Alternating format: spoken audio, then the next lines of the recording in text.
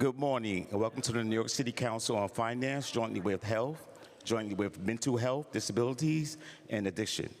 Please place your phone on silent or vibrate mode. Anytime during this hearing, do not approach the dais. Thank you for your cooperation. Chair, we are ready to begin. Thank you, Sergeant. Okay, good morning. What some might call the Friday before Memorial Day, we call day 10 of FY26 executive budget hearings. I'm Councilmember Justin Brannan. I chair the Committee on Finance, and I live here now. Today's hearings will begin with the Department of Health and Mental Health, Mental Hygiene, followed by the Department of Health, Mental Health, Public Health. We split them up. I'm pleased to be joined by my good friend, Councilmember Linda Lee, who chairs the Committee on Mental Health, Disabilities, and Addiction for today's hearing. We have been joined so far by Council Members Brewer, Stevens, Moya, Mamarato, and Narcisse. Welcome to Acting Commissioner and Caban. Welcome to Acting Commissioner Dr. Michelle Morris. It's good to see you and your team. Thank you for joining us today to answer our questions. I always like to set the table for folks playing at home. On May 1st, 2025, the administration released the Executive Financial Plan for FY26 to 29 with a proposed FY26 budget of $115.1 billion. DOHMH represents $2.3 billion, or 2% of the total city budget. DOHMH Mental Hygiene's proposed FY26 budget of $774.9 million represents 33.5% of DOHMH's budget in the FY26 executive plan. Their total budget increased by $61.2 million, or 8.6%, from the $713.7 million, which was originally budgeted in the preliminary plan back in January. As of March 2025, DOHMH Mental Hygiene has 192 vacancies, which is relative to their budgeted headcount in FY25. We've also been joined by Council Members Menon and Palladino. In the Council's preliminary budget response, the Council identified several areas of concern relating to mental hygiene, calling on the administration to add an additional $183 million in expense funding for programs such as supervised release intensive care management, mobile treatment centers, and mental health clubhouses. We also called on the mayor to add $3.8 million to support school-based mental health centers to provide support to school crisis teams. We heard from New York City students just days ago during our education hearing that there remains a need for such resources to be made available to them. Prioritizing these investments and resources doesn't just provide economic relief for everyday New Yorkers, generating a stronger and healthier city, but in this particular case, it actually can save lives. My questions today will largely focus on the syringe redemption program, the justice-involved supportive housing, and the utilization of city funds. I now want to turn to my co-chair for this hearing, Councilmember Lee, so she can give her opening statement. Thank you. Hi, good morning, everyone. I'll keep it brief. It's good to see you all here. Thank you so much, Acting Commissioner Morris, as well as, of course, Deputy Commissioner Wright and all of the other fantastic folks that are here from DOHMH. I'll keep it brief because there's a lot of things in here, but my colleague and Chair Justin Brannan just mentioned a lot of it. But today we're going to be going through DOHMH's fiscal 26 executive budget that includes $774.9 million for the city's mental hygiene services, which comprises of $63.1 million for personnel services and $711.8 million for other than personnel services. The fiscal FY26 funding for mental hygiene reflects a reduction of $51.2 million in federal dollars and an increase of $21.1 million in city funds compared to the fiscal 25 adopted budget. So hopefully we'll be able to go into that, as well as a lot of different programmatic areas, questions that we have more specifically around the budget of these different programs. And so I look forward to hearing your testimony and also for the conversation that we're about to have right after this. So thank you all for being here, and I will now pass it back to Chair Brannan.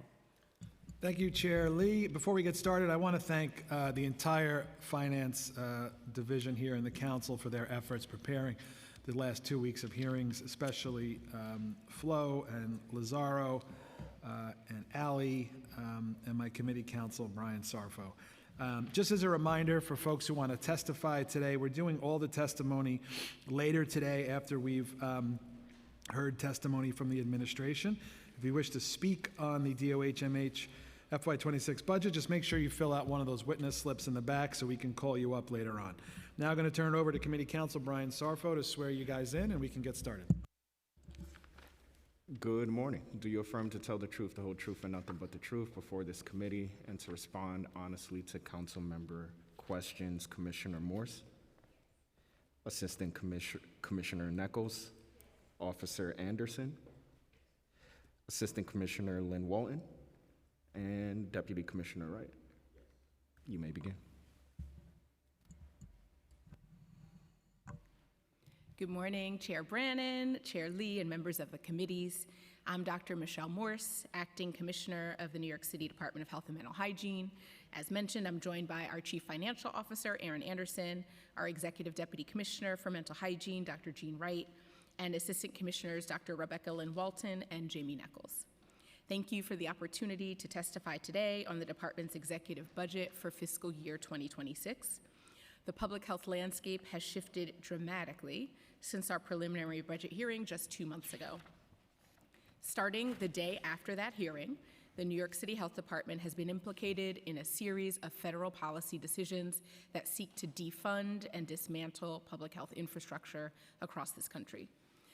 At the New York City Health Department, approximately 20% of our budget is federally funded, which amounts to about $600 million. At the end of March, the federal government tried to rescind over $100 million of that funding as part of an $11.4 billion cut to state and local health departments nationwide. That funding does not impact our mental health budget, but it jeopardizes our infrastructure for disease control and outbreak response and is currently protected by a preliminary injunction in a lawsuit led by Attorney General Letitia James. I'll discuss the status and implications of that funding in more detail at our hearing before the Health Committee later today. In New York, the impact of these cuts on mental health services was limited to state government. The Office of Addiction Services and Supports had $40 million in federal funding revoked.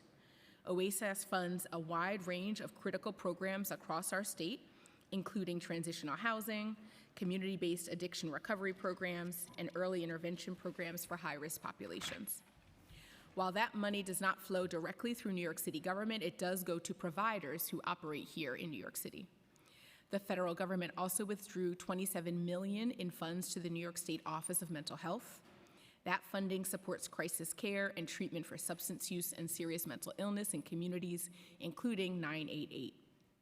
These programs provide a lifeline to people outside of hospital settings and help avert emergency treatment. Again, the revoked funding for both OASAS and OMH impacts New York City providers, but not the DOH-MH budget, and the money is currently preserved by a preliminary injunction. We're in regular communication with Commissioner Sullivan and Commissioner Cunningham to understand the impacts of federal policy and funding changes in real time. In New York City, one of our mental health programs was directly impacted by the federal government's decision to revoke nearly $400 million in grants to AmeriCorps and fire 90% of the staff at that agency. A coalition of state attorneys general, including New York Attorney General Letitia James, sued the administration. No ruling has been issued yet. At the New York City Health Department, some of that funding went toward our Peer Corps program, an AmeriCorps partnership created in response to the rising number of overdose deaths in New York City. Peer Corps recruits people with lived experience in substance use and recovery to become peer certified and support community members through their addiction recovery.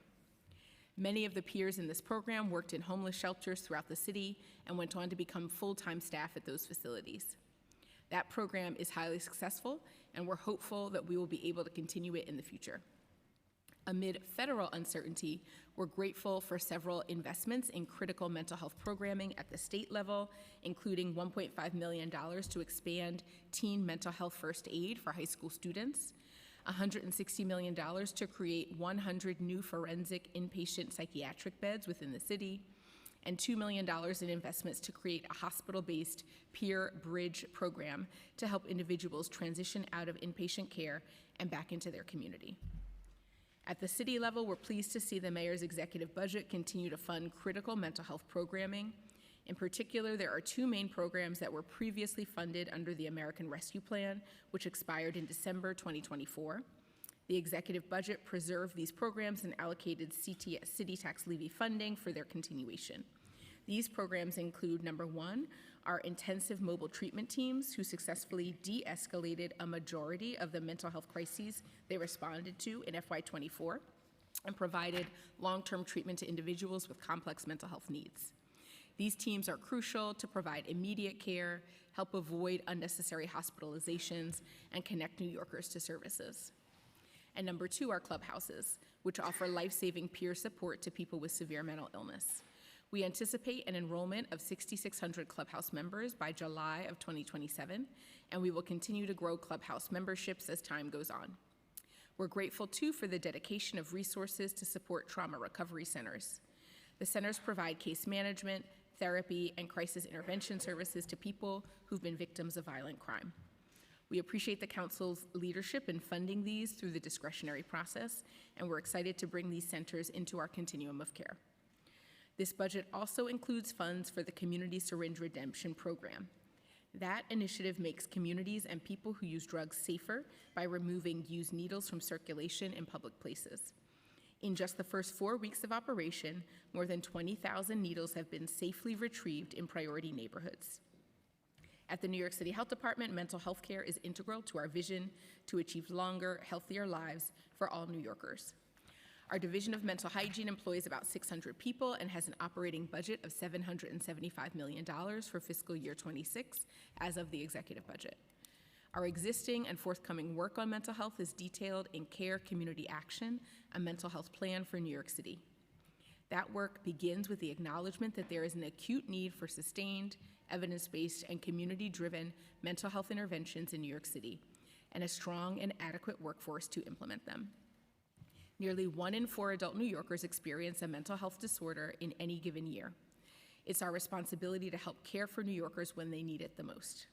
We all bear witness to intersecting crises of mental health, homelessness and housing insecurity, food insecurity, and more. But we cannot forget that at the heart of these crises and our efforts to address them are people. In every part of our mental health work, we're meeting people where they're at, giving them the tools to manage their mental health and be in community. These are not solutions that happen overnight, but it is life-saving work. Our mental hygiene teams work with more than 200 community providers and support more than 800 programs to provide housing, clinical support, and mental health programs to New Yorkers. Many of those programs rely on employing peers, people who have experienced the same mental illness or substance use issues as the person they're supporting. These models are built on an innate sense of understanding and trust that comes from shared lived experience. We're proud to have over 600 peers working across our mental health programs as either health department employees or in contracted programs. In addition, we're working to support New Yorkers by addressing underlying causes of adverse mental health, including substance use, postpartum depression, and housing insecurity.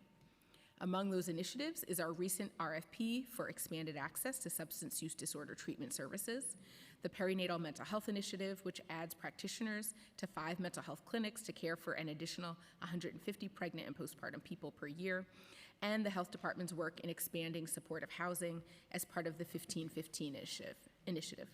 We oversee more than 12,000 units and added more than 600 units of supportive housing last fiscal year.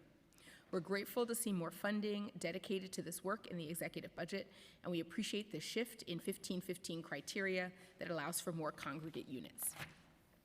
Mental health is a vital part of public health. It's a top priority for our agency, and we're proud of the work we've done to get New Yorkers help when they need it most, while we're also committed to the continued expansion of this work. That said, we're in a difficult moment in public health and mental health alike. The most recent attempted federal cuts to mental health care are a step backwards. They could have a devastating impact on our city, and we're monitoring the federal landscape very closely. We remain committed to mental health care that recognizes each person's humanity and prioritizes their health. That takes sustained, community-driven work. It takes addressing the root causes of mental illness head-on, and it takes bringing stability to the daily lives of New Yorkers. Thank you, Chair Brandon, Chair Lee, and members of the committees for your attention to this issue and for the opportunity to testify today. I'm happy to take any questions you might have. Thank you very much, Commissioner. I want to jump right in. Some questions about JISH, the Justice-Involved Supportive Housing and Transitional Supportive Housing. The Littman report recommended the city add 380 more JISH units, which would bring the total to 500. The estimated cost for this increase is $26.6 million. Earlier this year, DOHMH was allocated just under $6.5 million through the council's citywide discharge planning initiative to increase JISH units and expand the operating budgets for the 3 JISH contracted providers. Could you provide an update as to when the providers will see this funding in their contracts?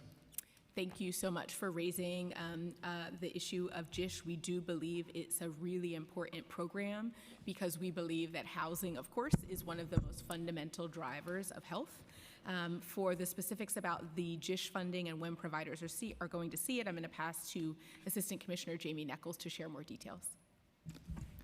Thank you, Dr. Morse. And we are grateful for the additional funding for the current JISH providers. They have all received that additional funding and are able to invoice for it now. Okay. And what is being done, sort of, large print, big picture, what is being done to create more transitional supportive housing? And what re-entry services are being provided?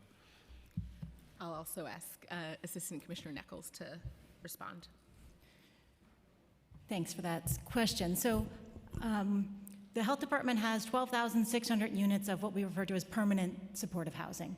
We think of that as different than transitional. So I just want to clarify that people come into those units, they sign leases and stay as long as they meet the terms of their lease. Typically lengths of stay are between 7 and 8 years. So that's a tremendous success, I think, after coming out of periods of homelessness.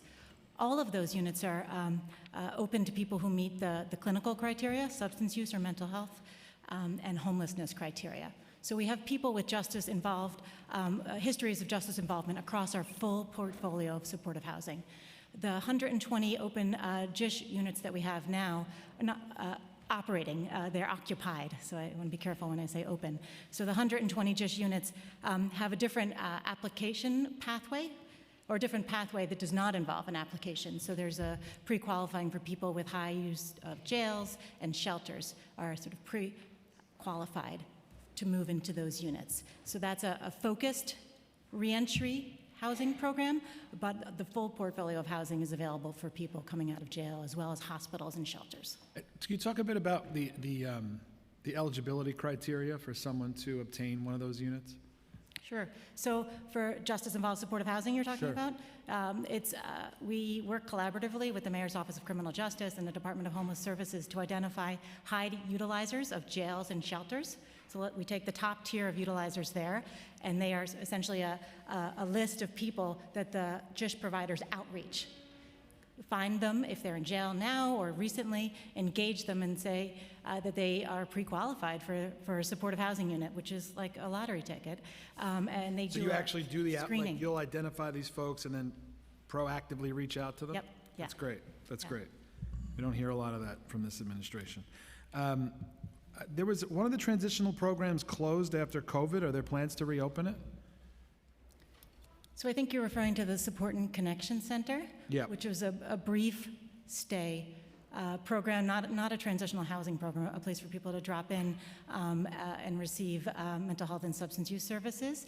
We did have to identify savings last year, and that program was closed during COVID, the Bronx Support and Connection Center. It reopened after COVID, but struggled to meet utilization targets. It was really underutilized despite a few years of concerted effort. And so we ended that program, but continue to operate the Harlem Support and Connection Center, which had over 700 people served last year.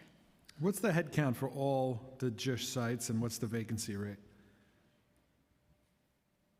Headcount in terms of staffing or people, it's 120 units, so 120 tenants.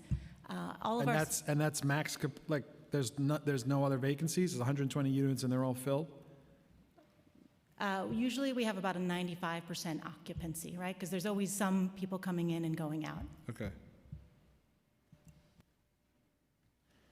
The MOCJ's points of agreement from 2019 called for an increase in the rates for the scattered site supportive housing units, which according to the April 2025 update states that the scattered site housing programs are increased and ongoing advocacy continues. How many scattered site housing programs are there currently? I'm going to pass to Jamie Nichols again. So of our 12,688 supportive housing units, about 25% of those are scattered. The other 75% are congregate. Okay. And I guess you have to zoom out a bit. I mean, we had a very candid conversation with Dr. Katz yesterday from H&H about obviously this accidental funding threat from Washington. Could you talk a bit about how you're preparing for this if this bill goes through and would be catastrophic for the city of New York? How do we make this work? What are we looking at? Where do we find savings to survive this? Yeah, thank you for the question. It is certainly the thing that keeps us all up at night right now. We're extremely concerned about both the federal funding threats to the CDC budget as well as to Medicaid and the Essential Plan. These are all looming threats and cuts that would fundamentally compromise our core infrastructure to deliver on public health programs across New York City. Just a couple of things to describe the context and then some of the planning that we're doing. So we have $600 million in federal funding within the New York City Health Department budget that supports upwards of about 66 different grants across about a dozen federal agencies. The majority of that funding is CDC funding, and I want to highlight that within our division of infectious disease, about 80% of the funding for that division is federal funding. From the Medicaid side, half of New York City is on Medicaid. 60% of our children are on Medicaid, and about 55% of the births that occur in New York City are to mothers who are on Medicaid. Medicaid is one of the most essential insurance programs that ensures that many of our safety net hospitals across the city are allowed to continue to function. And Health and Hospitals, of course, is the largest safety net hospital across the city, but there are several other safety net hospitals where the majority of the patients that they see are patients that are on Medicaid for health insurance. So the combination of threats to Medicaid and the Essential Plan, as well as to all of the other federal funding, the $600 million that we receive in federal funding, is truly concerning for us. We have done a series of different planning activities over the past several months to prepare for what might be coming. However, it is very difficult to prepare when it's very hard to predict exactly what is going to happen. So we have done a series of planning activities to look at all $600 million, all 66 federal grants, and figure out exactly what activities they cover, how many staff they support, and also what kinds of programming they specifically cover, and if those programs are mandated programs or essential programs, or kind of what level of priority we would give to those programs. We've also done, of course, a series of planning around some of the other federal grants that we think are highest risk. For example, we think that there are significant risks to our HIV funding and to other preventative care funding that have already kind of been signaled by the federal government that they're not a priority. And then finally, there was a leaked HHS skinny budget that we analyzed that came out a few weeks ago. It specifically reorganized a number of key agencies.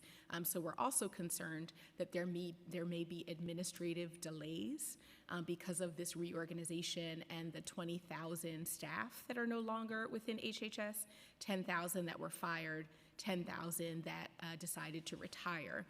So we're worried that, again, that there's risk of us not receiving funding for our federal grants in a timely way. We're also concerned, again, that even if that funding does occur, if we do receive funding, that there may be contingencies around health equity or other language, and there are a number of other concerns. So those planning activities are important that we've done. However, I would be, I do not want to overstate that they will make sure that we can't predict exactly what might happen next in terms of the federal budget cuts.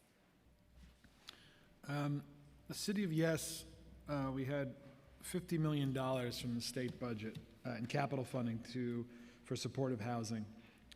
Of the $50 million, $30 million is designated for the construction or preservation of supportive housing for youth or adults or young adults re-entering the community from incarceration or juvenile justice placement. To your knowledge, is the administration planning to use any of these funds to open the 380 additional units of GISH that was promised in the 2019 points of agreement on closing Rikers? Thank you for the question, Chair. I'm going to pass to Jamie Nichols. So we currently have an open RFP on the street and receive proposals on a rolling basis to expand the Justice Involved Supportive Housing Program, those 300 additional units that you referenced. So there's multiple RFPs? No, the GISH RFP is separate from the larger New York City 1515 RFP that's part and parcel of the City of Yes now. So how long has the RFP been on the street? I think since 2019. Okay, so, okay, but the money, the City of Yes money is new, so has any of that money been deployed to open more supportive housing units? So yes, the City of Yes funding is going to the 1515 RFP, which is the larger development project with HPD and HRA to construct new supportive housing units. It's a separate stream from the GISH RFP. And what's the deadline for that? It's open. All of our housing RFPs are Got open in it. perpetuity, Understood. or until we award all the units. Yeah.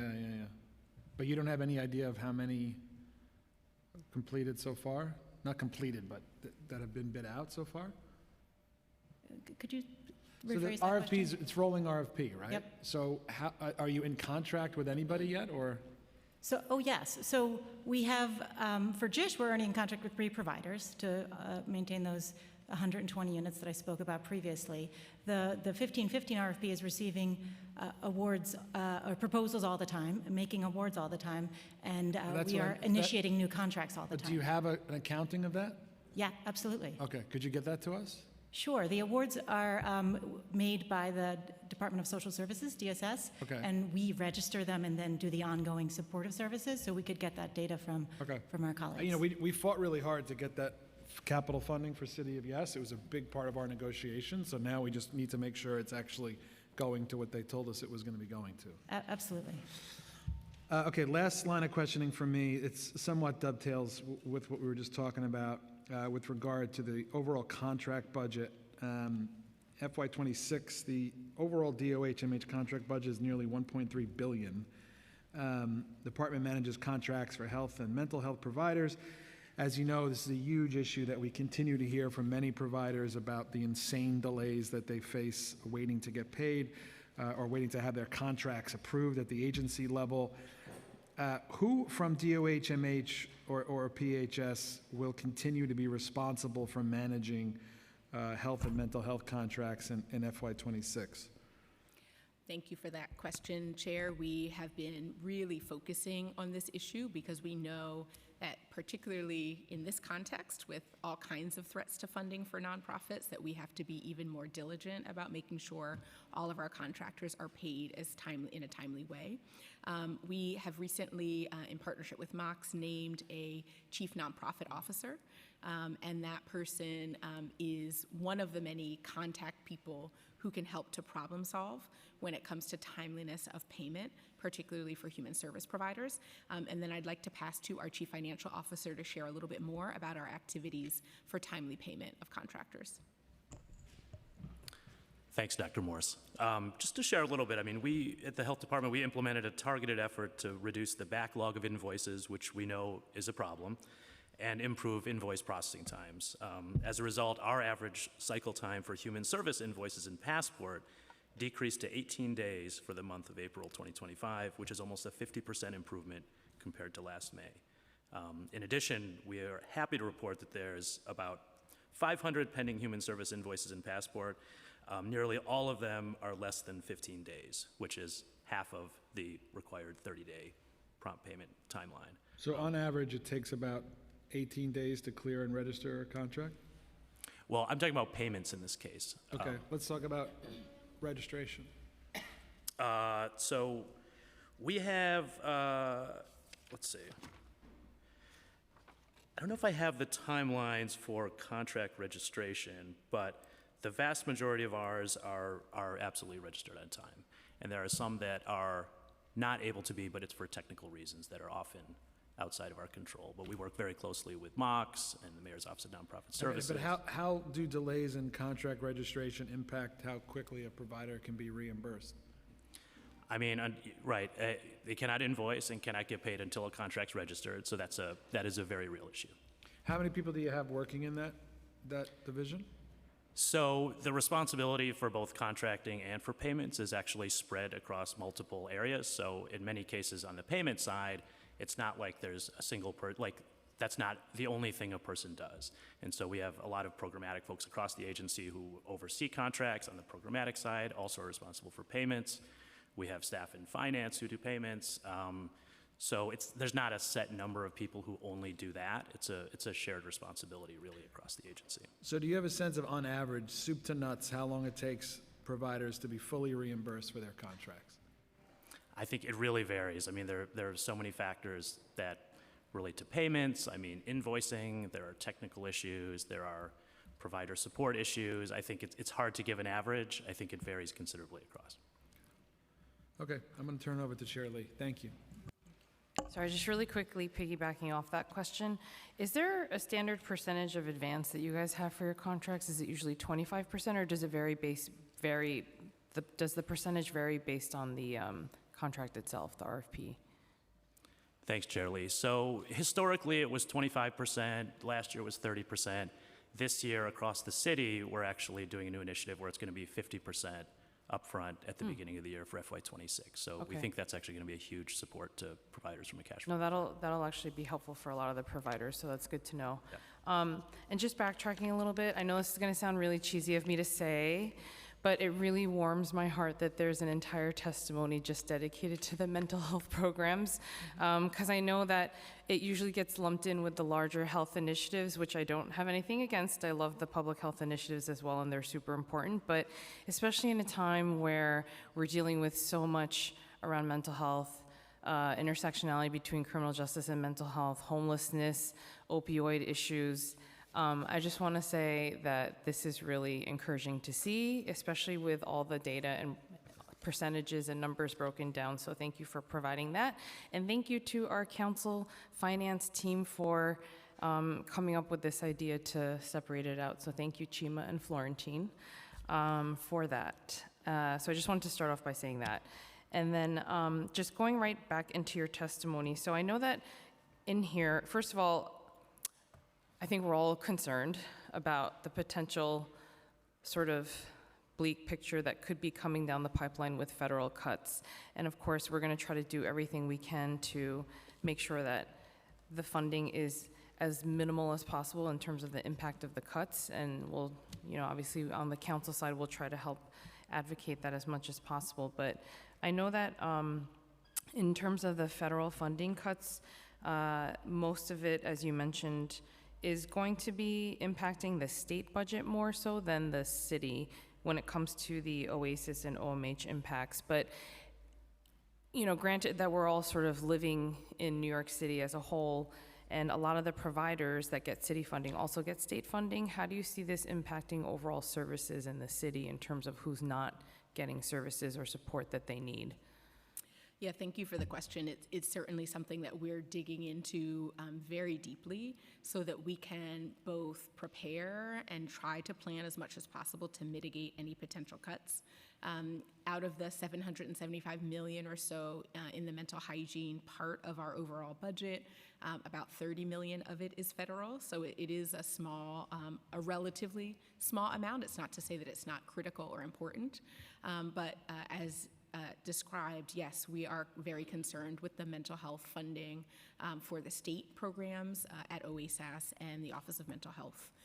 That being said, it is, again, pretty difficult to predict exactly what cuts may come when. But the threats remain, both to funding as well as to the staff at the HHS agencies that have already been cut, and also to concerns, again, about the timeliness of either recertifications of our federal grants or the state's federal grants, and timeliness of payments for existing grants. We still consider those grants to be a agreement between the federal government and either the state of New York or the city of New York to fund critical public health activities. And so there, of course, would be a number of different actions that could happen if there were further cuts to federal funding for mental health programming. And I think I know I'm preaching to the choir, especially a lot of the advocates in the room and the community leaders know this already, but you know, it's just so opposite, because I think what's going to happen and what we will see maybe a few years down the line is that if we keep disinvesting in a lot of these programs, we're going to have to pay for it more later. So even though it's technically to the government maybe a savings on paper, we're going to have to end up having to probably pay more money to get those folks back into care and actually provide for their more severe, potentially severe illnesses. So, but again, I know I'm preaching to the choir. So Can I just make one more comment on that? I do think you're raising the point about the power of access to care and preventive care as well. And particularly because Medicaid is such a huge part of what funds all of our behavioral health services, and knowing that if more people are to lose Medicaid, then more people, again, are going to lose access to the ongoing care that would keep them healthier, out of the hospital, out of crisis, and also certainly for that same population of folks with behavioral health concerns, also making sure that they have their preventive care, screening for cancer, management of chronic diseases. All of those things are what we would say, of course, maintain the health of an individual. And to lose that, of course, would lead to very concerning downstream health effects. Definitely. So really quickly, going into 988 a little bit, because the fiscal budget for the program right now is slated for $21.8 million. And how will the FY26 budget support improvements in response rates, cultural competency training for operators, additional resources for community behavioral health programs partnered with 988, especially given that the current 88% response rate is below the national average? And I say that with the caveat that I know that when I spoke to the state folks, they were going to invest a lot of money and dollars into marketing 988, although I think a lot of folks still are not aware that 988 exists. And so just wanting to get your thoughts on that budget, because that is like the first line of defense, I think, for a lot of these calls that we see. Absolutely. 988 is a central part of our mental health programming in New York City. You're right, the budget for FY26 is $21.8 million.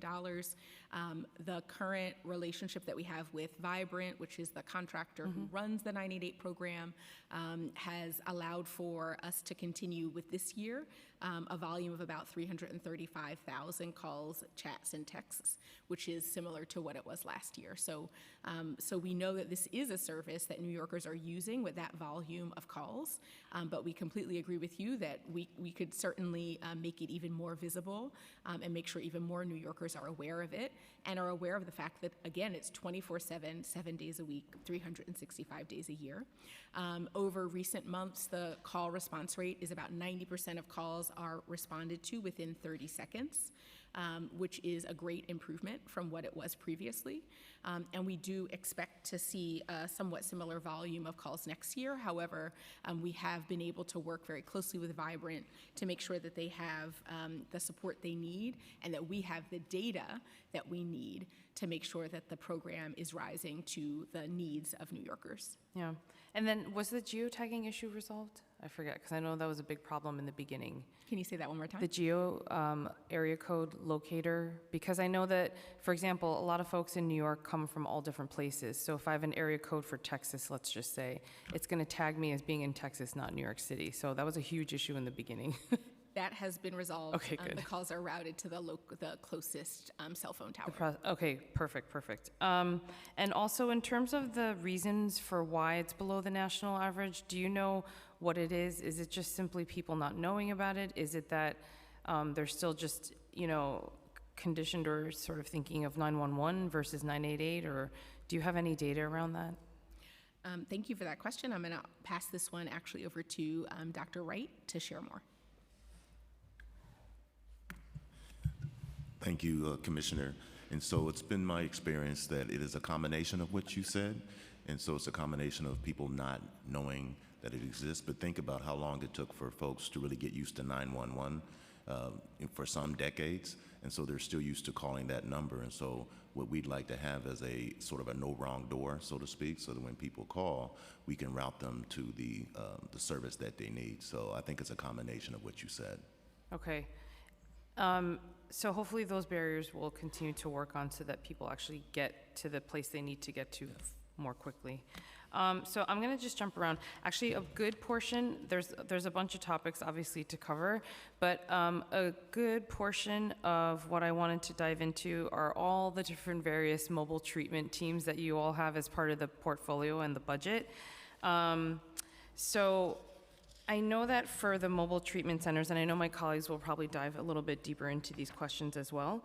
The executive plan right now includes $47.3 million for mobile treatment centers to replace the loss of the expiring American Rescue Plan funding with the city funding. So how many mobile treatment teams does DOHMH currently fund? Thank you for that question, Chair. And just one kind of clarification. So our overall budget for mobile treatment for FY26 in the exec plan is $62.9 million. Got it, okay. 62.9? Correct. Okay.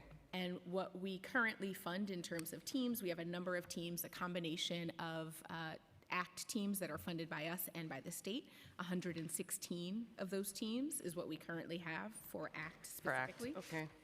For IMT, we have a total of 80 teams, 36 teams for IMT.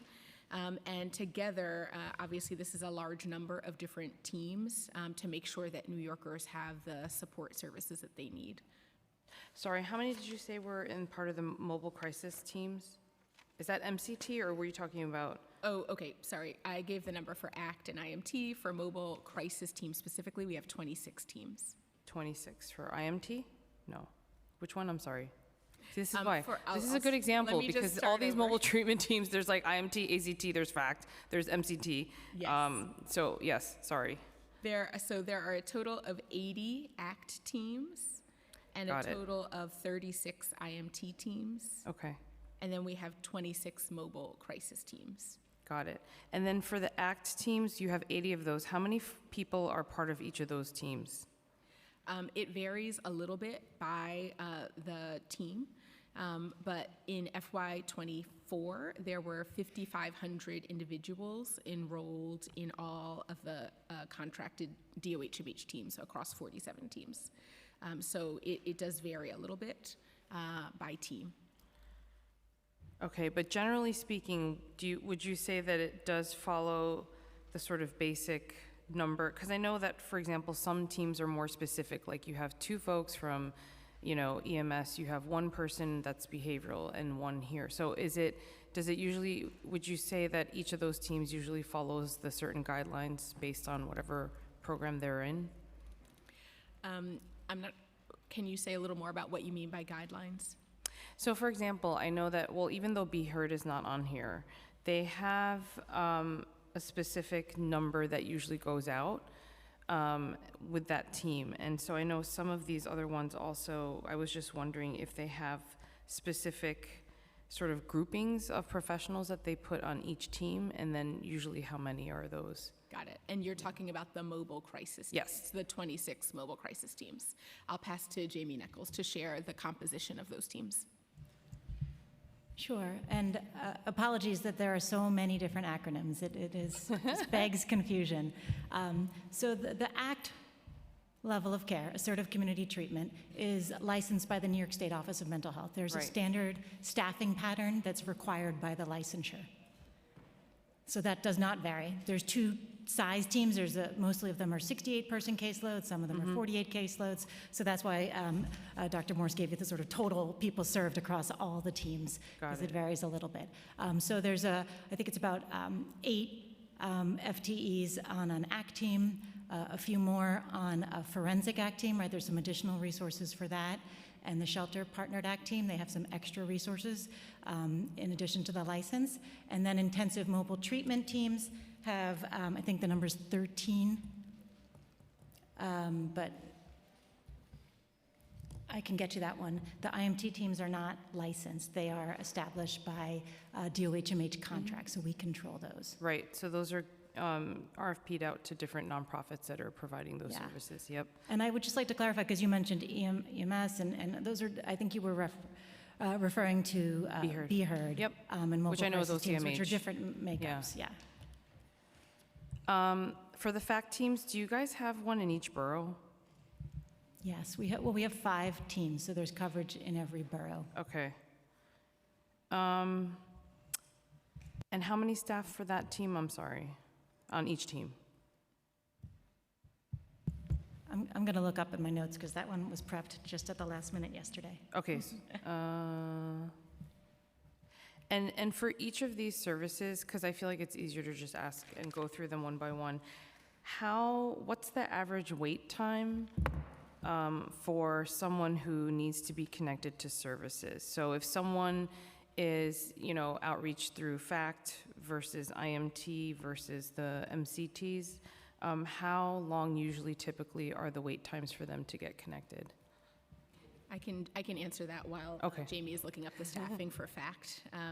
So for each team, it is a little bit different. Yep. For the ACT teams, it's about 93 days. But just to clarify, from our perspective, that is the time that a person may be waiting from their assessment to be recommended to be on an ACT team to when they're actually formally enrolled in that team. But during that period of time, they are still receiving services and care. So even though they haven't officially been enrolled into a specific ACT team, during those 93 days, they are still receiving support. For IMT, it's about... Sorry, one question. So because ACT is part of the state program, is that also where they have to go through the state some protocols where, they have to do the 3 assessments and all of those steps before they actually get plugged into services? Is that the same process? Do you know? I'll pass that to Jamie Nichols. Okay. So all ACT, FACT, SPACT, and IMT referrals come through our single point of access, where we have a team of clinicians at the health department, my staff, who are reviewing the applications and determining eligibility and assigning those referrals to a team. So once the team gets an assignment from SPOA, they are serving that person. They're not outreaching. The person is on the team, enrolled, and you're finding them and engaging them and doing assessments, of course, to inform the treatment planning. But once the assignment comes from SPOA, they are on that team and will be served. Okay. And then for the single point of access, if I'm understanding this correctly, so let's just say there's a call that comes through either 911 or 988, they get referred to DOHMH perhaps, and then through the folks that are part of the single point of access, they do the assessment and figure out which program would be the best to deploy. Am I understanding that correctly? Okay. That's correct. Okay. And then how many folks do you have that are receiving those types of inquiries from the single point of access, and what is their background to be able to tell the difference? Yeah, we have a very experienced team that does all of our SPOA assessments. The budget for FY26 for SPOA is about $4 million. The staff that are doing those assessments are a combination of nurses and case managers and social workers. And within 3 business days, they are able to do the assessment, triage, and make the recommendation for where what team would be best of service to the individual that was referred through the SPOA. But just to be clear, the people who fill out the SPOA, it can be a number of different kinds of people. So sometimes it comes from hospitals. The large majority of our SPOAs come from hospitals. It also comes from community providers and other individuals as well. So it's not through, there's a number of different doorways into the SPOA. Got it. Okay. I can correct the numbers that I provided previously. yes, when you yes, asked yes. about the staffing. Apologies for my stumble earlier. So for the ACT team, the 68-person model, there's 9 full-time equivalents, FTE staff, for 68 caseload. For fact, same size caseload, 68 people, 13 FTEs. So a few more staff there to handle more complex situations. And then on IMT teams, where the caseload's lower, 27, we have 8.5 FTEs. 27 caseload, and I'm sorry, what was that number again? 8.5 FTEs. Okay, perfect. And so for each of these mobile treatment teams, do you see the need to expand? Is there room to expand? I know that we're talking about budget cuts as well, but given the current situation, do we have room to expand, or is there a need? We have been in conversation with the State Health Department and Commissioner Sullivan at the Office of Mental Health about that exact question. The state is leading an initiative, actually in partnership with us, to expand the number of ACT teams. So there will be an additional at least three ACT teams in FY26 that are a part of OMH's expansion of those teams. Okay. And in general, how much coordination is there between the state as well as the city on this? Because I know that the state and the city oversee different aspects of these programs, and so just wondering what that looks like. We, I would say, are very, very lucky because of this great team to have phenomenal relationships with our colleagues at the State Office of Mental Health. I would say that we are in, if not daily, weekly communication with Commissioner Sullivan and her team about a number of different mental health programs. We work extremely closely and collaboratively with them, and it is true that some programs are specifically licensed by them. Some programs are funded by a combination of their funds and our funds, but again, we work very closely together to make sure that coordination is as seamless as possible. Okay, perfect. And I know Commissioner Sullivan is very dedicated to all this work, and she's been a good partner at the state, so that's good. So I'm going to shift gears a little bit, which is kind of somewhat related to a lot of what we're seeing on the ground, and move on to involuntary hospitalizations. And I know that this is a topic that people have very strong feelings about on both sides, but so one part of the Care Community Action Program is the involuntary hospitalization and removal of individuals that are mentally ill and possess harm to themselves or others. The individual would be taken into custody by police officers for a psychiatric evaluation. So what is your role, DOHMH's role, in the involuntary hospitalizations? Thank you for the question. Certainly, this is something that, as you said, has been a topic of a lot of conversation. We have a couple of different roles, and those roles are really, essentially part of the triage and assessment for involuntary hospitalizations. I will pass to Dr. Wright to share a little bit more of the specifics about how we engage in involuntary hospitalization in the health department. Thank you, Commissioner. So we are involved in terms of the involuntary commits for 937, Mental Hygiene Law 937 is one where community psychiatrists or level of personnel are able to help an individual get connected to emergency services or comprehensive psychiatric emergency programs. The 958 is also one that the mental hygiene law, where we have individuals, professional psychiatrists that work with our mobile crisis teams, and that's generally the mode of the involuntary commit. We also have the 9.60, which is specifically to AOT in terms of removal. So what all of those have, those professionals that are able to make that decision, and it's very thoughtful decision that is not quickly, but it's thoughtful. It's using professionals to understand their clinical expertise to make sure that we're taking into consideration all aspects of the clinical care, but also the needs of the individual. Yeah. And I know it's... And Jamie's going to elaborate a little more. Sorry. I just want to add to that, in addition to what Dr. Morris and Dr. Wright just said, those descriptions were assessments in the community for involuntary transport to the hospital. At the hospital, then, the psychiatric emergency room, or the comprehensive psychiatric emergency program, so PsychER or CPEP in the local lingo, then you have two physicians who are assessing the person for admission. So there's two levels here of assessment. In the community, where we have a really active role, as we just described, and then in the hospital for the admission or commitment.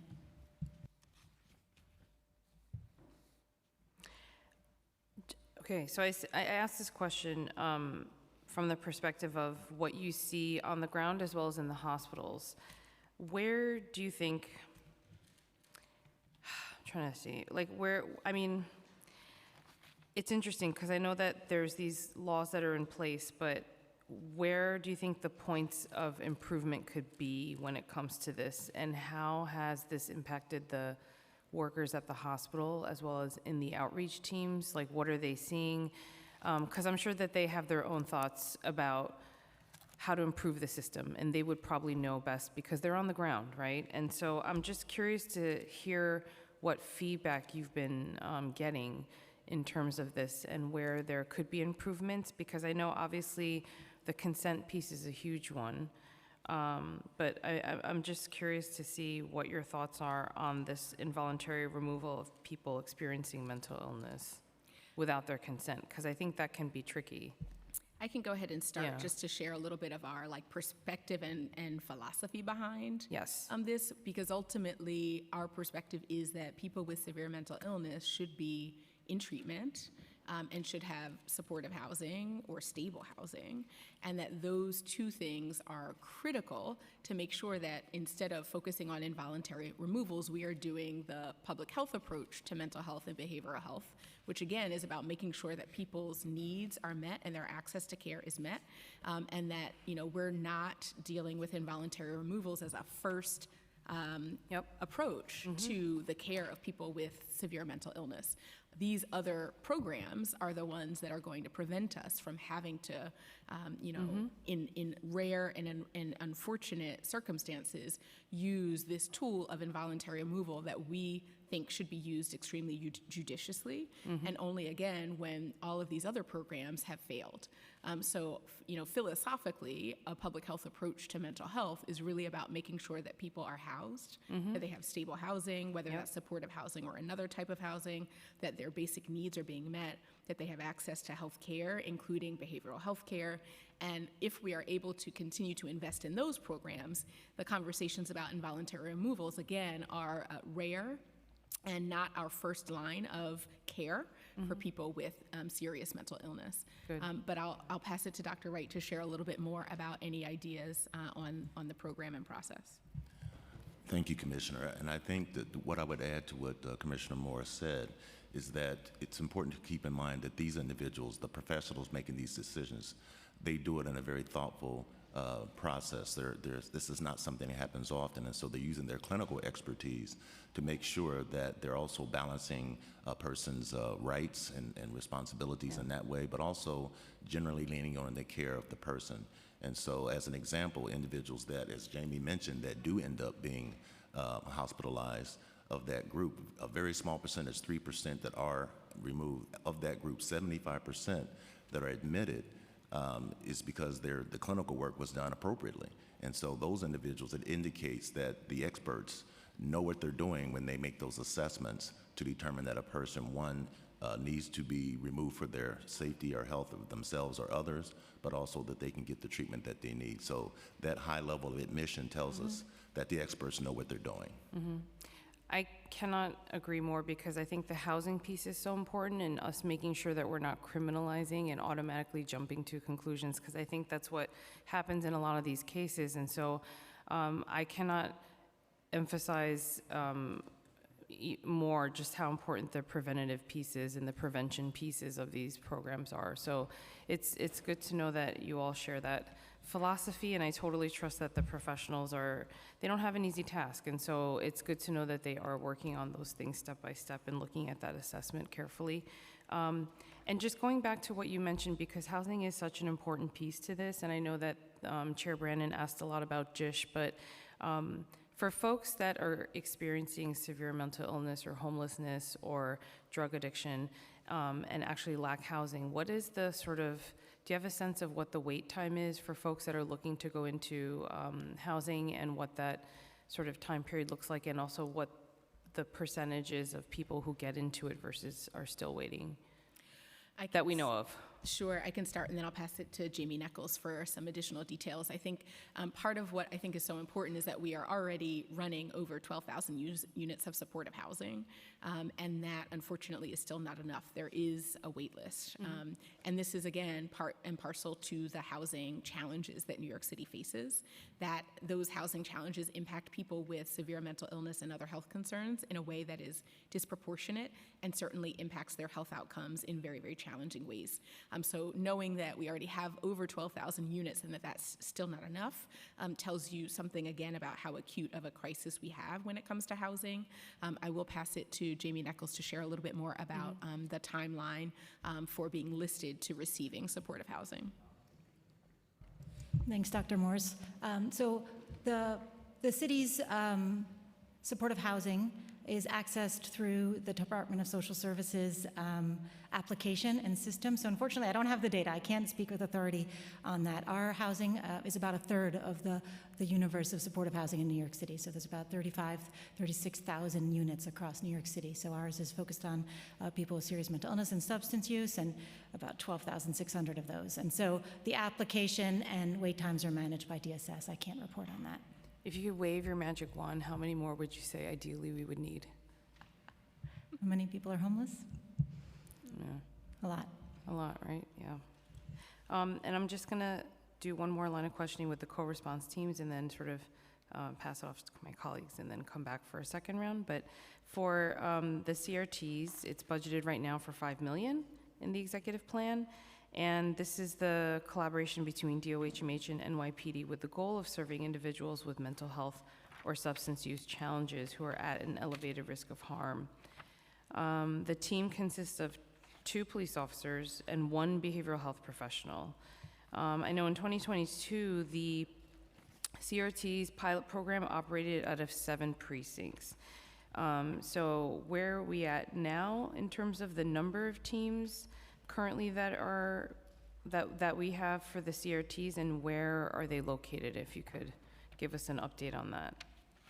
Absolutely. Thank you for the question about the co-response teams. I'm going to pass to Dr. Wright to share a bit more about the program. Okay, thanks. Thank you, Dr. Morris.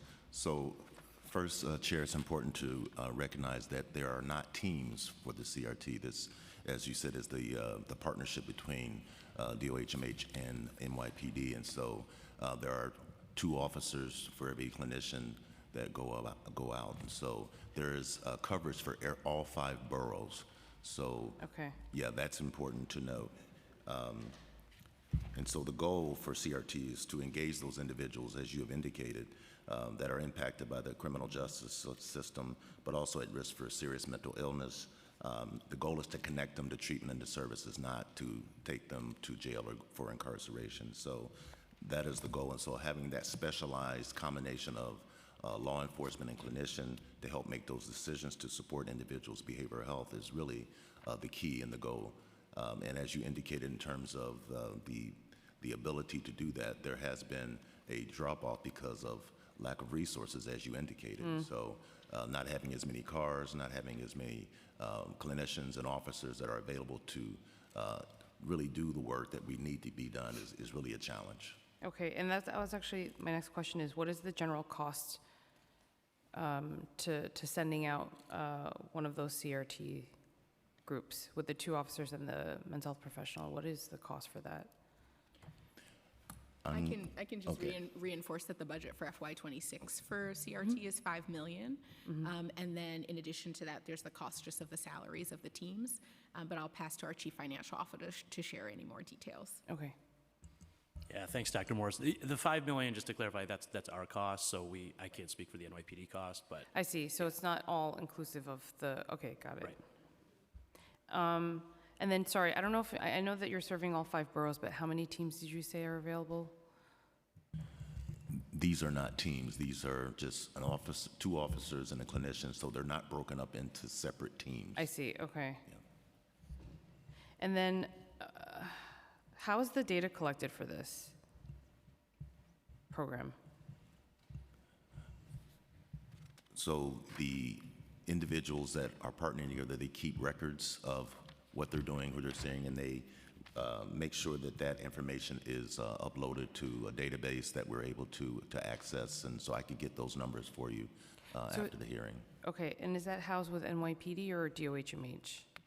NYPD, I believe, but I can make sure I can clarify that. Okay, if you Yeah, could I'm sorry. clarify that, and then also find out, because I would hope you guys have easy access to that information too. Yeah, Jamie just corrected me. We have our own, and they have theirs as well, and we synchronize that information. Okay, so it's synchronized, so in other words, if there's an incident that happens, it should be consistent in terms of the data that's between NYPD and DOHMH. Correct. That's the goal. One of the challenges that you have in those kind of programs is how one counts an incident or a connection. So that is what we are working on together. Okay, and what does the training consist of? And how many EMS and mental health professionals have been trained for this particular program? So I can answer the first part, and then I'll have to get back to you in the second part. So Okay. all officers and clinicians go through CIT training, crisis intervention team training, yes. Okay, And what was your second question, Chair? It was just how many EMS and mental health professionals have been through that training? Okay, I can get that for Okay. you later. Thank you, Chair. And how do the programs where police are embedded in the responding unit compare to the ones that have no police involvement? And what are the differences in terms of outcomes for engagement, referral, and supportive services? Just wanting to see what the difference is versus, you know, the ones that include NYPD versus don't. Can you just specify which programs you want us to compare? We have a number of programs. Well, this is one, and then I guess I know that some of these other teams perhaps do not include NYPD, so just wanted to know what the difference is there in terms of outcomes. So I guess you're asking us to compare the co-response teams to our like mobile crisis teams, for example, the 26 teams that we deploy in response to 988. I think it will help us to give you a adequate response if you tell us which programs exactly you want us to compare. Yes, so I know that you guys can't speak to Be Heard, but obviously I'm thinking of Be Heard, which is with OCMH, versus the co-response teams versus some of the mobile outreach teams that you all are seeing that don't involve the NYPD. Okay, I think what we can do is just specifically describe the difference in the programs between CRT and our mobile crisis teams. I'll pass to Jamie Nichols to share that. Yeah, thanks. Sorry, and also go into background a little bit of what, like, why would CRT be called versus one of the mobile outreach teams, if you could go into that and clarify just for the record also. Yeah, I think that's important as a starting point because they're really receiving different referrals. So it's not apples to apples for the comparisons. So Be Heard is accessed through the 911 system with a social worker and EMS response, right? There's no police involvement in Be Heard. So that's Right. Responding on emergency timelines through the emergency response system. 988 is appropriate for urgent and supportive mental health situations. So anybody can access a mobile crisis team through 988.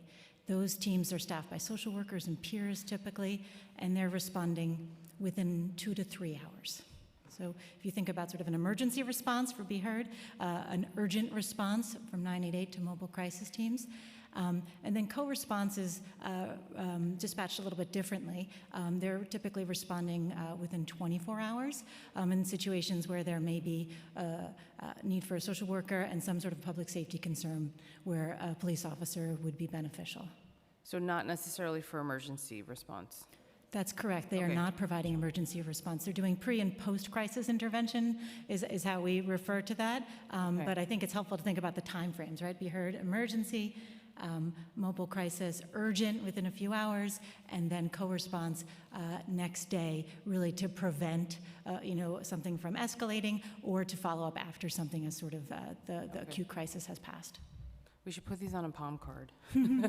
And I'm being kind of serious because I think also for the staff of our offices, as well as folks that actually are on the front lines, answering calls from constituents, because we do get a lot of calls of our folks asking, and as a mental health, I don't know why I'm doing this, mental health professional, as a social worker that did work in the community, it's not always easy to keep track of this. And so for me, I would say I know maybe slightly more than some folks, but then even with that, there's still a lot of confusion. And so maybe that's something that we could collaboratively work on, because I think we need to make sure that the staff also are equipped with this information for our offices. So I just wanted to put that out there. Yeah, I think it's important. The simplest way to state it is if you want police, fire, or ambulance, call 911. If you want anything else mental health related, call 988. And the counselors there will figure it out. We don't expect anybody to become expert in these acronyms. That's not reasonable. So 988 can spend time on the phone with somebody and make the connection on the back end. Okay, I'm going to pause there and then. Thank you, Chair. Okay, just catching up here, we have also joining us council members Sanchez, Zwang, Salam, Carr, Lewis, Ressler, Feliz, and Hudson. And now we'll start with questions from council member Caban, followed by Brewer. You're up. Sorry, thank Come you. on, Tiffo.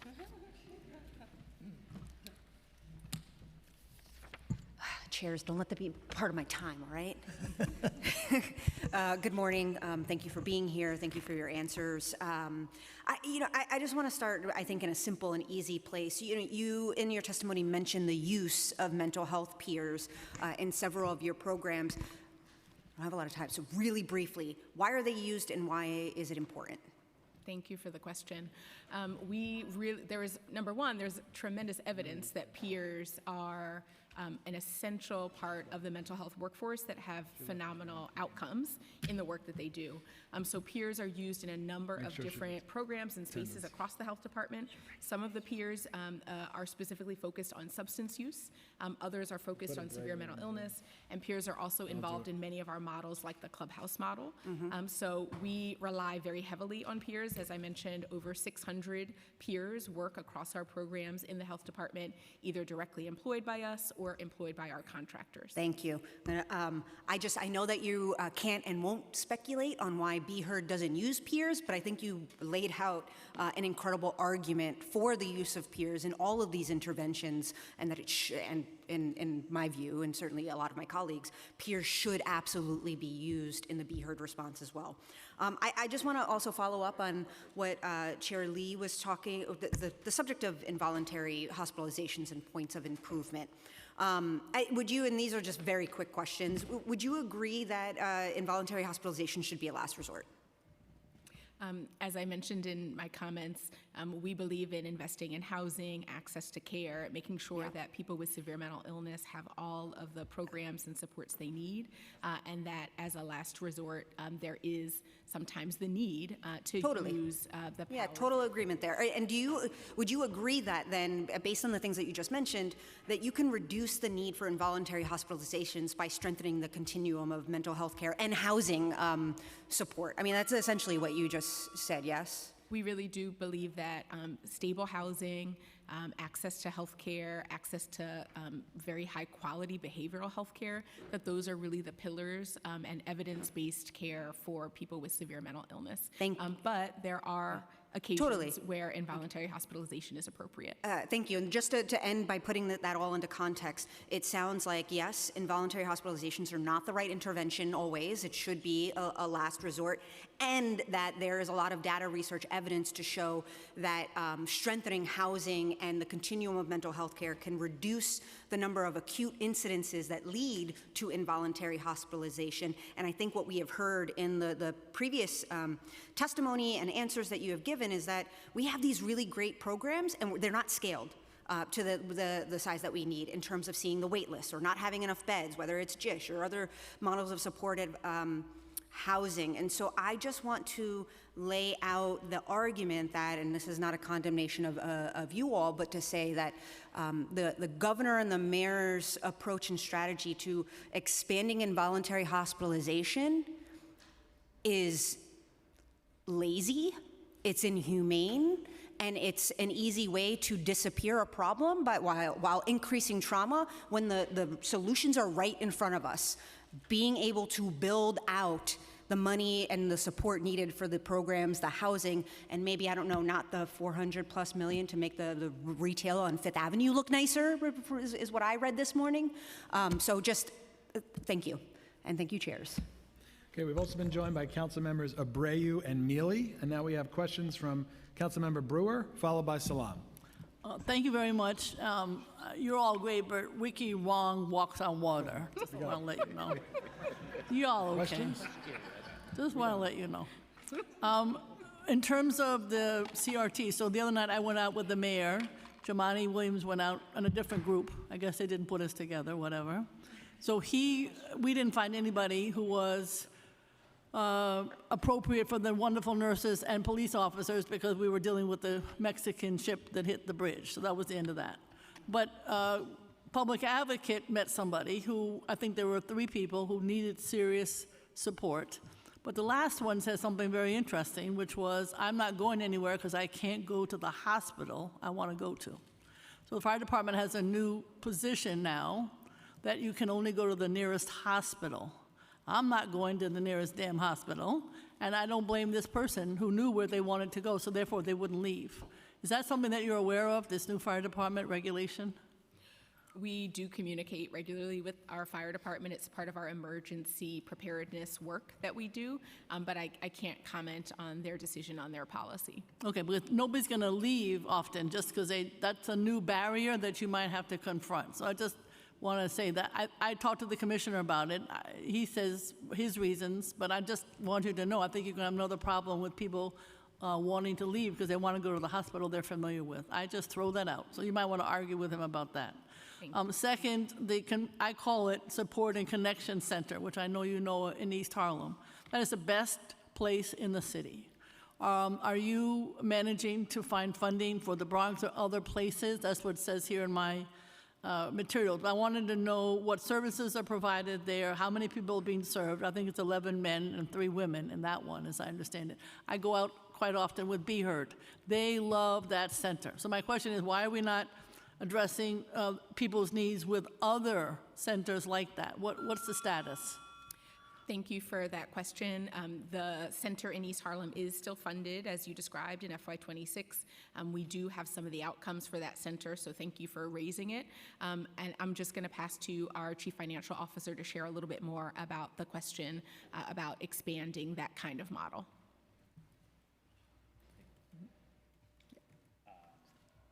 Or just about what happened to the Bronx. The question about what happened with the Bronx one? Yeah, and also just the cost of what it is and how, just because it's so successful. I don't understand why we don't have other ones just like it. Go ahead. Yeah, thanks, Councilperson. It's about $5 million for the current one. The one in the Bronx, there were tough decisions that had to be made over the last couple of years of programs to eliminate the gap, and these are tough decisions. So the Bronx is not happening. The Bronx was reduced as part of that plan. Was reduced. Yeah. It's gone, basically. Okay. So I guess what I'm saying is, Dr. Katz agrees also. This is the most productive center for mentally ill, period. So I just wish we could all say that so that we could have others. So you could partner perhaps with Safe Havens. That's what his suggestion is. Oh, is there any way of doing that? This is it. You got 24-hour nursing, part-time OT, part-time psychiatric, and everybody gets support. We do think it's a model that has positive impact. We've heard that from both the people who benefit from it, as well as community members, as well as council. But I would hesitate to say that it's the only model that works. I think we do have a number of different programs that really work to address the needs of people with mental health concerns. So even though I agree with you that it is a very effective program, I think we have a number of programs that are a part of a whole ecosystem of care for people with behavioral health concerns. All right. Quickly, clubhouses. I know you mentioned the big ones. What about our small ones? Thank you for that question, Chair. No, you're not loving that question. Go ahead. I love that question. The chair loves that question. The people that got at Riverside love that question. $4 million. Where's my $4 million?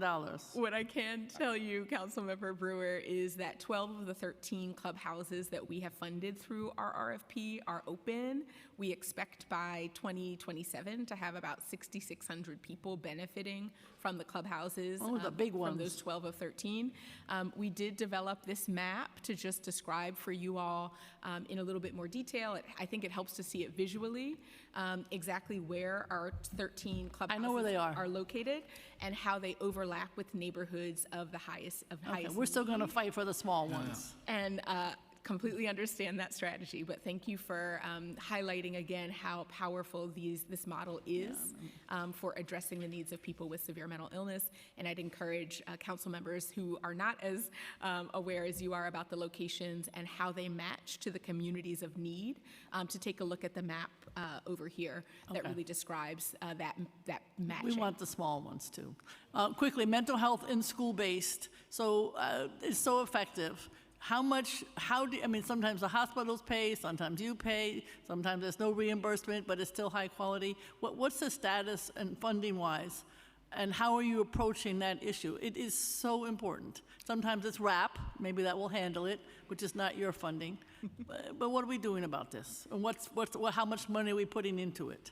We really believe in the school-based mental health program model.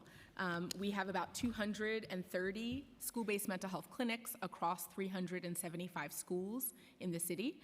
We do think it's a very impactful model. We hear that from principals, from students, from families, from mental health professionals. There were 26 new Article 31 school-based mental health clinics opened this school year, and there are 7 that are pending. So there is some expansion happening. We work in partnership and offer technical assistance and other kinds of activities to make sure that these clinics are both effective, efficient, and high quality.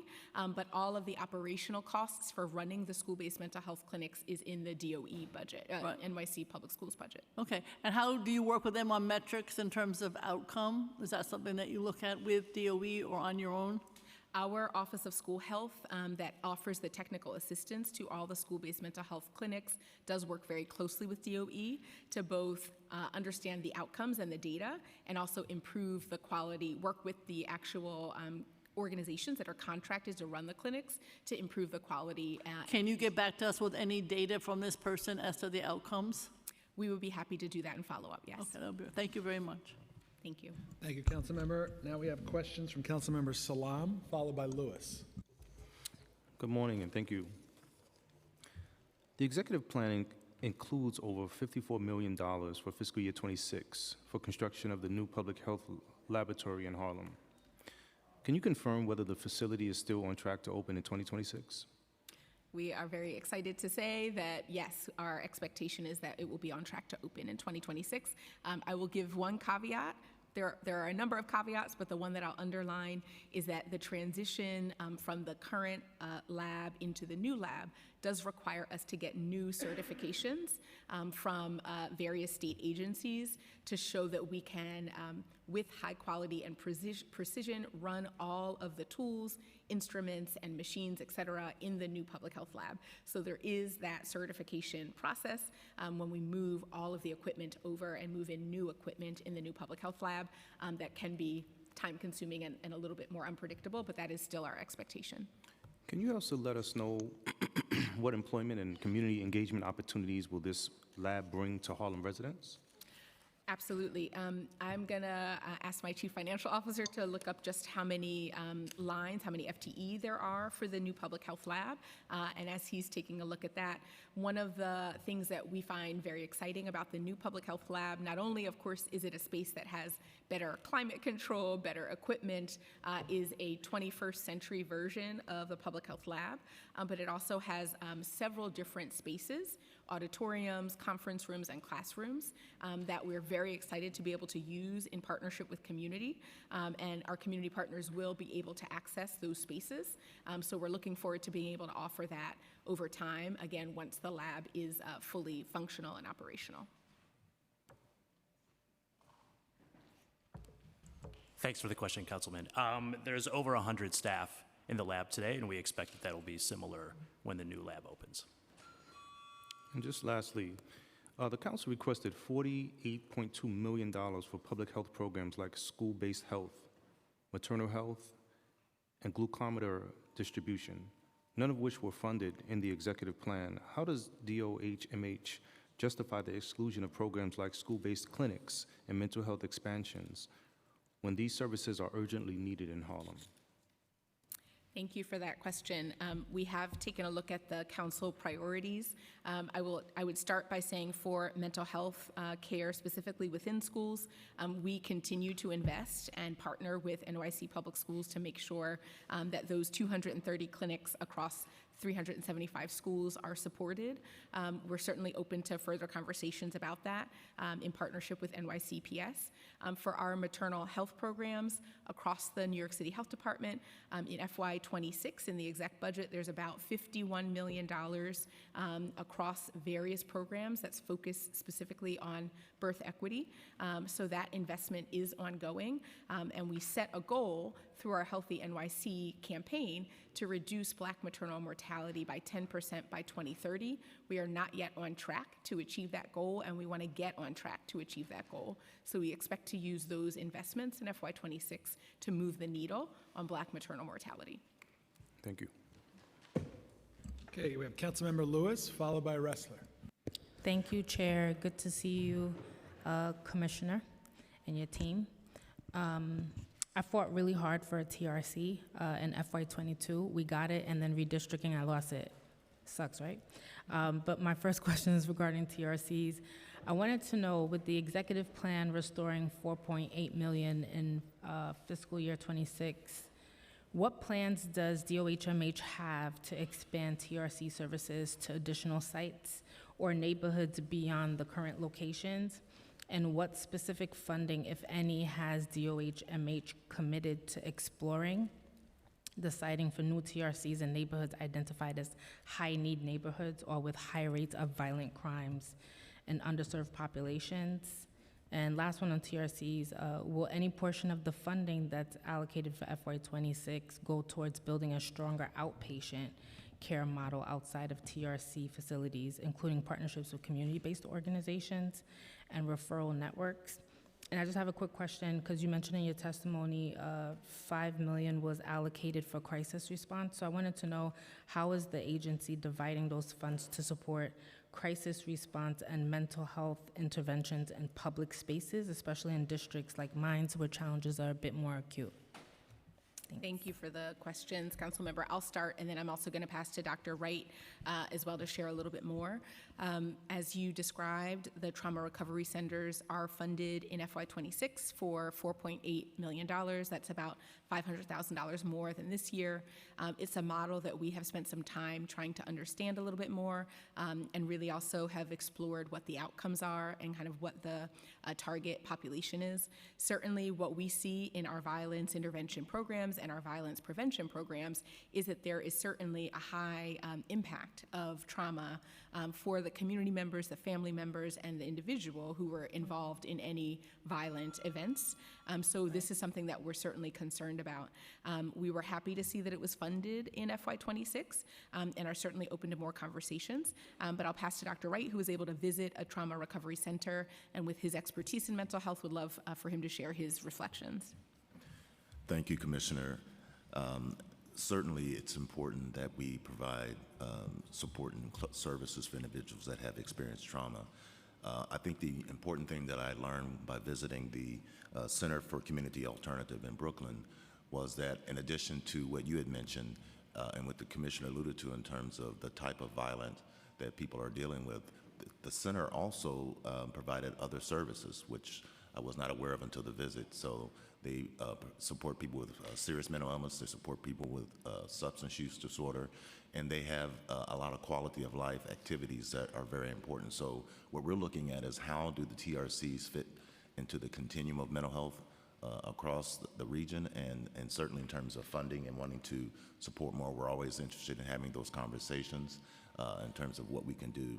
But I was very impressed with this center that I visited, and I look forward to visiting more of the centers in the very near future. And if you guys could talk a little bit about crisis response with the $5 million allocated for FY26. How are you all distributing that equitably?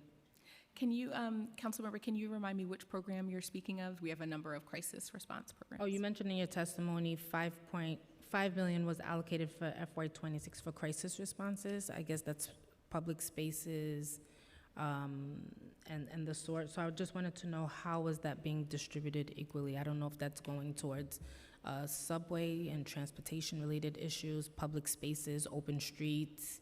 How's that being distributed equally, equitably? Thank you. I'll pass to Jamie Nichols to share a little bit more about crisis response. Sure, and I'm not actually sure which specific investment that was referring to.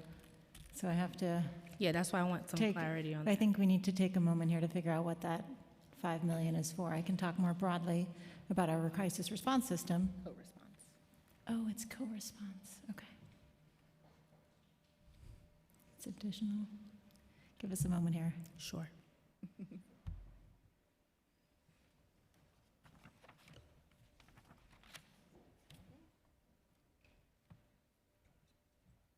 It sounds like you need to get back. Yeah, I back to think us we with the do. Information. All right. Thank you, chairs. I'll just, sorry, just one last thing though. Our co-response teams do Yes. cover all 5 boroughs, just to be clear about if that was the question. Right, but what we've been hearing, particularly from my district, besides long wait hours, is that the response is not as equitable as it is in other areas. So I'm trying to figure out, like, what does that look like? We know 5 million will be allocated towards this, but what would this look like in aggregate in particular areas? For my district, I have to call NYPD because the crisis response teams don't come out fast enough. So, and thank God we have a TRC in another district where we're able to ask them to come to deploy to a particular area. That's not their job. So it would be good to know how is this 5 million being distributed equally, particularly in public spaces. Got it. Thank Okay, you. we can definitely share the data on the neighborhoods where the co-response teams are deploying. Thank you. Okay, we have Councilmember Ressler, followed by Hudson. Thank you, Chair Brannon, and thank you, Chair Lee, for your tremendous leadership.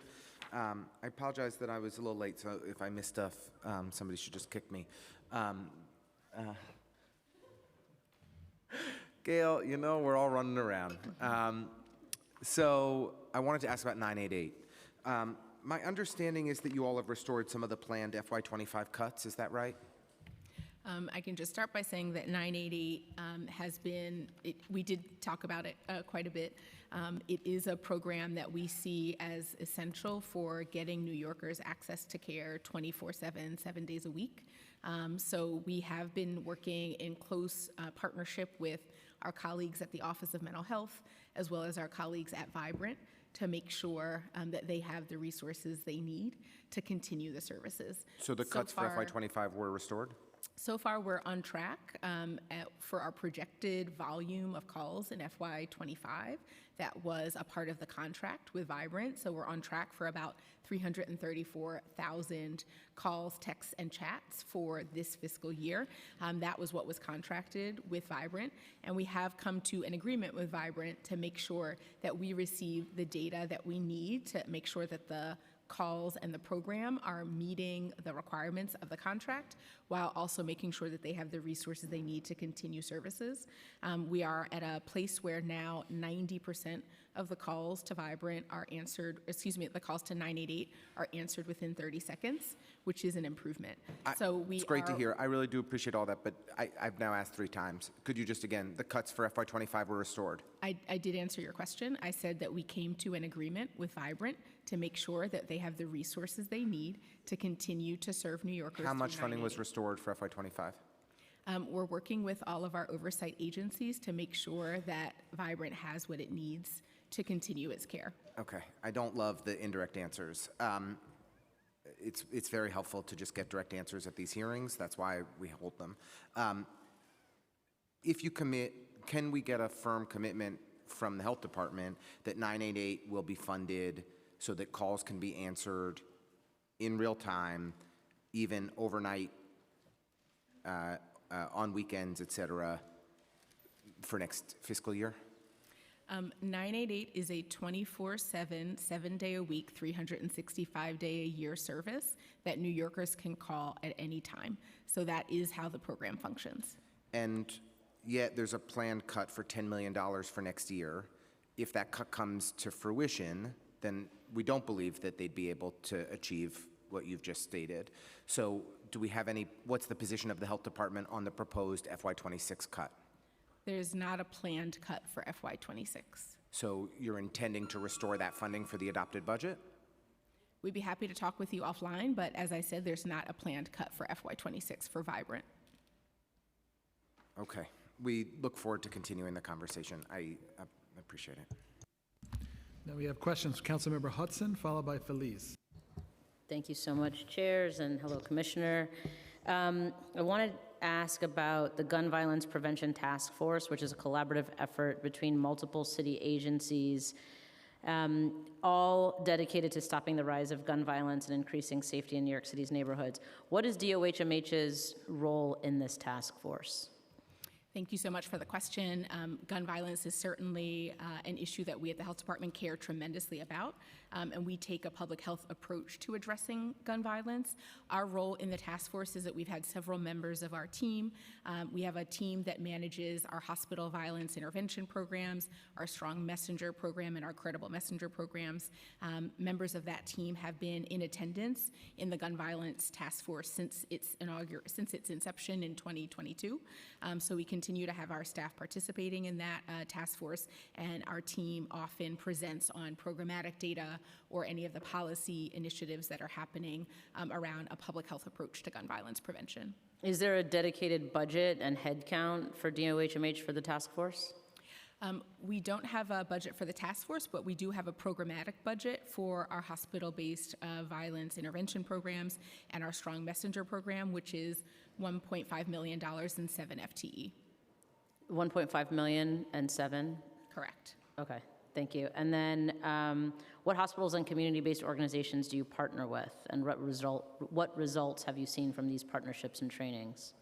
We partner with, I can get you the exact number, I believe it's 10 hospitals through our hospital violence intervention program. And then we also partner with a number of community-based organizations that lead our Strong Messenger program, or Credible Messenger program.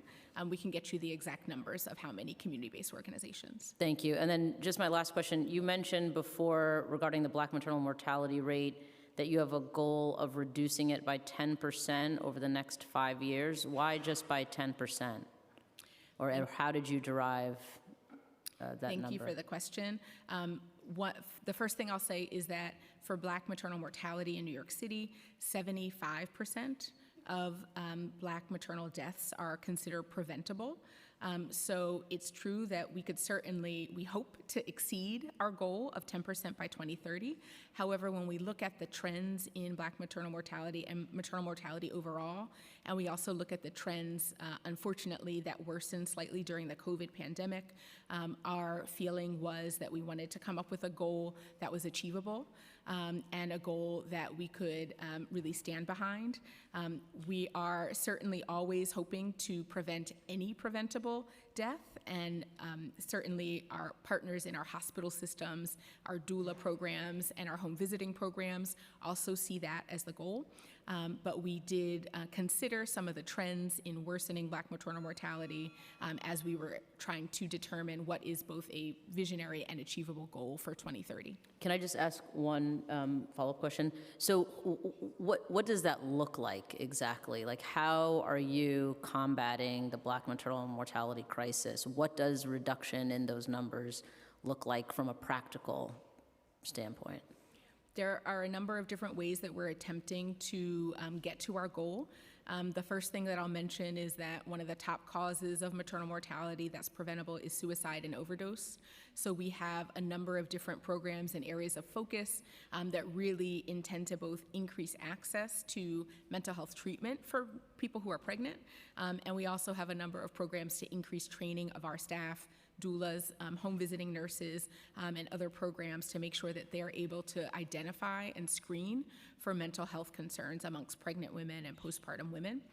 The other thing that we are doing is we are happy to be represented on the Speaker's Maternal Health Committee, or Maternal Health Working Group.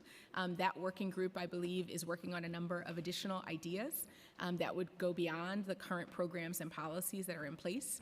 And then the final thing I'll mention is that we do partner very closely with all of the birthing hospitals all across the city to make sure that their staff both are trained in anti-racism and also are trained in how to identify perinatal mood and anxiety disorders and improve treatment for substance use as well.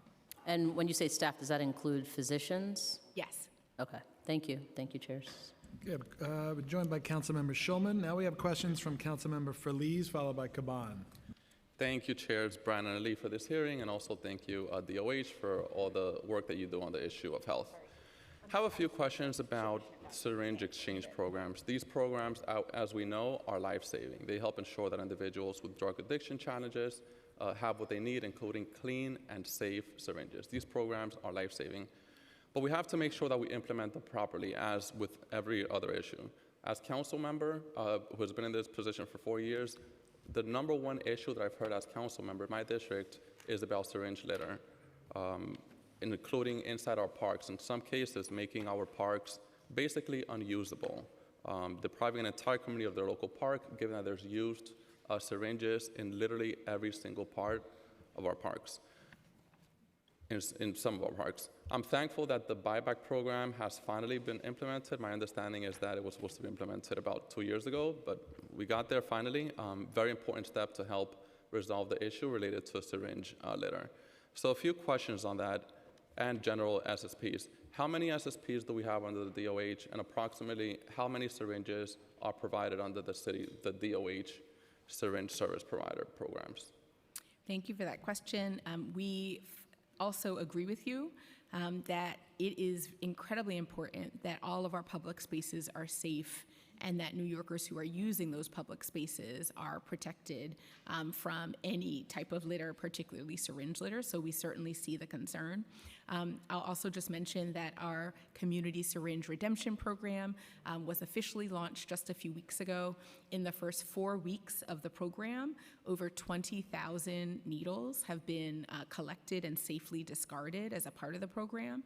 So we are very optimistic that that program will continue to have significant impact on protecting the health of New Yorkers using public spaces, while also engaging people in opportunities to get treated for any substance use services they might be interested in. I'm going to pass to our Assistant Commissioner, Dr. Rebecca Lynn Walton, to share a little bit more about funding of our syringe service providers. Thank you. Nice to see you again. Thank you for the question. So we have 14 syringe services programs across the city, but we also know that that's just a fraction of the ways in which people get syringes throughout the city, that people are getting them through pharmacies, through all of the ways in which we want people to have access to syringes for a wide number of reasons, including diabetes care and fertility medication, all of the things that people need syringes for. So there are thousands of places across the city that people can access safe, clean syringes, and we want that to continue. We also make sure that the syringe services programs have a lot of wraparound for all of those services. For access to supportive care like buprenorphine and all sorts of other harm reduction efforts. We also know that our syringe services programs do a tremendous amount of education around safe syringe disposal. And so we're making sure that people are getting syringes both back to the program and also disposing of them in their own homes, that we know that so many people are getting these services who are living in private spaces, and we don't want them carting it back to the place where they may be getting care. We want them safely disposing in their home. And so that's a lot of the ways in which people are disposing. Thank you. Time flies when you're having fun. Can I just get an additional minute for some additional questions? A few more questions. So we have about 14 SSPs, is that correct? And we have about 8 new locations for the buyback program. Why 8 locations if we have 14 areas where we're providing syringes without being exchanged? Yes. And also how much funding would be needed to expand the number to 14 locations so that we could have a buyback program in every location? Also just going to shoot them all out because time flies when you're here, and when I get another opportunity. Also, how much funding would be needed to expand the number of locations? Also, how much funding would be needed to expand the number of hours? I'm seeing one of the locations are available only between hours of 4 and 5 a.m. I don't know not everybody's going to wake up that early to exchange needles. So any way we could make it during hours that people are more likely to be able to take advantage. Yeah, so I think you're speaking about 3 different things. So we have the 14 syringe services programs. We have 6 outreach and syringe litter teams, because what we're trying to do is blanket a number of different ways in which you can interact and safely dispose of syringes. And then we also have the syringe redemption program, which is a whole entirely separate vendor who's working really closely with those 14 SSPs. And so we have the outreach folks going out, and they blanket in, they were selected for areas of high syringe litter issues and high overdose, and we've been having those teams both funded and out in the community for a number of years now, providing everything from how to safely dispose of your syringes, but also food, access to come on over with us and get access to buprenorphine back at our brick and mortar site. We have mobile locations. And then we also have the syringe redemption program, which you're absolutely right, is in a pilot phase, and we just started, I think, 2 months ago, and we're really rolling it out and trying to build up community relationships as their first step, and then also be available. So you're absolutely right. It won't be 4 to 5 a.m. when it's fully running starting in July. It'll be several hours of a day and moving around. The reason that we have those 8 locations is because it's a pilot program, so we can test it out and see what works. And so that's a really important year to be able to look at that, work closely with the SSPs and the communities who are actually really excited about it, we're finding so far, and come up regularly to the van, and then make sure it's effective. Approximately how much funding we would need so we could expand the number of locations to 14 out of the 14 SSPs that we have, and also to expand the number of hours? Ideally, how much additional funding would we need for that? And that's the final question. Thank you, chairs, for the additional time. We would have to get back to you on all of that. Okay, we've been joined by PS 94, the 5th grade class. Welcome, guys. Thanks for joining us. You have any questions? Fill out a witness slip. Now we have questions from Councilmember Caban. Thank you. And I have to stand, so don't read anything into it. I want to ask a little bit about the single point of access system. Obviously, the administration, you guys have celebrated this $47.3 million baseline investment. Investment's good, and you know we know that there's some reliance on the American Rescue Plan, but from the preliminary hearing, we learned that IMT and ACT have obviously these referral lists or these wait lists with hundreds of people waiting for care, and so I want to ask about the overall single point of access systems operating. But I just want to be able to wrap our heads around the numbers a bit better. So the council's report says that the $47.3 million is going toward IMT, assisted outpatient treatment, SPOA, and Connect.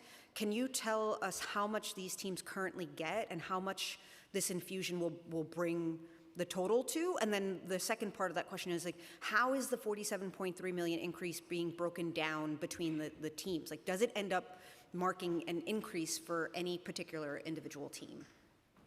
Yep, I can start the response, and then I'll also ask our Chief Financial Officer to supplement. Part of the $47 million is replacing some of the funds from the ARP funding that ended, but our overall FY26 budget for the combination of our mobile treatment teams, including IMT, ACT, et cetera, is $64 million. Within that, about $42 million is for IMT, and about $18 million, is for ACT. In addition to that, separately, the Connect program that you mentioned is funded for $11 million in FY26, and that program is specifically for people who are transitioning out of ACT and IMT, but still need support services. That's the step down.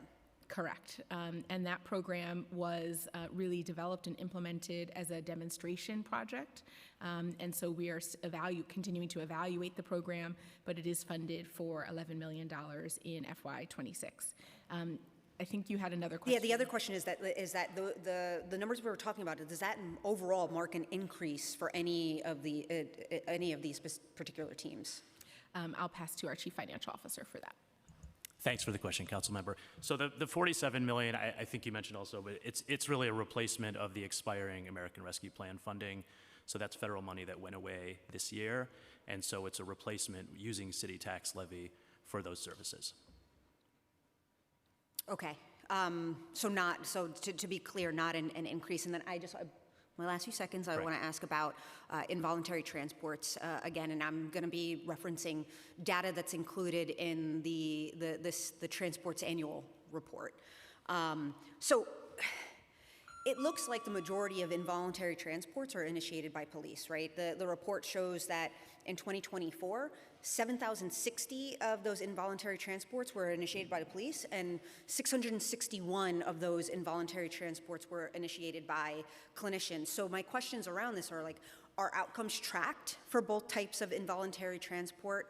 Is there a difference in other aspects of the interaction? What kinds of data is being kept beyond just that basic number? So for example, I want to know in hospitalizations initiated by police versus clinician, what's the use of force rate, right? Because it seems like one, more often than not, police are having these interactions that result in involuntary transports. And the connection also point that I'm making here is that we know that the police are not the right responder to people who are in an acute mental health crisis. And so when they show up, we often see not a de-escalation, but an escalation. And then that becomes the information that's used to involuntary transit. Like it creates conditions that didn't exist prior that ends up with an assessment that the person needs to be involuntarily transported. So I want to know what kind of data is being kept, and I specifically want to know about the differences between use of force. Thank you for that question, Council Member. I think you're referencing the report that was published by the Office of Community Mental Health that was released a few weeks ago. That report doesn't fully reflect our DOHMH data, mostly because we have a data lag that made it not possible for some of our data to be included in that report. So I don't have a full answer to some of the questions that you posed, but the Office of Community Mental Health, I think, would be a good place to start for some of those questions. I do want to pass to Dr. Wright in case there's anything he'd like to add. And to be clear, before you answer, I would love a commitment to get to find out what data is being kept. I know you're saying that the community, that cohort is the place to start, but like you said that there is data that didn't make it into a report, and I want to know what that data is. Thank you for your question. So I can say that both involuntary and voluntary commit data is tracked and is kept, but to the Commissioner's point, the full brunt of that report really does come with OCMH, and so we can get that information for you. Okay, and do you know, and I mean, in this moment in time, do you know of any of the differences, or are you tracking any of the differences in outcomes or experiences at the point of intervention between police-initiated involuntary transports and clinician-initiated involuntary transports? Because again, we're seeing a crazy disparity in the numbers. Like the vast majority of these involuntary transports are being initiated by police, not clinicians. Understood. And so I will just say before I pass it to Assistant Commissioner Jamie Nichols that we are not involved in any of the police removals that you're talking about. So I'll pass it to Jamie. Yeah, thanks. So we would have no data because there's no clinician involved. These are entirely police initiated actions. For the removals of which we are a part, we have data. So those are largely conducted by mobile crisis teams. They got over 17,000 referrals in FY24, and about 3% of those resulted in an involuntary removal. So they are very infrequently assessing a person as needing emergency evaluation in a hospital. And requiring involuntary transport. And then of that, the small number, that 3% of the 17,000 plus mobile crisis referrals, those that are brought to the hospital, about 75% of them are subsequently admitted onto an inpatient service. It's a number Dr. Wright cited earlier, just demonstrating the accuracy of the clinician's assessment of people who would benefit from inpatient care. Thank you very much. I think that data, and I'm done, chairs, but I just want to close by saying that I think that data is incredibly important, especially when you put it together with some of the information and data we have gotten from the NYPD in these hearings, and it tells a really, really, I think, clear story about who gets the better outcomes when dealing with folks, and who is more often than not escalating an intervention to that last case scenario that you guys are saying in terms of what is best medical practice. So thank you. Okay. I'm just going to ask a few follow-up questions and then we'll move on. Actually, okay, so quick question, actually, going back to the Bronx support location that you were talking about, the $5 million. How is that different from what is the crisis respite centers? And I know that we had come up with a local law to increase the number of crisis respite centers. And I just was thinking when you guys were talking about it, is that a possible, place where we could maybe increase in a different program that we really need those beds for? So I just wanted to ask that out of curiosity. I'll pass to Dr. Wright to share a little bit about the difference between the community Yeah. connection centers and the Okay. respite centers. Thank you, Commissioner. So, as you indicated, the crisis residents, which were formerly the respite, provide an alternative to hospitalization. So, individuals that tend to go to those places tend to stay about 3 weeks on average, but it could be less. And these are not individuals that are homeless from the traditional sense of the word, but they have places to live, but they don't meet the necessity to go to a hospital. So it's, as it's indicated, a place where people can get support. It's an open door setting. They can continue their daily activities. It's trained peers and non-peers that help and work with individuals to help them successfully overcome this emotional stress that is temporary. And so this is a temporary setup that they have.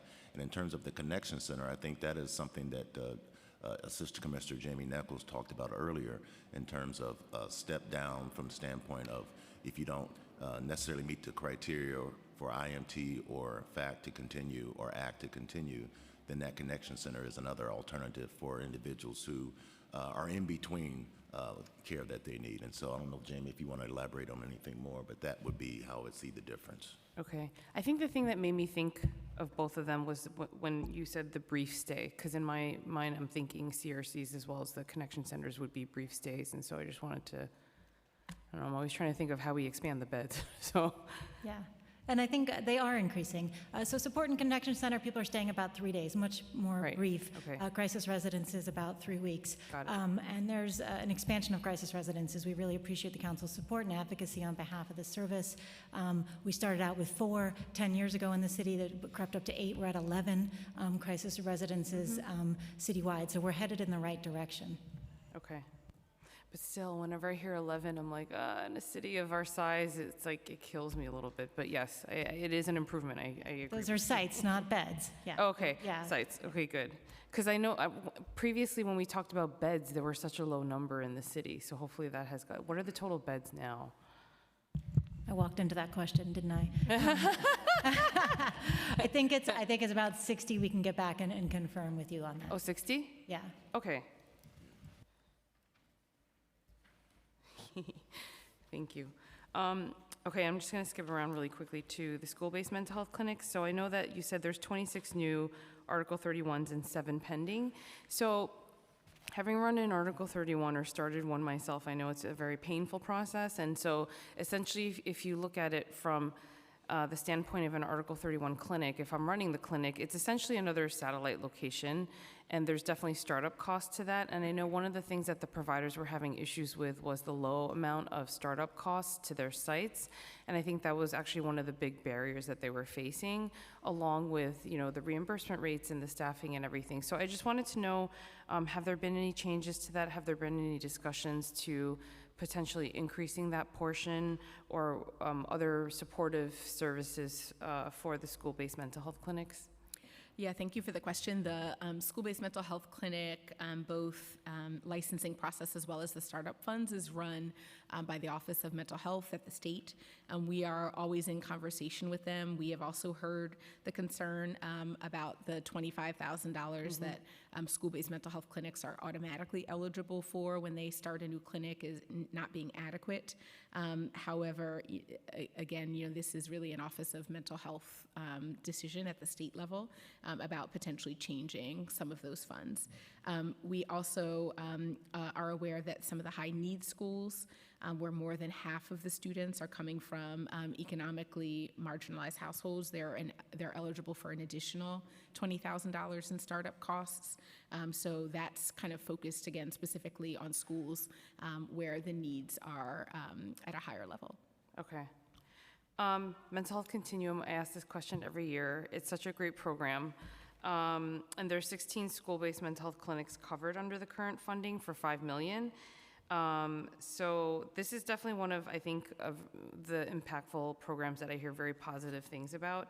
And just wanted to know what the likelihood is in terms of baselining this, and if there are any plans to increase the funding levels currently, as well as maybe expand on how many centers there are.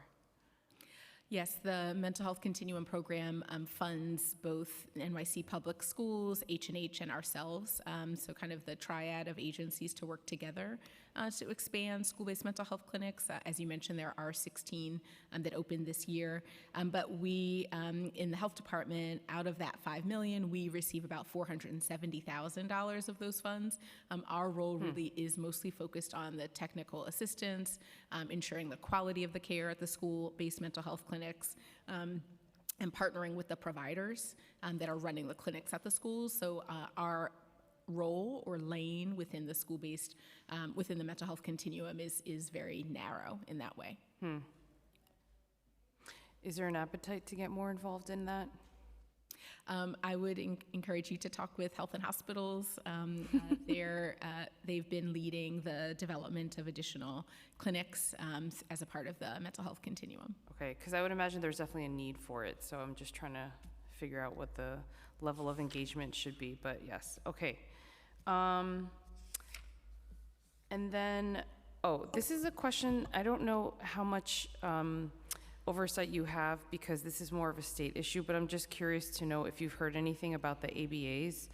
I know that the state allows and maps out Medicaid billing right now. DOE currently, I know this is more of a DOE thing, but I'm just curious if there's any overlap. DOE is not permitted to bill for ABA services, and do you think that ABA services are an effective tool in school-based mental health services, and if so, would you advocate for the state to permit DOE to bill for that? I think we'd have to get back to you on that question. Okay, yeah, I'm just curious because I think the more support we can get to actually get this money to New York City schools would be great, because currently they can't bill for it. So maybe that's a conversation we could have more offline. But of course, Gail has asked a lot of my questions and concerns around the clubhouses, which we feel very strongly about in terms of the smaller clubhouses to make sure that they're funded. So that is something that we will continue to advocate for. And just currently, I know that the new clubhouses and the new RFP that was given out for the current contractors, are pretty much all of them on track to opening and following the timeline, or are there still hiccups with finding new locations if they need new locations? If you could give us a status update on the current ones. Absolutely, yes. 12 of the 13 clubhouses are open and running, so we are seeing great progress in our new clubhouses. Okay, 12 out of 13. And what's the reason for the last one not being able to open? We can get back to you on that. Okay. All right, thank you. I think that's it for me, yeah. Okay, thank you all very much. Appreciate your testimony. We will get started with the second portion very, very shortly. Yeah, I was Thank like, wait, you. don't leave. Don't leave. Don't leave. And just for all the advocates here for the mental health piece and the community leaders, I just wanted to personally say, I'm sorry I can't stay for the public portion. That's actually usually my favorite part, but I'm trying not to get disowned by my family because there's an obligation I need to go to. So just wanted to put that out there for the record. Thank you.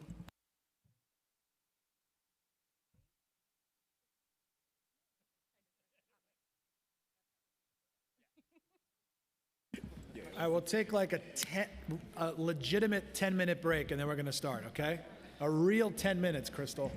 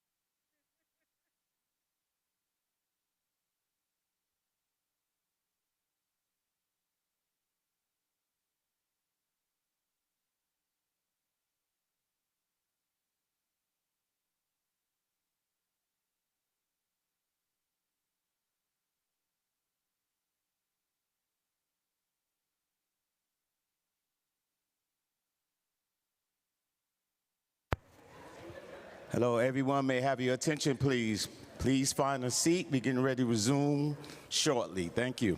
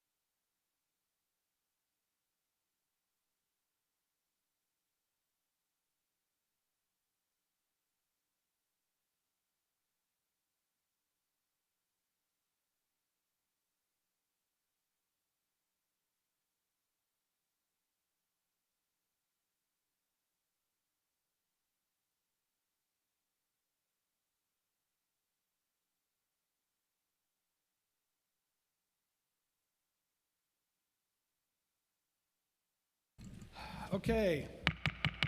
Good afternoon. Welcome to the second half of today's hearing with the Department of Health and Mental Health. I'm pleased to be joined by my colleague, Councilmember Lynn Schulman, who chairs the Committee on Health. We've been joined for the second portion by Councilmembers Brewer, Narcisse, Marmorato, Hudson, Farias, and Lewis. Welcome again, Acting Commissioner Dr. Morse and your team. Thank you for joining us and staying here to answer some more questions. On May 1st, 2025, the administration released the Executive Financial Plan for FY 26 to 29 with a proposed FY 26 budget of $115.1 billion. DOHMH represents $2.3 billion, or 2% of the budget. DOHMH Public Health proposed FY 26 budget of $1.42 billion accounts for just about 61.5% of DOH-MH's total budget. Total budget increased by $117.5 million, or 9.2%, from the $1.3 billion originally budgeted in the FY26 preliminary plan. As of March 2025, DOH-MH has 227 vacancies relative to their budgeted headcount in FY25. In the Council's preliminary budget response, we called on the administration to add $48.2 million in expense funding for school health services, improving maternal outcomes, welfare for animals, and glucometer distribution. The executive plan does not include any additional funding for any of the identified items that we highlighted. We cannot overlook the need for funding for new mothers, our students, and overall improving the health outcomes for many New Yorkers, especially at a time like this with the cuts coming from Washington. Further compounded by these cuts and pauses, it's imperative to ensure our health programming is adequately funded to serve the interests of all New Yorkers. My questions today will largely focus on the utilization of city funds, the medical debt relief program, and funds from the opioid settlement. I'll now turn it over to my co-chair, Councilmember Schulman, for her opening remarks. Thank you, Chair Brannan. Good afternoon. I am Councilmember Lynn Schulman, Chair of the New York City Council's Committee on Health. Thank you all for joining us at the fiscal 2026 executive budget hearing for the Department of Health and Mental Hygiene. I would like to thank Finance Chair Justin Brannan for joining me for this joint hearing.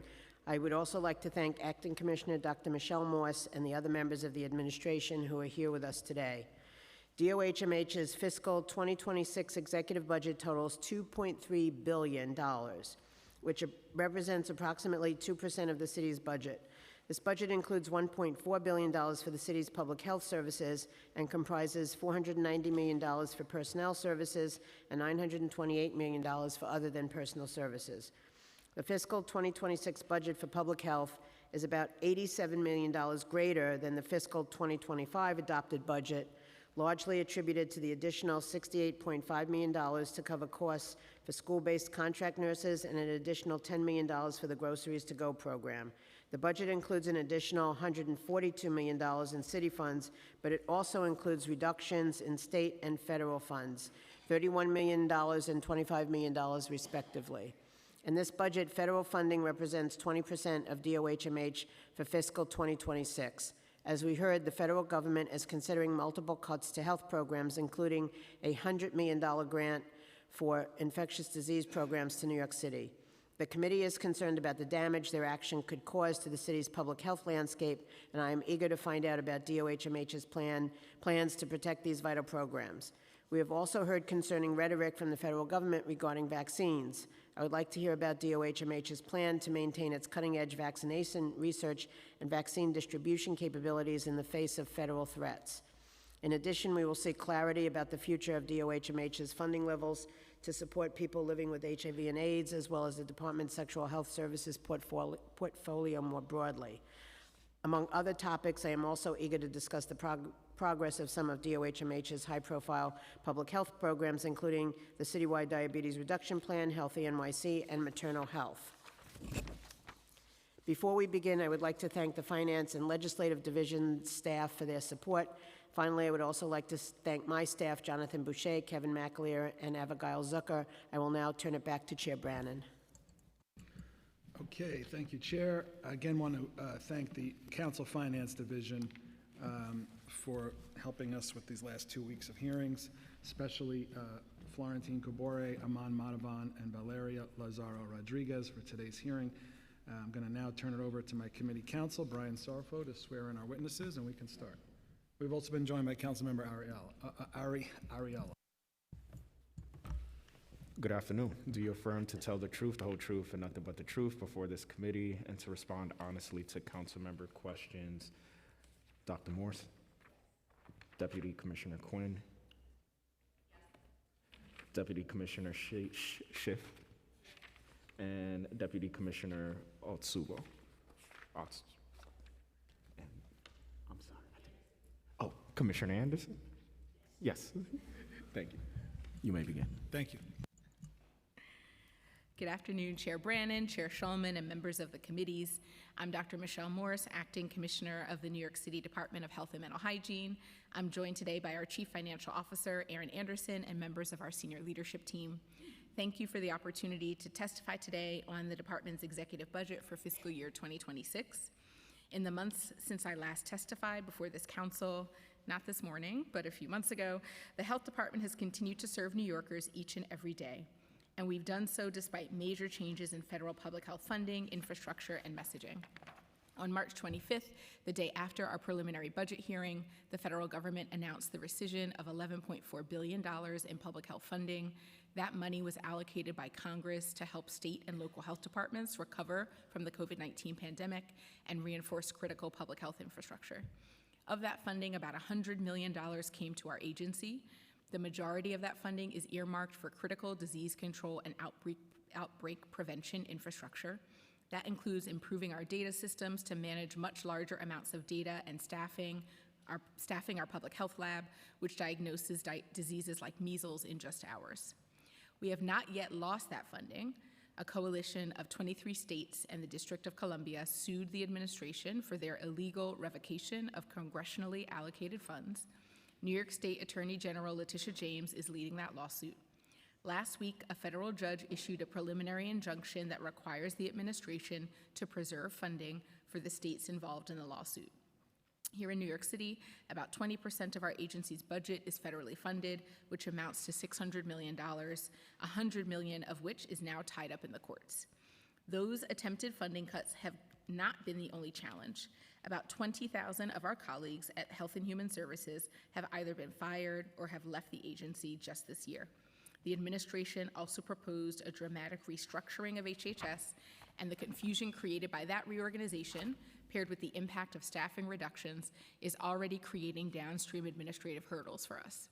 We're also paying close attention to the proposed public health and healthcare funding cuts in the White House skinny budget and the budget reconciliation process. Meanwhile, there has been a groundswell of misinformation that's fueling mistrust in longstanding public health interventions like water fluoridation, milk pasteurization, the value of health equity interventions, and childhood vaccinations. Amid all of this, we've kept up a considerable drumbeat of critical public health work locally, and we've remained steadfast in our commitment to health equity. At the New York City Health Department, data is our superpower. Our citywide data reveals consistent patterns of worse health outcomes and a greater right to resources in historically redlined communities. We're working to interrupt longstanding cycles of disinvestment by prioritizing those same neighborhoods. Science and data guide every component of our vast network of programming across the city, and we're committed to maintaining and expanding that work. After all, our data shows significant remaining health inequities, from overdose deaths to Black maternal mortality to heart disease, diabetes, and cancer. We're particularly focused on preventing chronic disease, which accounts for roughly 40% of all deaths before the age of 65. It's the leading cause of death across all racial and ethnic groups in New York City. Earlier this year, we released a cross-agency report that puts forward bold new strategies for chronic disease management and prevention, as well as a citywide diabetes reduction plan. We're deploying programs that increase access to affordable, healthy food, health care, outdoor space, and more. Across every issue, our programs form an invisible shield for our city. Ultimately, that's what's at stake as we discuss the executive budget today. Our work is wide-ranging. For example, to protect the well-being of the more than 400,000 children in New York City childcare, we make sure childcare centers are safe and that workers have background clearance and opportunities for training. To inform our public health interventions, more than 200,000 New Yorkers participate in our survey-based research. To support parents who are pregnant or who have young children, we've provided more than 20,000 families with nurses and doulas. To meet New Yorkers where they're at and build trust on the ground, we train more than 5,000 community health workers who've shifted from COVID-focused engagement to chronic disease. To promote the sexual health of every New Yorker, our sexual health clinics see more than 40,000 patients a year, about 60% of whom are uninsured. To aid in the early development of New York City's children, we provide more than 30,000 children and their caregivers with early intervention services, including occupational therapy, speech therapy, and physical therapy. And to care for some of our most vulnerable residents, we work with more than 200 community providers to support more than 800 programs providing housing, clinical support, and mental health programming. Every piece of our work requires a sustained investment, and the past few months have made it clear that we can't rely on the federal government to support our work. We anticipate an increased reliance on state and city dollars in the months and years ahead. About 29% of our budget is funded through New York State. We were pleased to see a number of initiatives included in the 2026 budget, including an expanded Empire State Child Tax Credit, $450 million in funding for SUNY Downstate, and a one-year extension of the Medicaid managed care carve-out for school-based health centers. The budget also includes $25 million in new statewide funding to allow providers to cover the full cost of medication abortion and other abortion services. While there are a number of good things in this year's state budget, it fails yet again to redress the inequity of NYC's Article 6 match. Every county in the state receives a 36% reimbursement from the state for core public health services, except New York City, which only receives 20%.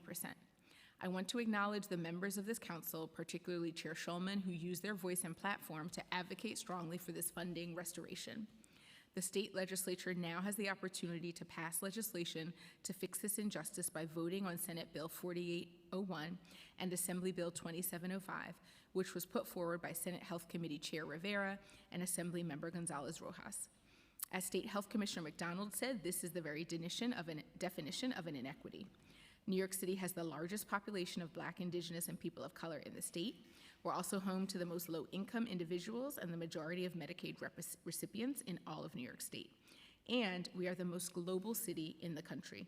When it comes to infectious disease, that means New York City is often hit first and hardest. Despite all that, we've lost upward of $90 million a year in state public health funding since our matching funds were cut in 2019. We're in the midst of an extremely distressing time for public health. The state can alleviate some of this uncertainty by passing legislation and providing New York City residents with the funding they are owed from the state government. At the city level, we're grateful to see a continued commitment to public health funding in the 2026 executive budget. In particular, we were pleased to see new dollars allocated for critical programs, including $3.8 million for rapid STI testing at our sexual health clinics, $7.2 million for tuberculosis case management, and over $100 million in baseline funding to support school nursing costs, which have grown significantly since the pandemic. The executive budget also sustains a range of existing operations and programs, like letter grading for mobile food vendors and creating opportunities for food insecure New Yorkers to purchase groceries with monthly credits from Groceries to Go. We're grateful to see the executive budget dedicate the necessary resources for many of our core operations. That said, we're living through a particularly volatile time in public health. We have a responsibility not just to care for New Yorkers, but to serve as a national leader and a universal, trusted source in public health. We're committed to do just that. Thank you for your attention, and I'm happy to take your questions. Thank you, Commissioner. So DOHMH's expense budget is primarily funded with city tax levy funds. In FY26 executive budget, city funds make up 63% of the public health expense budget. It's about $886 million. Which public health services are funded exclusively with city tax levy funds? Thank you for that question. There are a number of different programs and divisions whose program activities and policy work is really primarily funded by CTL. One example I'll give, which is from this morning, is our IMT teams, for example, that are fully funded by CTL. There are a number of other programs. We could certainly get a more expansive list so you know which ones are only funded by CTL. Yeah, that would be helpful. We can do that. Okay. I guess because we're interested if any of those services are eligible for funding on any other funding sources, or if it's exclusively city tax levy. Which public health projects or services saw reduced federal funding in the executive plan? And are those reductions expected to be replaced with other sources of funding from city or state dollars? At this time, we actually don't have any services that are expected to be reduced in the FY26 budget. All of our current programming is intended to continue, and there were some increases in funding in some areas like tuberculosis, school nursing, et cetera. So we're not expecting any cuts to services in FY26. Okay. In our budget response, we requested $18 million in funding for school-based health centers, which would bring the city funding total for these centers to $25.5 million. Do we know why this request was not granted? Thank you for that question. I would have to refer you to our colleagues at OMB and City Hall. What are the major nonprofit organizations that are operating school-based health centers? For our school-based health centers, I'll just start by saying that there are about 200 school-based health centers across about 300 different schools. There is also a nurse in every school, except about 113 schools for very specific reasons. So we rely very heavily, of course, on our colleagues that we partner with in school-based health clinics. Many of them are partnered through academic institutions to provide a number of different preventive services and things like that.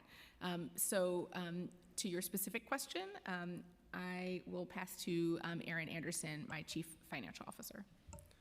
Thanks for the question, and thanks, Dr. Morris. Yeah, school-based health centers are operated by local medical centers, so for example, Mount Sinai, NYP, Monty, Northwell, as well as FQHCs, Morris Heights, Urban Health Plan, NYU Langone, Sunset Park, to give a few. And how many school-based health centers are in each borough?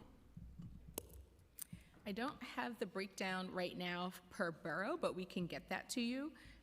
Overall, the number is we have 135 centers across 314 schools. It serves about 140,000 students. And of those 135 school-based health centers, 35 of them are fully city funded. Right, and there's 134, right? And the other 99, 35 out of the 134 receive city funds. The other 99 do not receive any city funding, right? That is correct. Okay, so they rely on reimbursement through Medicaid or other insurance? That's my understanding, yes. So do we know if any of these threatened Medicaid cuts would affect those centers?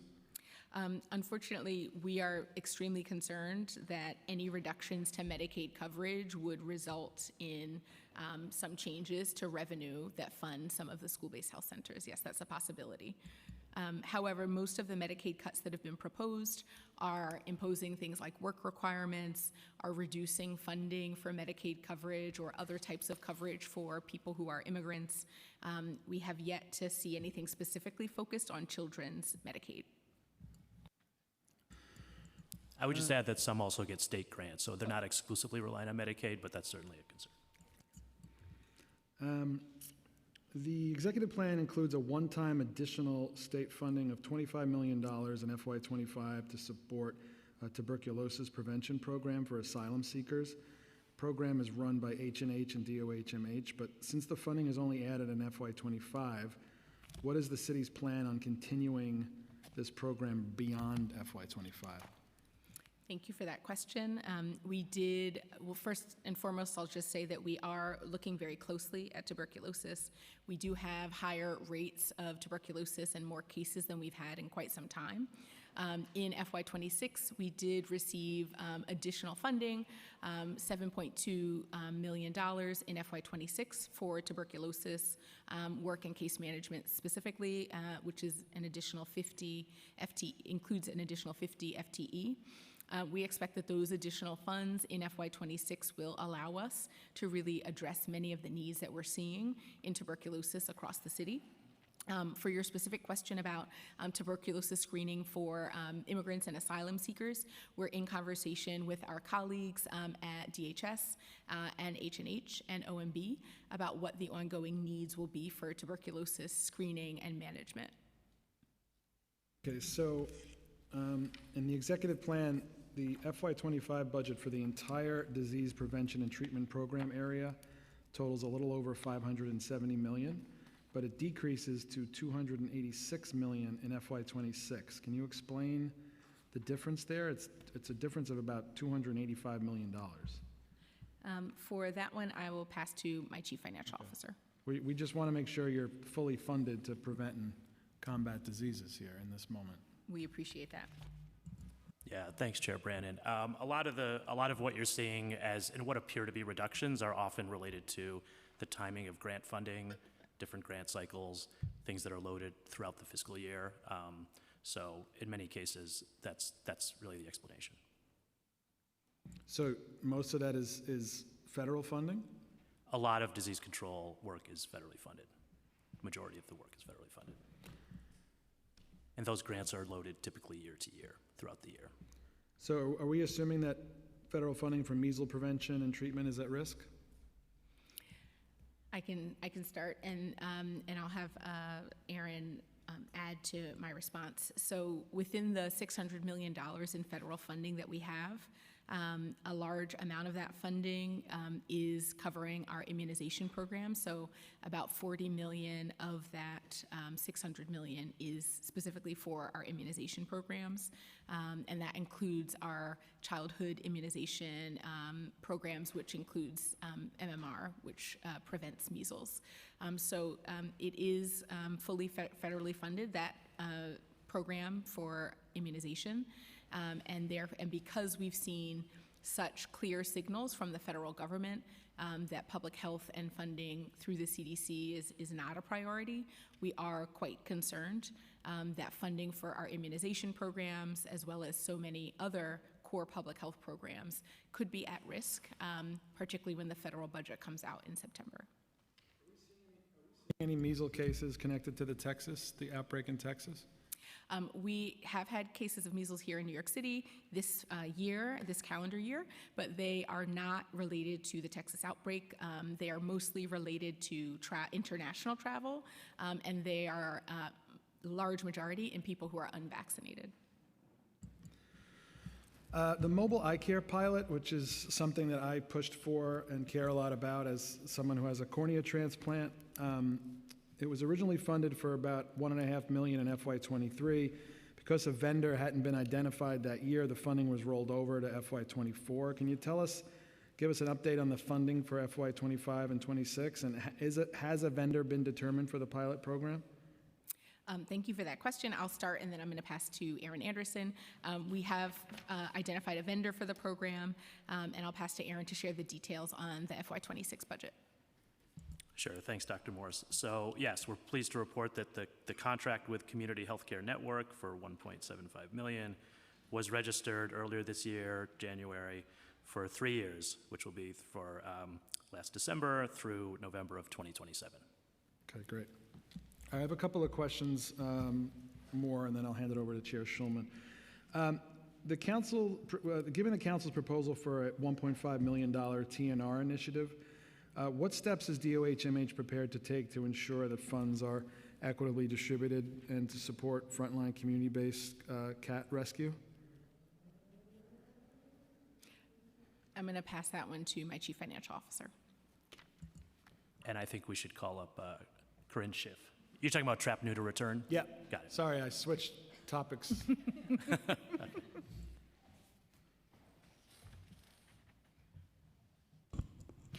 So we appreciate the council's interest in supporting TNR practitioners. We're in discussion with OMB about the funding proposal. Okay. Is there a citywide strategy in place to humanely manage the feral cat populations? So the department has information on our website on best practices for TNR, and we have the opportunity for TNR groups to be listed on the website. We list some of the practitioner groups on the website, and we open that up for anyone to be able to respond. But you're not actually giving them any money to do it? We do not fund TNR programs. I mean, we believe you should. I think the city is taking advantage of the compassion of animal welfare advocates who do this work out of the goodness of their heart. I think it's the responsibility of a municipality to deal with this. How does the DOHMH assess the current capacity to meet the citywide demand for spay and neuter services?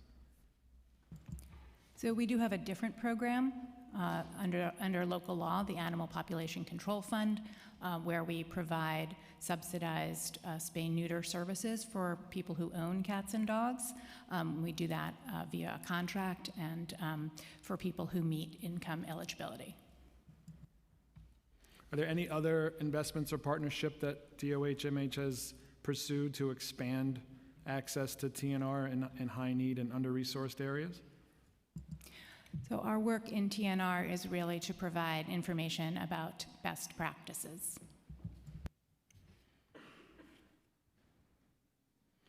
And how is DOHMH working with other city agencies like HRA or ACC or the Mayor's Office of Animal Welfare to develop a coordinated response to pet retention and rescue support? We work very closely.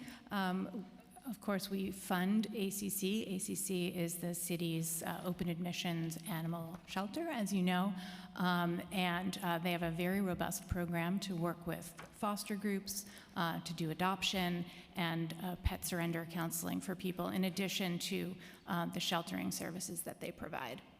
We work very closely with the Mayor's Office on Animal Welfare, but I would defer questions on exactly what their programs are to their lead. So last question for me. I mean, does DOHMH have any larger vision for how to do better by our city's animal population, specifically our feral cat population? Is there any real big thinking around this? So I would say that our work with animal care centers over the last decade or so, including with council's support and really leadership, has made our open admission shelter a national leader in this area. As you know, we are on the cusp of being able to finally open a full-service shelter in every borough. We're developing the shelter in the Bronx now. Chair Schulman was at our opening for the Queens site, which is a beautiful state-of-the-art facility. The Brooklyn site is under full renovation. We expect that to open in 2026. We have a really beautiful new pet adoption center in Manhattan. And I think, it's an extremely challenging area. We've got great leadership at ACC, a really mission-driven staff. They think a lot about all of these different kinds of issues. And I would just encourage everyone here, we have pets available for adoption. I hope that people will choose ACC when they're ready to add a pet to their family. I mean, we appreciate the work ACC does. It's a thankless job. I just think there needs to be some thinking around the reason why the animal shelters are overflowing is because people don't have access to TNR services a lot, especially in under-resourced communities. So, we hear a lot about the shelters are at capacity, and there needs to be that conversation about that ecosystem. The reason why the shelters are overcrowded is because of when we don't have enough, TNR resources for folks. So it's an upstream sort of way of thinking, right? That I would love for you guys to think about. So we do have programs to help people who can't afford to spay neuter their pets to be able to get that service. And that's through ACC? That contract right now is with ASPCA to provide through the Animal Population Control Fund. And how much is that fund? That is a $3 million contract for 6 years. So if I have a cat and I want to get it spayed, there's a way for me to do it? If you meet income eligibility requirements, then that service is available to you. When did that service start? I don't remember the start date for the Animal Population Control Fund, which is under the ad code. But the current contract began November 1st, 2022, and expires end of October 28. Okay, turn it over to Chair Schulman. Thank you. Thank you, Chair Brannan. I want to continue a little bit on this questioning. I want to echo Chair Brannan's concerns and his trying to talk to you guys about taking on a bigger role in this for DOHMH. And I know this is not totally in your domain, but I'm going to actually make a request to the administration, which I know is here and also watching, that we do this, that we rethink some of this.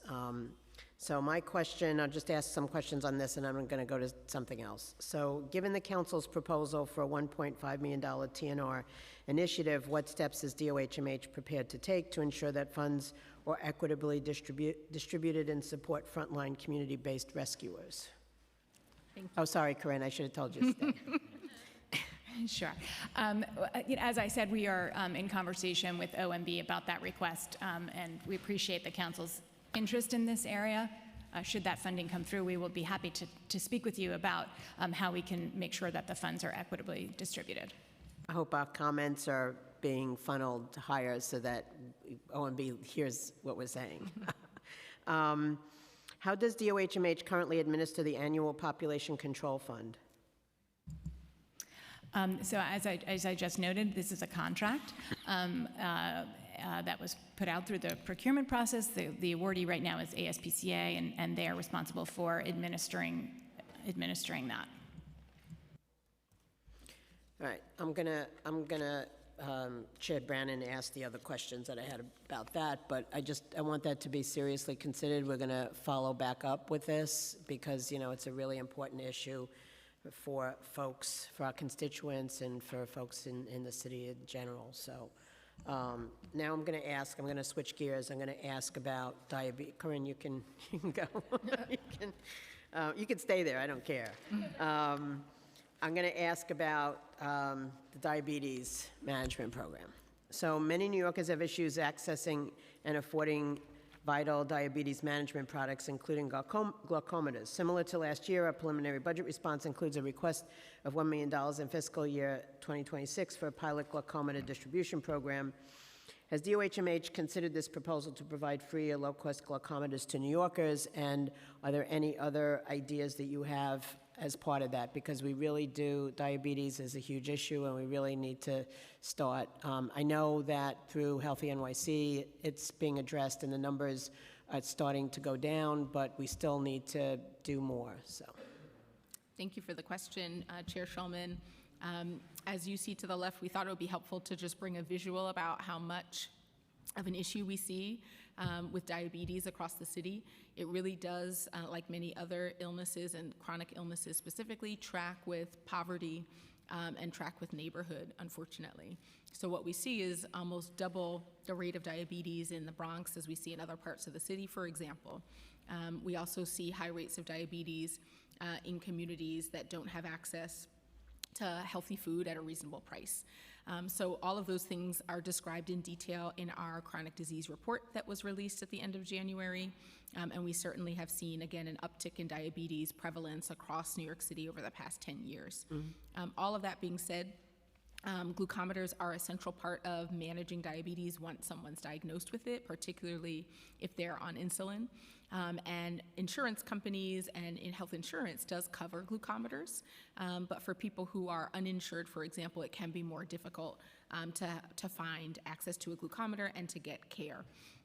We do think that improving access to diabetes care needs to continue to be a priority, and we also see the Diabetes Self-Management Program and the National Diabetes Prevention Program as two incredibly important evidence-based programs that help to address diabetes prevention and management. We currently run those programs in many places, but always see a need for more diabetes education. And again, the Bronx, unfortunately, is a place where we see a very high prevalence of diabetes. It has, unfortunately, the lowest county health ranking of out of 62 counties across New York City in the Bronx, and diabetes is contributing to that. So, long story short, certainly see opportunities for increasing access to glucometers, particularly amongst people who are uninsured. We also, however, because of the deep connection between poverty and diabetes outcomes, see an opportunity for innovative programs like guaranteed income programs to address diabetes with, again, a focus in the Bronx, where diabetes is unfortunately the worst across the city. So we'd be happy to speak more with council about those kinds of opportunities. yeah, can you tell us where that's used? Is that used any place now, the guaranteed income? We have seen some really innovative uses of guaranteed income, particularly amongst pregnant people. And there have been phenomenal outcomes for giving guaranteed income to pregnant people during pregnancy and after pregnancy. It's improved health outcomes in that population. It's also been looked at in a number of other areas, but it has yet to be tried in chronic disease specifically. So we believe, again, because there's such a deep connection between living in poverty and complications from diabetes, that would be a really exciting opportunity to evaluate. And, you know, the speaker is a big fan of guaranteed income for various health issues and stuff like that. So we should have one, are you having any conversations around what you just mentioned with OMB? We have spoken with OMB over several months about the chronic disease plan and the new ideas that were proposed in it. So those conversations are ongoing. And then I do want to also acknowledge that Robin Hood recently released its assessment of poverty in New York City and found that 1 in 4 New Yorkers are living in poverty. So again, we see a lot of opportunity to address social determinants of health and poverty in New York City by trying programs like guaranteed income programs to address that relationship between poverty and health outcomes. And I, just so that you're aware, I have mentioned this to the Deputy Mayor for Health and Human Services, and she was very intrigued by it. So please continue having those conversations, not only with OMB, but with others in the administration. Thank you, we will. So now I want to, hold on one second. So we discussed, during our preliminary budget hearing, I'm switching gears to HIV and AIDS. We discussed funding HIV/AIDS during our preliminary budget hearing a few months ago. I'd like to get a status update on the funding level for this program. The executive plan includes a reduction of $17.9 million in fiscal 2025 and an additional $2.6 million in fiscal 2026 for various HIV-related services, including the comprehensive HIV prevention and Ryan White HIV/AIDS programs.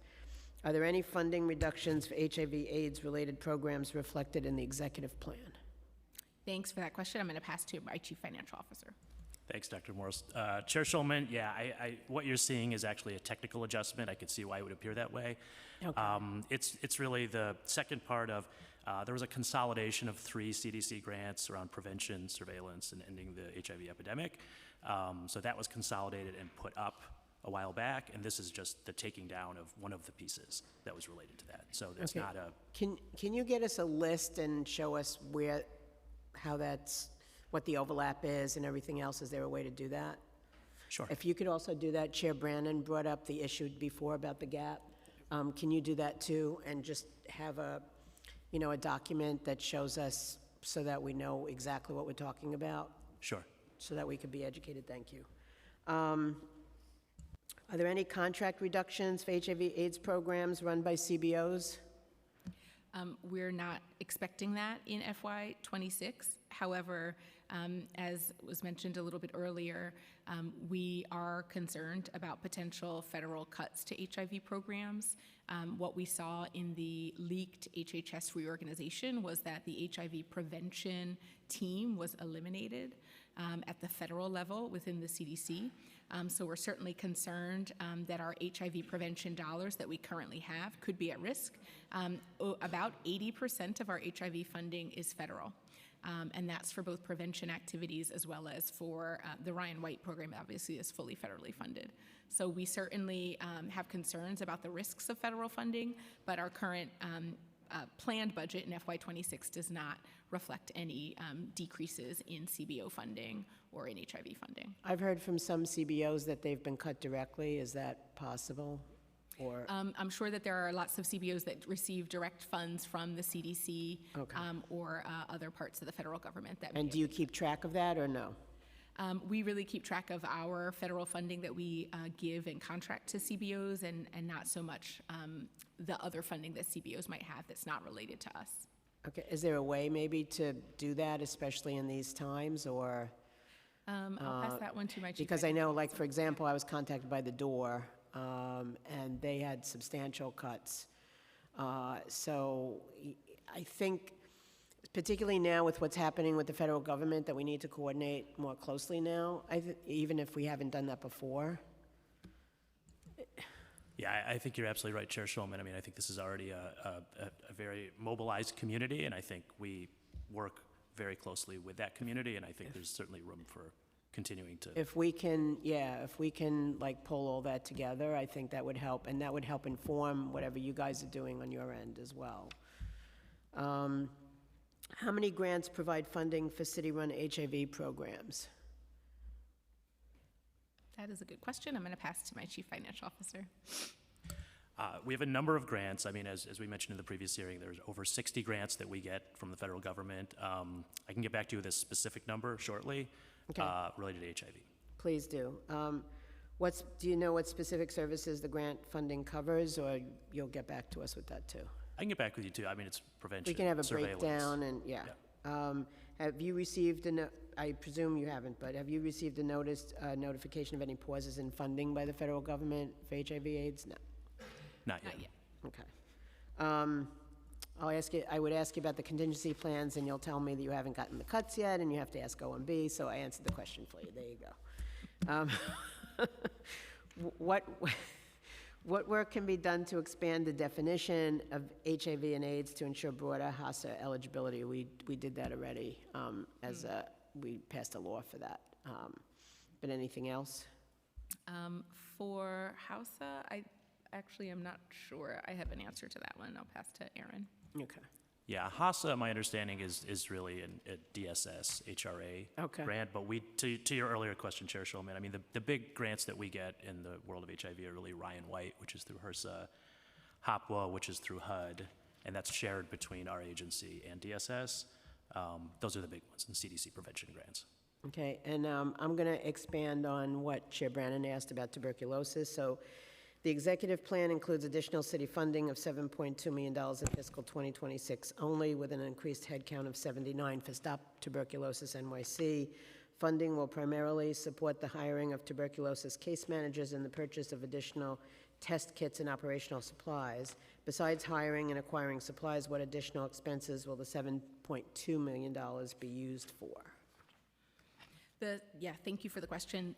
For the $7.2 million for tuberculosis in FY26, there are a number of things that it will support. We are prioritizing increasing the number of case managers that we have as one of the areas of focus for those additional dollars, to make sure that each case manager who is supporting and accompanying someone who is being treated for tuberculosis has a reasonable caseload.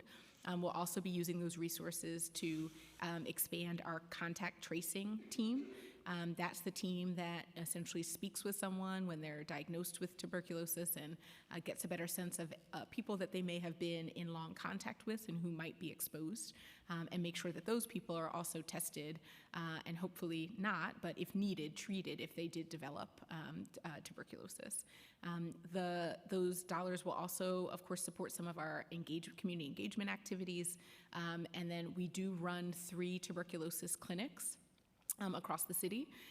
So the ongoing staffing of those clinics is a part of the prioritization as well in the $7.2 million. And the final thing I'll just mention is that we care for about 50% of all the tuberculosis cases in New York City and about 75% of all of the drug-resistant cases in the city across our 3 clinics. The current tuberculosis testing sites are in Fort Greene, Brooklyn, Corona, Queens, and Morrisania in the Bronx. Is there a plan to open any additional locations? Our current plan is to continue expanding those 3 existing sites. What are the current statistics on tuberculosis cases in the city? In 2024, calendar year 2024, there were 839 cases of tuberculosis in New York City.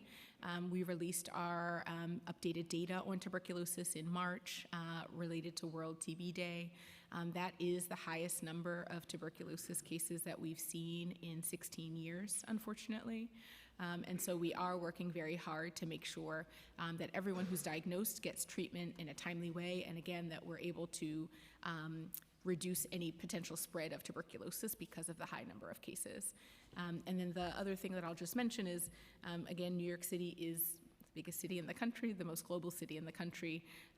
The majority, unfortunately, of the cases of tuberculosis that we see are in people who are foreign-born, and that's been the case for decades.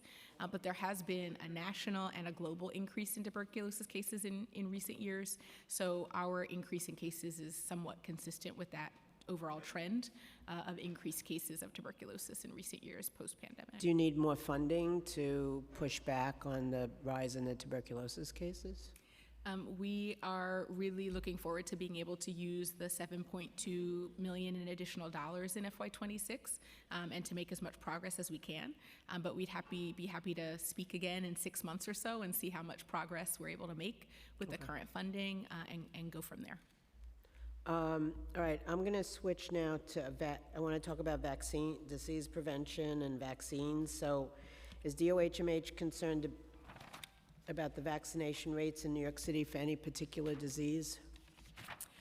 Thank you for the question. Vaccination rates are something that we're paying a lot of attention to right now, as you can imagine. We have seen a number of changes in childhood vaccination rates, particularly since the pandemic. The overall national trend has been that childhood vaccination rates have drifted down since the pandemic, and here in New York City, we have also seen indications that childhood vaccination rates have trended down a bit. However, what we have also seen is that for kids at the time that they're entering kindergarten in New York City, their vaccination rates are quite good and are starting to improve. So that's exciting. We have also, unfortunately, seen some trends towards less flu and COVID vaccinations in the wintertime amongst adults across New York City, and we intend to continue all of our community engagement and education efforts for the next respiratory viral season to make sure that New Yorkers know that the vaccines are safe and effective. So we're watching very closely, and as I mentioned, about $40 million in our budget is dedicated fully to our immunization programs, and that includes our Vaccine for Children program that distributes more than 2.5 million doses of childhood vaccines through 1,400 healthcare providers across the city. So here's the conundrum. So the federal government, the CDC has, is it CDC or FDA, has determined that the next COVID booster is only going to be for people who are over 65 or who have health issues. Am I correct? This is an actively emerging area that we are digging into right now. I'd actually like to ask our Deputy Commissioner, Dr. Quinn, to join me at the table to speak a little bit about it, because it is very much in evolution and hot off the presses. Hi, Doctor. Thank you, and definitely appreciate everyone's interest and concern about this topic. So yes, earlier this week, the FDA made an announcement that they believe that the appropriate framework for COVID vaccination should be risk-based and specifically focused on older people. It's true that older people have much higher risk for severe manifestations of COVID. That said, there's a lot of reasons why we believe other people may need to get COVID vaccines as well. Normally, the determination of how those vaccines would be used, like who should get them and when, is made by a recommendation by a different advisory committee of CDC called the ACIP. They are supposed to meet at the end of June to take up this discussion. So it's, in this moment, a little bit unclear what is going to happen. Because I'm asking because one is if you're going to restrict it, that means that the pharmaceutical companies are going to increase the price of getting those vaccines. That's one. The other is that as a result of that, I think it's Moderna, but I could be wrong, but one of the companies pulled out. They were putting together a vaccine that was a combination flu and COVID vaccine, so they've pulled out of that. So I want to, and I don't know where we are with the flu vaccine because usually it's WHO and all the stuff, and nobody, we're getting closer to September now, and August is actually when, or at least in the past, when flu vaccines have been available, where we are with that, because if people can't afford to get the vaccines, that's going to put us in a really bad spot. So that's why I want to ask in terms of funding, like where we are. Sure. So there are a lot of downstream implications of this announcement that FDA made, and there's a lot that we still don't know about how this is all going to play out. That's kind of a separate issue from how we're funded to advocate and educate people about vaccines and fund them. But definitely, I think all of the concerns you raised are certainly on our minds. I mean, because is it something where we're going to have to fund these vaccines? That's what I'm trying to figure out here, or how that works with this. We don't know. I think we'll know a lot more in like 4 weeks. Okay, because we need to know that, and in terms of the budget and whether that's something we need to figure out. And I mean, this is sort of a odd question, but meaning this, New York City Department of Health and Mental Hygiene have relationships with the pharmaceutical companies? Is that something we're allowed to do directly? We're not allowed to do that? Yeah, I mean, it's among the many things that we're considering, and we have been in conversation with the vaccine companies throughout the pandemic and during the Mpox emergency as well. So that's definitely a potential. Again, the federal policy on this is evolving right now, so it's a little hard to know exactly what it will look like when we get to the fall. Let us know, and if I can be helpful at all with any of that, I'm more than happy to do that. Because I've had insurers come to me to see how they could be helpful. That's great. That's good to know. So we should have that conversation. Great, sounds good. There has been rhetoric from the federal government criticizing certain vaccines and threatening cuts to vaccine research and distribution. Is there a contingency plan around that, or is that the conversation we basically just had? Okay. All evolving, and certainly we are doing some contingency planning. What is DOHMH's total headcount related to vaccines? Thanks for that question. So the bureau that manages all of our vaccination and immunization work, the total budget is $40 million for that bureau, and the head count is, I don't know off the top of my head. We will get back to you on the exact head count. I asked about the pharmaceutical companies. I also have a question here. Are there any universities that you're also in touch with around this? We're always in touch with lots of universities and academic institutions looking at kind of evaluating the impact of our programs and evaluating ways to improve vaccination and things like that. We are not specifically focused on, I'm not sure if you're talking about grants or funding with universities, but we certainly research. Yes. We certainly work very closely with many universities on a lot of different research questions, yes. Immunization and beyond. Because Healthy NYC, I know you have the committee and and your partners and all that stuff, and that's maybe something to pull them together and talk to them about as well. Absolutely. Because I know that's something, I'm sure that's something that's important to them, particularly the hospitals and all of that. We do regularly convene all the different providers who give vaccines across the city, and we track very closely what they're doing through our CIR system. So we are in regular contact with them. We are also in very regular contact with the New York State Health Department, who we also see as a critical partner in figuring out what the path forward looks like for vaccines. Okay. And just to add on the head count, so the Bureau of Immunization has about 100 staff. 100 staff? Okay, thank you. In the calendar year 2020, due to the pandemic, the city's life expectancy dropped from 82.6 years to 78 years. Healthy NYC is a city program that seeks to increase the life expectancy in the city to 83 years by 2030. The program seeks to reduce death rates from different drivers of mortality in the city, including diabetes, drug overdose, and pregnancy-associated death. Please provide an update on the operations of the Healthy NYC program and how effective it's been so far. Thank you for that question. We're about a year and a half now into the launch of Healthy NYC. We've recently released our 2022 data that showed that life expectancy in New York City had increased to 81.5 years, which puts us on track to meet or exceed our goal of 83 years by 2030. So that's progress, and that's exciting news. We do have more work to do, specifically in the area of Black maternal mortality, and also specifically in the area of overdose, where there are significant racial inequities and rising rates of overdose amongst Black and Latino New Yorkers.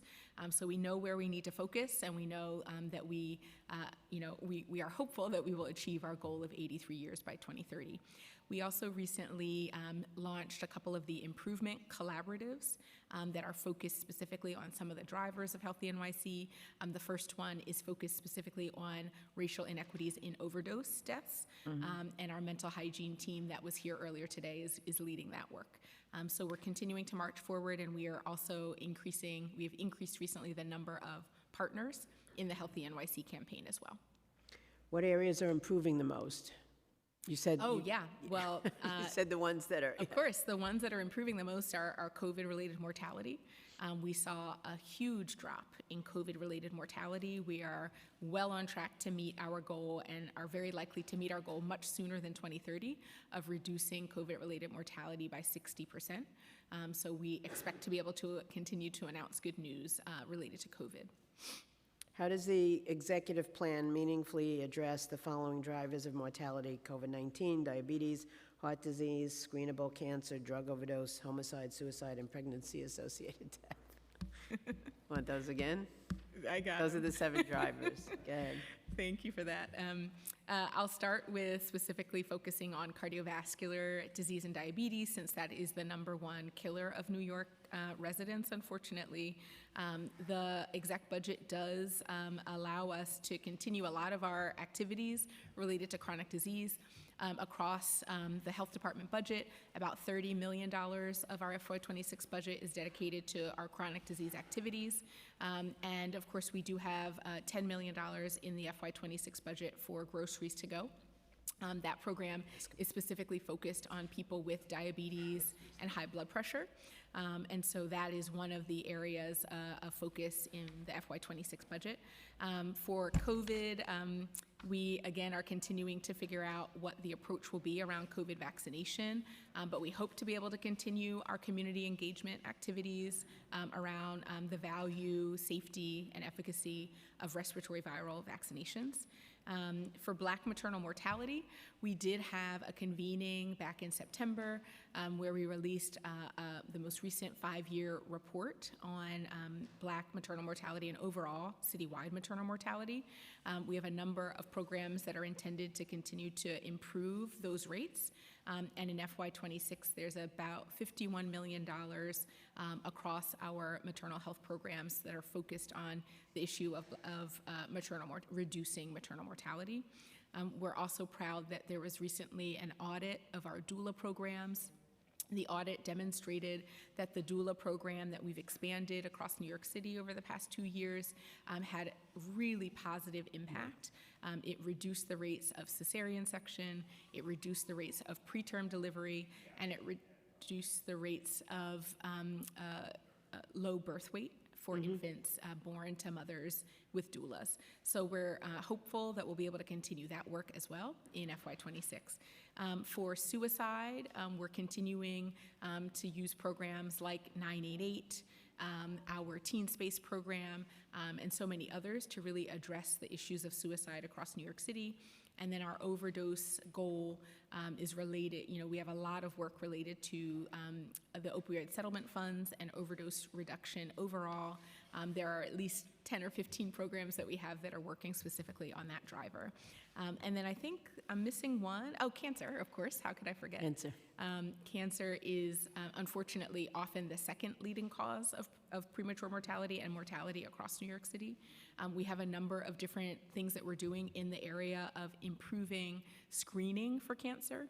And our goal is to reduce death related to screenable cancer by at least 10% by 2030.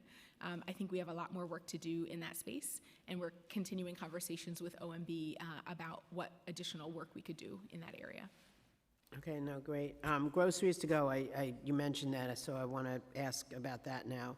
The Groceries to Go program provides eligible New Yorkers in the H&H system with monthly credits to buy groceries online for pickup or delivery. The program is very popular, and $10 million was added to the executive plan in fiscal 2026 only to support it. Given that the program is successful and that food insecurity is on the rise in New York City, why isn't this funding baselined in the plan? Thank you for the question. We've had an incredibly powerful impact, I would say, in New York City with the Groceries to Go program. Yep. There's over 4,000 people that have been enrolled in the program since it was moved over to us in the health department. And part of the criteria for enrolling in the program is being at risk of food insecurity but then again, also having the chronic diseases of diabetes or high blood pressure. So we see this again as a program that's going to be very impactful. We're excited that we'll be able to continue the program in FY26. And as for out years, I would have to defer to my colleagues at OMB and City Hall about ongoing funding. I mean, it's for the amount of money, it's like a great program, and it should be baselined. How many individuals are going to be served this year? I know you said 4,000 in the past with this $10 million. Our maximum enrollment at any one time is 3,000 people. Okay. And we are always maxed out. And in fact, we often have people waiting to be enrolled in the program. Is this funding contracted out, or you do it in? That's correct. It's contracted through a provider who provides the grocery credits for online purchasing of groceries. Can you provide a breakdown of PS and OTPS for the 10 million? I'll pass to my Chief Financial Officer for that. Yeah, thanks for the question. It's almost entirely OTPS, the contract. There's a handful of staff who work on this on our side. Okay, so now I'm going to, let me go to maternal health. A minute. Give me a sec. Here we go. Okay. In our preliminary budget response, the council requested $15.7 million in additional baseline funding in fiscal 2026 to support maternal health programs and services. These include the Maternity Infant Reproduction Program, Newborn Home Visiting Program, Nurse Family Partnership, and Universal Home Visiting Program. What is the fiscal 2026 budget for maternal health programs, and how does it compare to fiscal 2025? Thank you for the question. This is, again, certainly a priority for us. The FY26 budget is about $51 million. The FY25 budget was about $61 million. And so far, again, we've been able to achieve pretty significant outcomes and reach with both our doula programs and our new family home visiting programs, including our Nurse Family Partnership Program. I'll just tell you briefly for the doula initiative, as of March, we had 2,900 clients and attended 2,100 births and trained 148 community-based doulas. So that program, again, is continuing to have a really far reach. And for our Nurse Family Partnership and New Family Home Visiting programs, we have served upwards of 10,000 visits over the course of the last year as well. So all of that put together, again, these are investments that we see as incredibly important and valuable, and are certainly open to more conversations about what it would take to expand those programs, because they are reaching a large number of people, but they're certainly not reaching all of the people who would qualify for those services. So all the more reason for our request to be taken in terms of the $15.7 million in additional baseline funding for fiscal 2026. We certainly see birth equity as a priority, and one other thing I'll mention is that we also know that more community-based services for maternal health and birth equity are really important. We've developed a neighborhood stress-free zone model that was also described in our chronic disease report that is focused again on maternal health and infant health, and is really intended to be a program that makes care, preventive care during pregnancy and afterwards, even more accessible and focused in the communities where we know the maternal health outcomes are far from where they need to be. Do you expect any of the state fiscal 2026 enacted budget for maternal health to flow to the city in June? That is a phenomenal question. We do speak regularly with the state about maternal health priorities. At this time, I'm not expecting any additional dollars specifically for maternal health, but let me pass to Aaron Anderson in case he has anything to add. Yeah, thanks for the question. I would just add that that difference between the current year, about 60 million, and next year for 50, is really a function of not reduced funding, but funding that hasn't been allocated yet, some through city council and some through grants. So. All right, so we want that list too. Every time you answer, you have more work, you know. Okay. The maternal health programs are part of the council priorities. We want to ensure that CBO contracts are fully restored and that the additional ask for $15.7 million be added at adoption. School health nurses. The executive plan includes additional city funding of $68.5 million in fiscal year 2026, $72.9 million in fiscal 2027, and $77.4 million in the out years to cover school nurse contracts. I understand that contracted nurses are split between DOE and DOHMH. What is the total contracted nurse budget for DOHMH in fiscal 2025 and the projected fiscal 2026 budget? Thank you for that. I'm going to just mention that for school nurses, again, this is a huge priority for us. We do have about 1,100 NYC public school and DOHMA staff nurses, and between our two agencies, about 1,400 contracted nurses as well, in addition to a number of public health advisors, nursing directors, and nursing supervisors as well. So this is a huge program, and I'll pass to our Chief Financial Officer to describe the budget details. Thanks, Dr. Morse. Yeah, so contracted nurses, there's about 1,400 or so between both agencies. The number, it's a moving target, but tends to fluctuate between about 500 to 600 at any given time on the health department side. How many nurses will be contracted out starting in fiscal 2026, and how does this number compare to prior fiscal years? I think we expect the range to be similar for next year. Okay. And you had asked about the cost as well, and the cost has been growing in recent years, especially since COVID, about $80 million a year.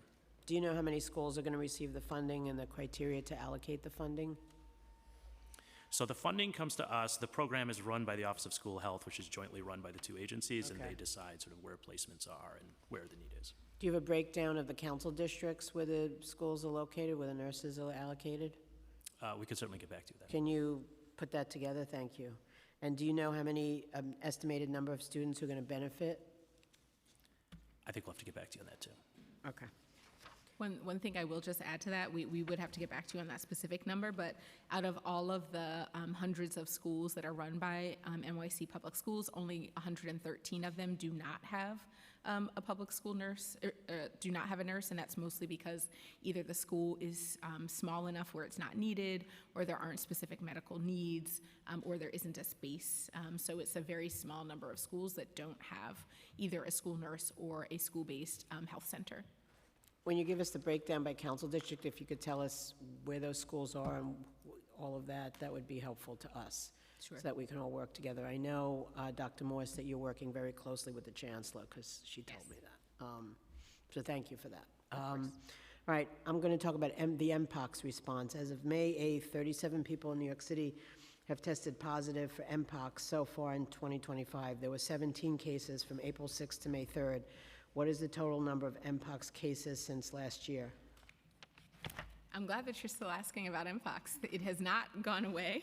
You're right about that. It has not gone away, no. And we do have on our website, we have information about where New Yorkers can go to get free or reduced cost MPOX vaccinations, depending on their risk factors. I do not have the number at the top of my head about the number of MPOX cases, but we can get back to you with that. You have it? All right. We'll get back to you shortly with that. What efforts are you doing to contain and treat MPOX, because we're getting into that time of year?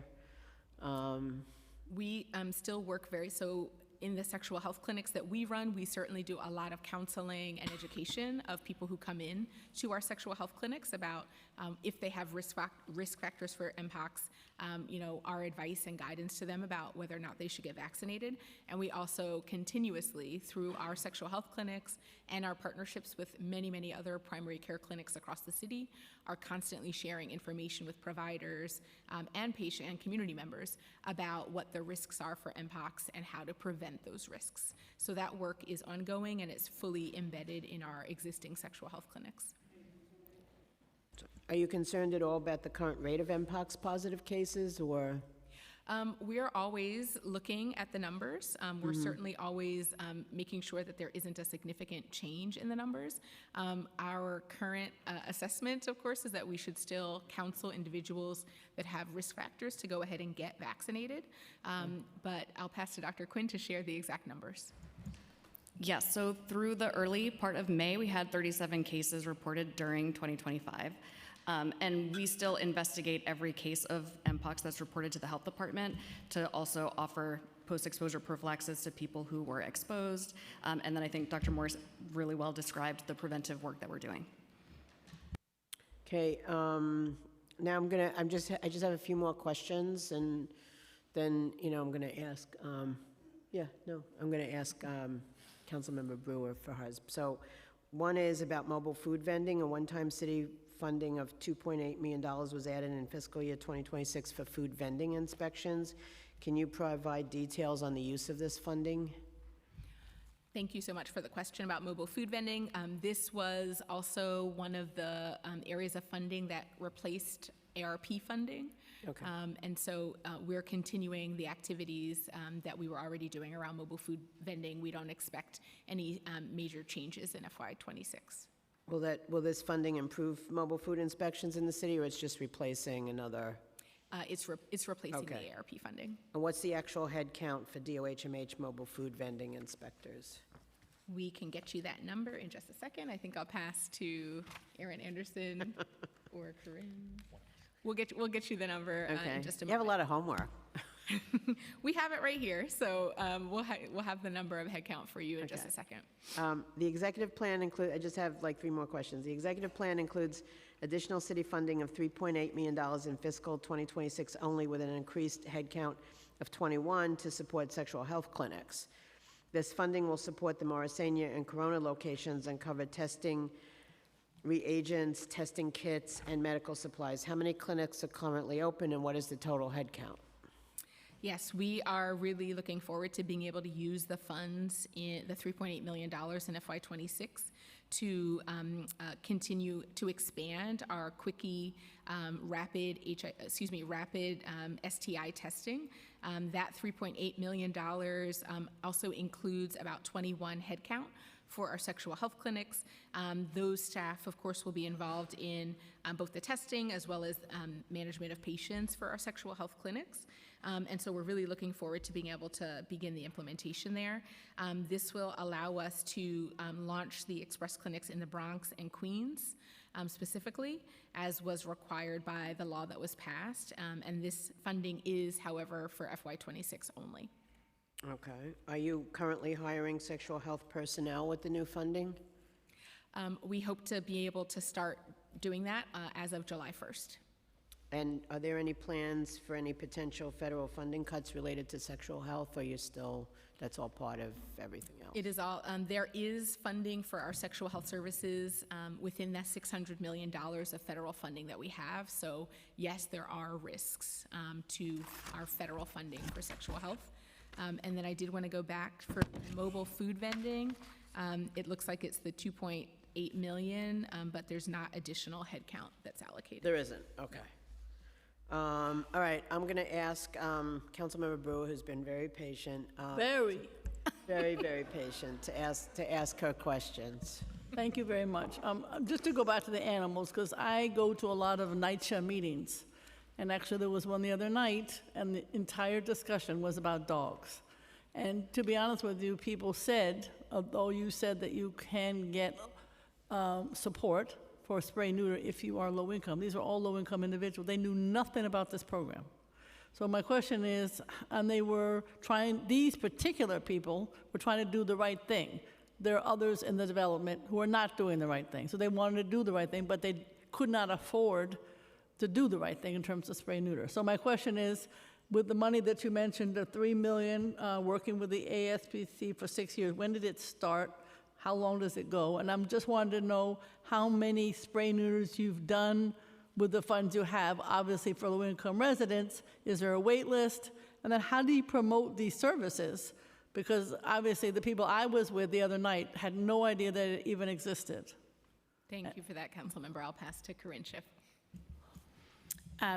So that's very helpful information, and I'm going to take that back, and we'll do some outreach, and we can work specifically with NYCHA to make sure that NYCHA residents do know about the opportunity for these services. It is a $3 million contract with ASPCA. It began on November 1st, 2022, and it ends end of October 2028. I don't have the details with me about the numbers of surgeries that they have provided, but we can certainly get that to you. But we will take these comments about outreach, and we'll work on that. I mean, NYCHA, I happen to love NYCHA residents, as I think we all do, but, communication is not easy. You can't just sort of send out an email and everybody's going to know. It doesn't work like that.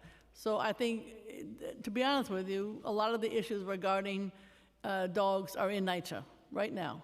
And so I get them all day long. So I would just suggest you have to put a lot of effort into that. We appreciate that. We will work with our colleagues at NYCHA to help spread the word. Okay, I hope that your colleagues work with the tenant associations would be my suggestion. Thank you. I love the colleagues at NYCHA, but I would go with the tenant associations. How many, just on daycare inspections, how specifically, I think there's an additional federal funding, I hope it lasts, of $5.7 million in '25 and 2.2 in 26. So how specifically will this funding improve daycare inspection process? And will the money run out? Of course, we're all worried about that. On childcare. Please, Corinne Schiff, jump right in. So this is, my understanding is this is continuing funding, so there's no increase, and we are funded to do the work. So you'll have the 2.6 in 26, and then you continue to have the money in 25.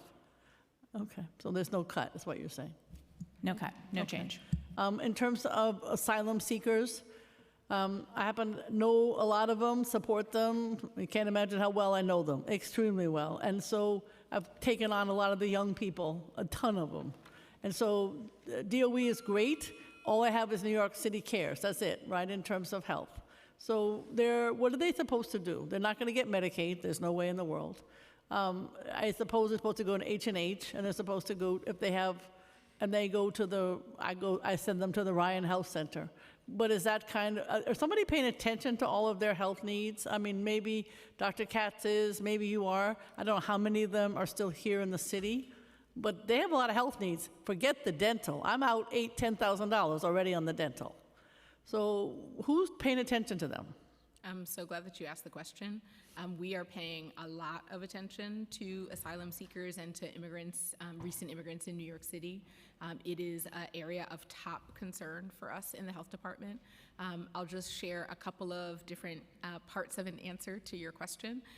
First and foremost, we actually work very, very closely with DHS. So for folks who are staying in DHS shelters, we work very closely with them to make sure that our health insurance enrollers, if there is an opportunity to get insurance, that our enrollers actually can assess and see what health insurance. So some are eligible for Medicaid, because I don't know what this stupid new friggin'. It depends. It really depends. Because they were, before Mr. Trump came in, they were eligible. And for those who have an active asylum case, they may be eligible for insurance. So it's not always the case that there isn't. I think it's less so now than it was previously. That is likely true, yes. In addition to health insurance enrollment support, we do often refer community members to NYC Cares. You're right, that is one of the other most direct ways. But that's only for emergencies, No, in fact, it does also create opportunities and allow for primary care and ongoing ambulatory At H&H? care. Correct, at H&H sites. But not at Ryan Health Center, is federally funded.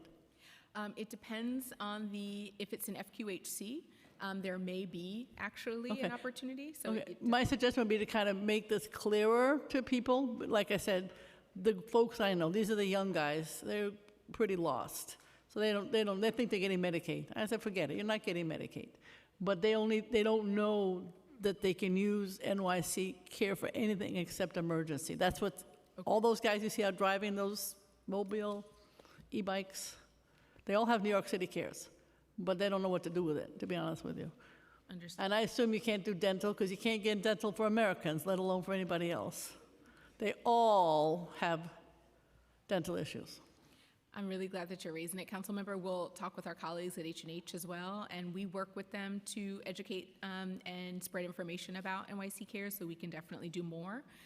The other thing I did want to share is that we did write an open letter, so Dr. Katz, Commissioner Castro, and myself did a widely disseminated public letter to New Yorkers who are recent immigrants, describing the fact that their health and their safety, as well as their data and privacy, will be protected if they seek care in NYC hospitals, and that's not just H&H, that's any NYC hospital. So we do want to make sure that that message is also getting out so that everyone feels comfortable seeking care when they need it and doesn't wait until it's too late. To their credit, they're concerned about their health, to their credit. So one suggestion would be the Doloristas, and the other would be District 79 of the Department of Education. Everybody's trying to get their GED. So between those two, you're probably going to hit the hardest to reach. The families are more attuned, I think, to the children and themselves. But this group is an interesting group. So that might be a way to reach them.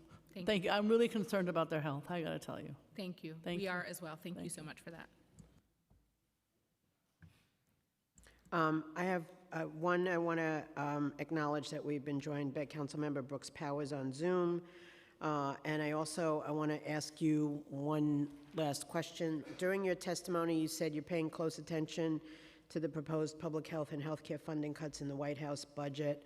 The budget that was passed by the Congress, by the House of Representatives, have you had a chance to do a breakdown of that yet, or not?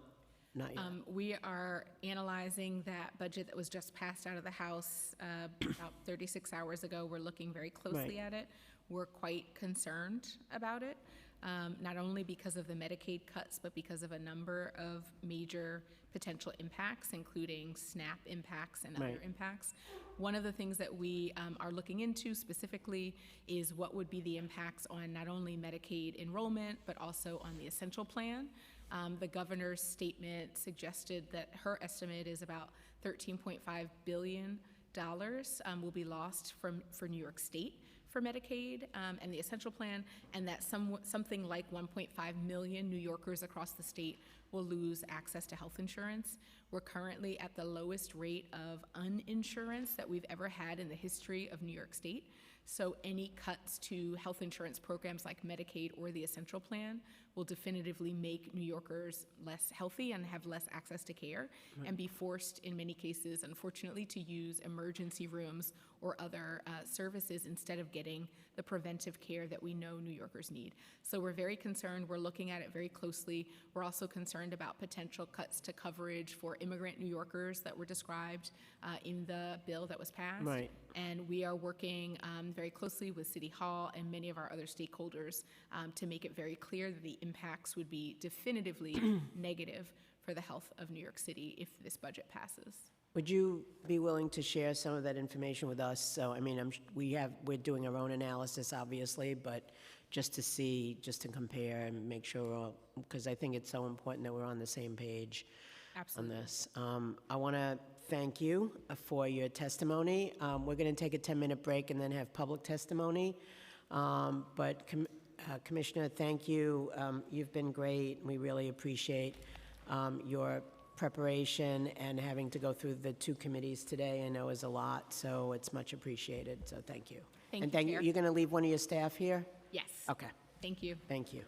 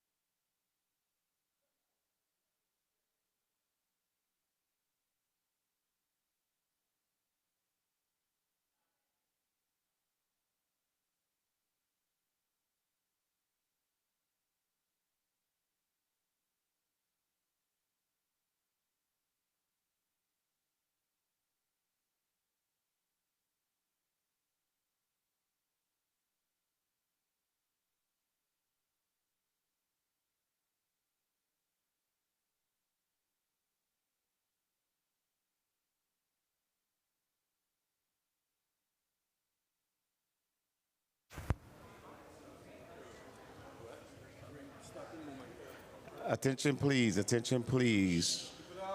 Quiet, please. No eating or drinking inside the chambers. If you want to testify, see a sergeant in the back to fill out a form. We should be starting shortly. Thank you for your patience.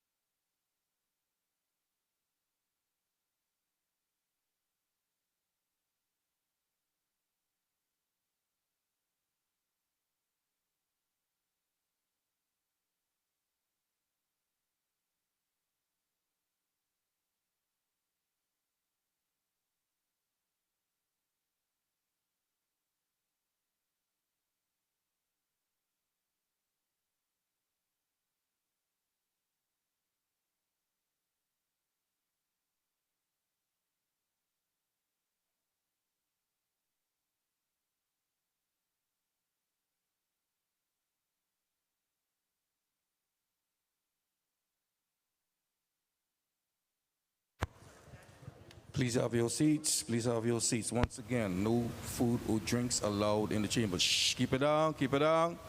Thank you. Thank you for your kind cooperation. Once again, there will be no food or drinks allowed in the chambers.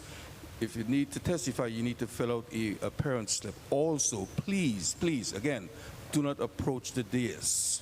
And please silence all electronic devices. Thank you very much for your kind cooperation.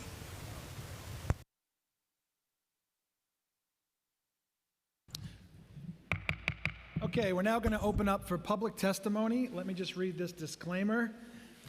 Before we begin, I have to remind members of the public that this is a formal government proceeding and that decorum must be recognized at all times. As such, members of the public must remain silent at all times unless you're, of course, testifying.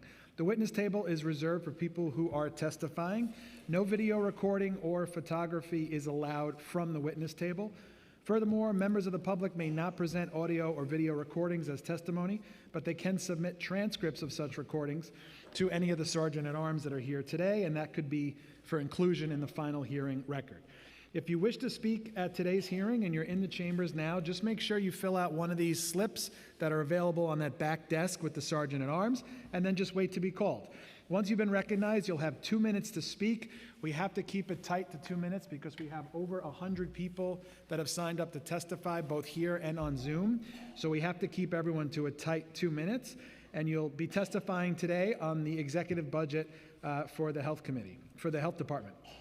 If you have a written statement or additional written testimony that you want to submit to the record or give to us, just hand it to one of the sergeant-at-arms and they'll bring it up to us.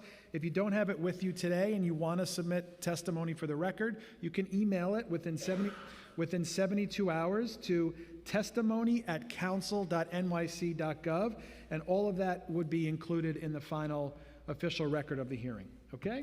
So I am going to call the first panel, and we will get started. First up is Wynn, Charles de San Pedro, David Mitchell, Michael Petty, and that's it for the first panel. So if you heard your name, please come up.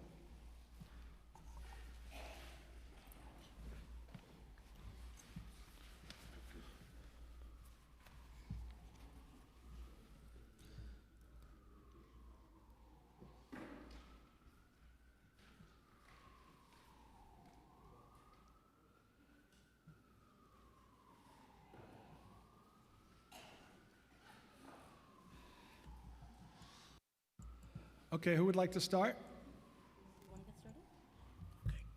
Go ahead, sir. Okay. Good afternoon, council members. I am a member of Lifelinks Clubhouse located in Elmhurst Hospital, Queens. Please understand that the long-time proven Clubhouse models are designed to meet members' various needs. Some folks are not adept to be in large crowds, small groups, also providing a safe haven to talk and discuss issues among folks running the same journeys, which makes continued funding so vital to the members' recovery. Mental illness is a very broad and complex issue, and the one-size-fits-all solving solutions just does not work. I personally have seen members who started out isolated in corners and coloring all day to go on to become peer counselors, full-time workers, and functional members of our society. I encourage all council members, as Shekhar Krishna and Linda Lee already have, to visit Lifelinks to get a hands-on view of actually the continued funding, how vital the continued funding for all clubhouses is for the continued recovery of mental illness members, which is so rampant and catastrophic in New York City right now. And I also like to everyone to remember, mental illness is exactly what it is, an illness. It is not voluntarily. Thank you. Thank you very much. Hi, good afternoon. My name is Charles de San Pedro Jr., and I have been a member of Top Clubhouse for 6 years. I testified at the last budget hearing in March, and I felt like I needed to come back to do it again. It's been a tough couple of months thinking, what if the clubhouse closes? And I'm here to request that the funding be baselined so myself, my fellow members, and staff don't need to go through the stress of thinking we're closing each year. It is really sad to think about Top closing, and I hope I don't lose the clubhouse. Top is so important to me because it is a home away from home. I really enjoy it there. I help out and feel needed. They've helped me get jobs and feel at home, and I have a lot of great friends. Before coming to Top Clubhouse, I became a member of a large clubhouse. This clubhouse had lots of members and could overwhelm me. When I was told Top was accepting new members and that Top was a smaller clubhouse, I thought Top might be a great fit for me, and it definitely was. I knew from my first day that I was going to love it at Top. I love Top Clubhouse, and I hope it never closes so I can keep enjoying it and others can keep enjoying it too. Thank you. Thank you very much. Hello, my name is Wynn Perry-Sami, and I'm Director of External Affairs at Goddard Riverside, a settlement house supporting 20,000 New Yorkers each year across the life course. Thank you to the chairs, the rest of the council members who have been a part of today's hearings, and the staff that have helped make all of these hearings work so well. I'm here today testifying alongside incredible community-based Clubhouse Coalition members, leaders, to ask the council and the administration to baseline and invest $3.25 million into the city's smaller community-based clubhouses starting in FY26. We really appreciate the council's dedication to creating the Mental Health Clubhouse Initiative, which saved these essential programs from the brink of closure. You know this fight that we've been through. We've heard you all talk about it at the hearing earlier today. As a new Goddard team member, I walked into our top clubhouse yesterday for the first time and was immediately welcomed by Charles and fellow clubhousers.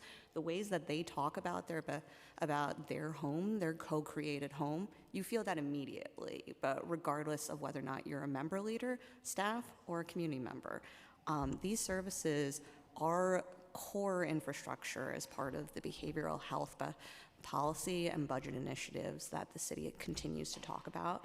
The funding that we are asking for, that helps ensure that the supports that we need, for instance, at Goddard, the contracting that the contract services that the council supported us in, that helped us get 9 months of services through FY26, but we still rely on private fundraising in order to ensure that our clubhouse members are able to truly thrive.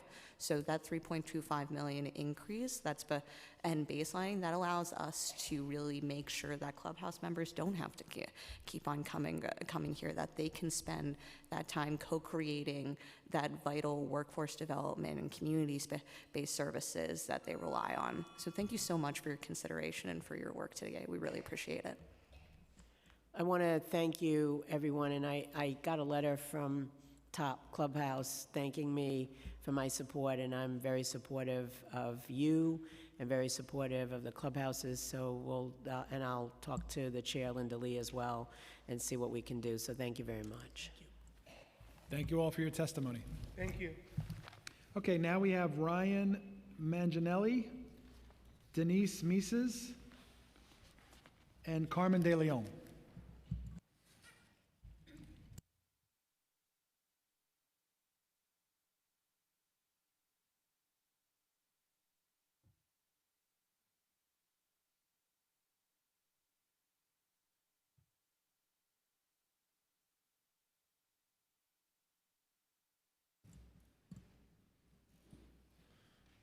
You want to start? Just turn your mic on. Thank you, Chairs Brannon and Schulman and committee members for the opportunity to testify.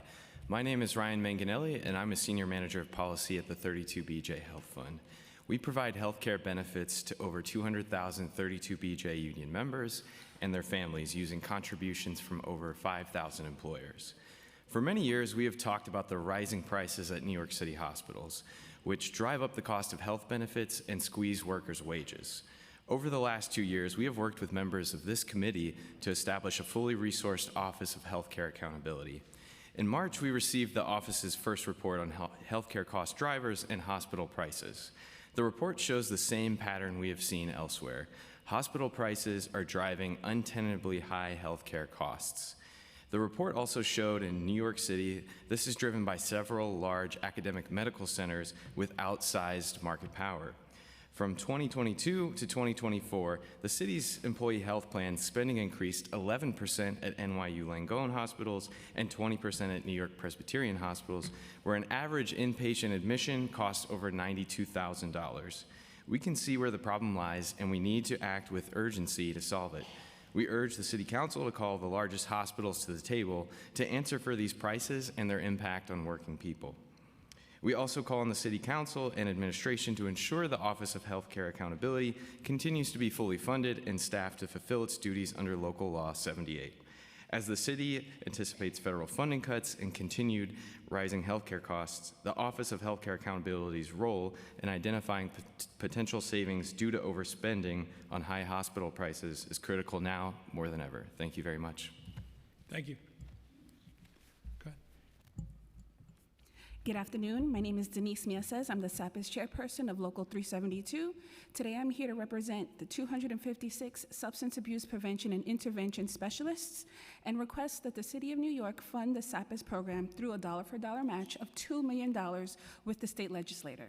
Since 1971, SAPIS workers have provided a range of mental health and intervention services to the largest school district in the nation.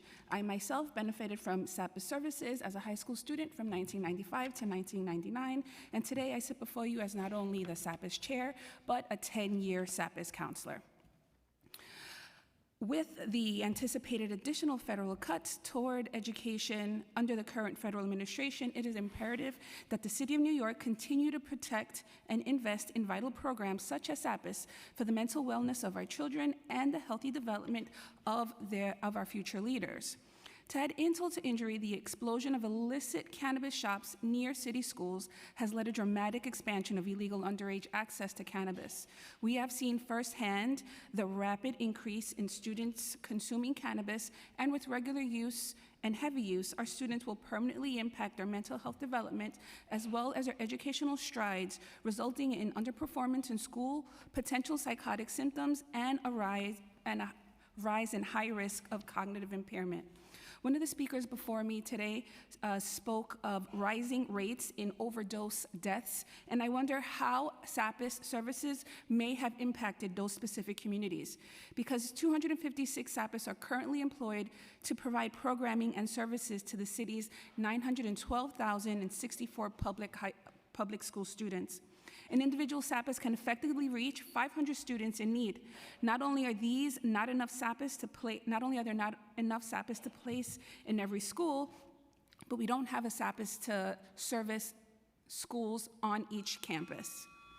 Thank you for your time. Thank you. Good afternoon. Thank you for this time to speak. My name is Carmen De Leon. I am the president of Local 768, DC 37, and I'm a vice president to the executive board. I am here today because of the recent cuts to federal funding, and many of the programs mentioned throughout this hearing, including Mobile Act, Be Heard, Newborn Home Visiting Program, mobile vending, food vending, are all serviced by my members. So one of the things that we talked about was funding. And part of the problem for us, and I'm going to put it into three succinct things: recruitment, retention, and overworked caseloads. While DOMH has said that they have funding for all of these programs, my members have very high caseloads, and they're expanding some of their programs with not increasing the staffing adequately. So when we talk about funding, I would ask that the council ensure that the dollars that are being used are there to also ensure that proper funding is made for recruitment retention, because that impacts the services that are needed. My members are also citizens who access many of these services that are going to be cut by federal funding. And because we don't know what those cuts are going to come through DOHMH and many of the other agencies, it is of concern. I have members who make only $35,000 a year, and they have 2-3 kids, so they are immediately in the poverty line. And while DC 37 has worked with the council and the various agencies to try and increase that their paychecks, it's not equivalent to what's happening right now, and it's not enough. But I would say that my members really want relief, and they want more people hired to help them do the casework. Their caseloads are increasing since COVID. If they were to do a meta-analysis of how many caseloads they had before COVID and what they have now, even over the past 2 years, they would see the increase. Thank you for the time. Thank you all very much. Thank you for your testimony. Okay, now we have Paula Magnus, David Appel, and Alice Buffkin.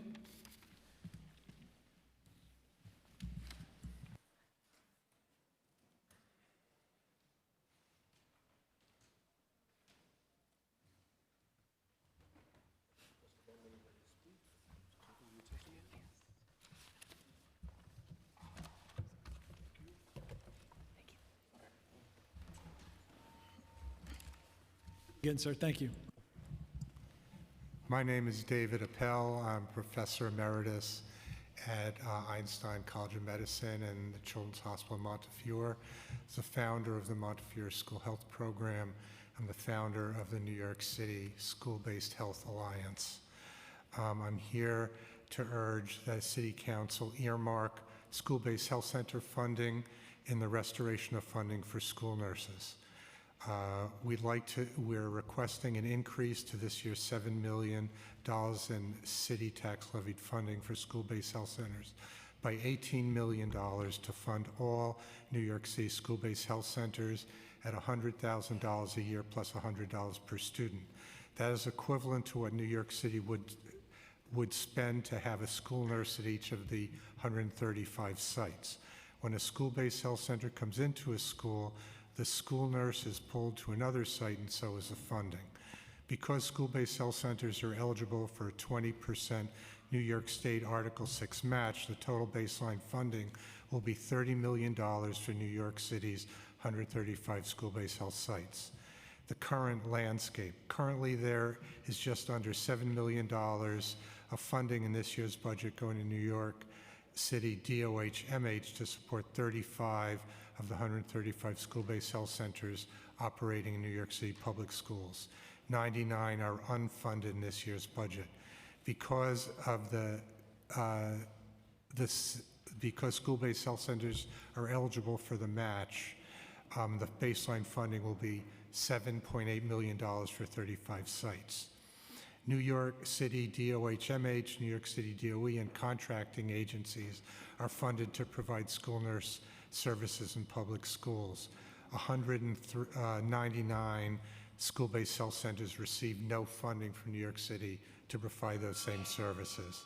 The best way to immediately boost mental health services for hard-to-reach children is to provide funding for the 99 unfunded longstanding school-based health centers located in some of New York City's neediest neighborhoods. Thank you.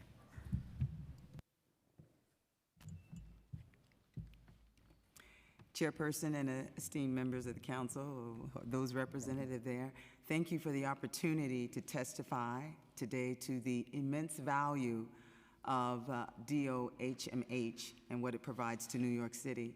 I'm Paula Magnus, the Deputy Director of Northside Center for Child Development, a behavioral health clinic serving over 4,000 children and families across the city.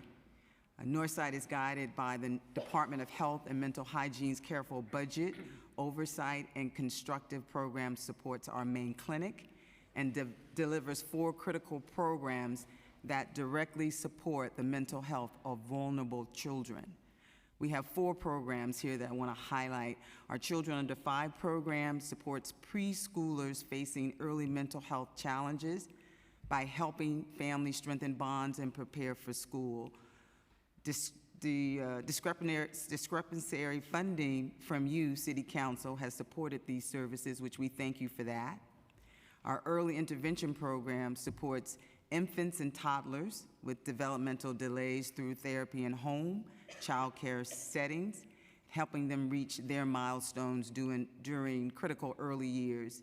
Thirdly, our youth empowerment program, which is also supported by City Council discretionary funding.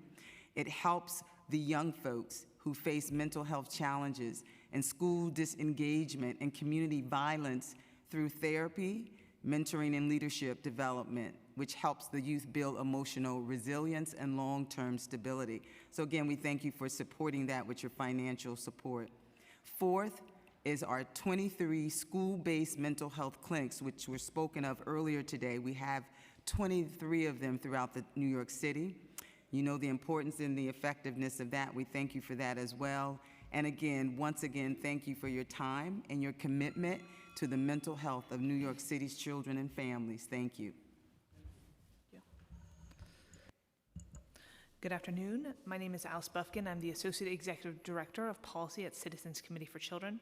Thank you, chairs and members of the committee, for holding today's hearing. I'm going to focus my attention on city investments that are necessary for supporting the mental health needs of children and adolescents in New York. I first want to thank the council for being such champions for the mental health continuum, and we were glad to see that funding for the continuum was included for 1 year in the executive budget. However, as you know, this 1-year funding makes it impossible for this program to be fully sustainable. So we join other advocates in urging the council and the administration to ensure that $5 million for the continuum is baselined. I also want to thank the council for uplifting the importance of school-based mental health clinics and supporting an investment of $3.75 million to expand the capacity of existing clinics to serve the student population. These on-site clinics offer psychiatric evaluations, provide individual, family, and group counseling, and so much more. They help address mental health challenges and reduce punitive practices like detention and suspension. But these clinics also struggle to keep their doors open because some of the most important services they provide are not reimbursed. $3.75 million would enable up to 50 schools to provide comprehensive wraparound services for students. Flexible funding could include hiring an after-school social worker for the clinic, hiring a family peer support worker, and numerous other targeted approaches that would help clinics keep their doors open and reach the entire school community. Finally, I want to join advocates, including my fellow panelists from Northside, who uplifted so many critical programs that are funded through the City Council's mental health initiatives. These initiatives have always been an essential backbone for community-based behavioral health in the city, offering the kind of targeted and flexible services that you rarely get from state and federal sources. Unfortunately, these initiatives experienced a significant cut back in fiscal year 24, much of which was not restored. So we urge you to not only restore the previous year's cuts, but also to provide a 3% increase to match the citywide human services COLA initiative. Thank you. Thank you all very much. Okay, our next panel, Wendy Stark, Rosa Sarmiento, Laura Jean Hawkins, Martha Neighbors, and Kimberly George.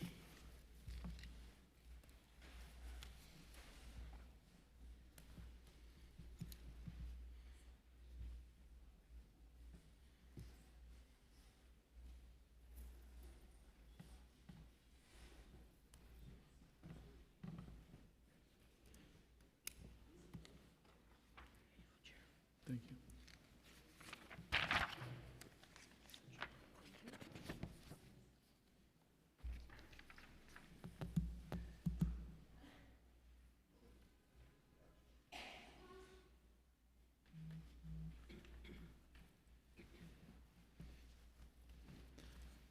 Okay, want to start from your right, my left? Hello, thank you, Chair Schulman, Chair Brennan, and members of the committee for the opportunity to testify today. I'm Kimberly George, President and CEO of Project Guardianship. We are a nonprofit organization that provides person-centered guardianship services for New Yorkers who have no family, no friends, and no financial means to manage their personal, medical, or legal affairs. Alongside our direct services, we also advocate for reforms to modernize the guardianship system and prioritize less restrictive alternatives whenever possible. In New York City, the guardianship system intersects critically with the mental health crisis, particularly for older adults and individuals living with serious mental illness. When a person lacks the capacity to make decisions and has no family or support network, guardianship can be the only means of ensuring access to care, stability, and protection. Guardians often step in to make decisions about psychiatric treatment, coordinate services, and advocate for appropriate housing and benefits. Yet without a guardian, many individuals fall through the cracks, cycling through emergency rooms, shelters, and the streets, often without continuity of care or a voice in decisions that affect their lives. Unfortunately, the guardianship system is overwhelmed. Despite Article 81's promise of access to guardianship, courts often cannot meet this mandate. Judges report that in approximately 1/3 of cases statewide and nearly half in New York City, they are unable to appoint a guardian due to a lack of qualified individuals. Many of those in need are isolated or impoverished, and in the absence of a public guardianship system, they are left without protection. This crisis could intensify. Proposed federal cuts to vital programs like Medicaid, Medicare, SNAP, and Social Security would significantly impact the guardianship system. Guardians depend on these programs to secure housing, healthcare, and food for their clients. Without them, even the best guardian cannot meet a client's most basic needs. The strain is already being felt. Hospitals are forced to keep patients longer than necessary. Judges, under pressure, may appoint unqualified guardians. Social service agencies are stretched thin, especially as they work with individuals experiencing homelessness or untreated mental illness without anyone to represent their interests. Thank you. Thank you very much. Good afternoon, Chair Brannan and Chair Schulman and members of the committee. I am Martha Neighbors, Executive Vice President at Snug Harbor Cultural Center and Botanical Garden on Staten Island, and I'm here today to support a proposed new speaker initiative rooted in accessibility, which will enhance the ability of the city's public botanical gardens to provide access to disabled New Yorkers and promote positive public health outcomes. There is currently no citywide initiative that supports our public gardens. Snug Harbor and our peers, Brooklyn Botanic Garden, New York Botanical Garden, and Queens Botanical Garden, welcome thousands of disabled visitors annually through multiple programs and partnerships. Snug Harbor partners with DOE District 75, City Access New York, the Grace Foundation, Lifestyles for the Disabled, and On Your Mark to host events and provide workforce development opportunities for people with physical, cognitive, and/or sensory challenges, serving thousands of individuals annually. The $1 million request is a small fraction of the city's budget, yet will have a huge impact on our ability to deliver for disabled New Yorkers. Rooted in accessibility, will support each garden with $250,000 annually to increase the number of staff leading accessibility initiatives, expand accessibility programming, enhance professional development for staff, and improve signage and wayfinding for ADA compliance. Snug Harbor, BBG, NYBG, and QBG are all members of the Cultural Institutions Group, receiving an annual allocation through the Department of Cultural Affairs that helps us build the bridge between culture and public health. We are asking you to support our public gardens' unique role in providing safe, accessible outdoor spaces with a modest $1 million investment rooted in accessibility. In the face of deep cuts in federal funding, we need your help to continue to ensure access for all New Yorkers. Disabled New Yorkers deserve no less. Thank you for your time. Good afternoon, Chair Brannan and Chair Schulman, and thank you and the rest of the council and Speaker Adams for your support of Planned Parenthood of Greater New York. I'm Wendy Stark, the President and CEO of PPG-NY. The council has been very generous in supporting a number of our programs historically. And this year we have an additional extraordinary ask in front of the council of $2.5 million because we are at an existential crossroads around sexual and reproductive health care, accessible, affordable sexual and reproductive health care specifically in our city. In the place where the right to abortion was born here in New York State, and all of the legal protections we have statewide and specifically here in the city, those rights mean nothing without access, and the sexual and healthcare reproductive ecosystem is in deep danger is deeply imperiled in this moment. The reconciliation bill that was passed by the House at the federal level last night includes a specific defunding provision for Planned Parenthood to be unable to participate in the Medicaid program, and the bill writ large seeks to destroy accessible health care throughout the country. We are trying to make sure that sexual and reproductive health care is available to anyone who needs it, regardless of immigration status, ability to pay, and whatever their identity or zip code is. And Planned Parenthood of Greater New York is a critical part of the public health infrastructure in New York City that does that.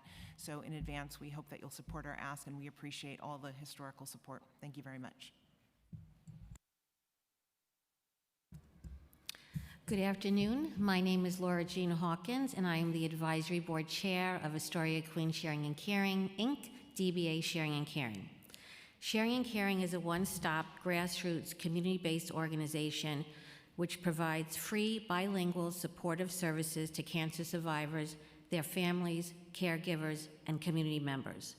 We strive to reduce fear and eliminate cultural and financial barriers in order to promote early detection and treatment, as well as to improve access to life-saving services.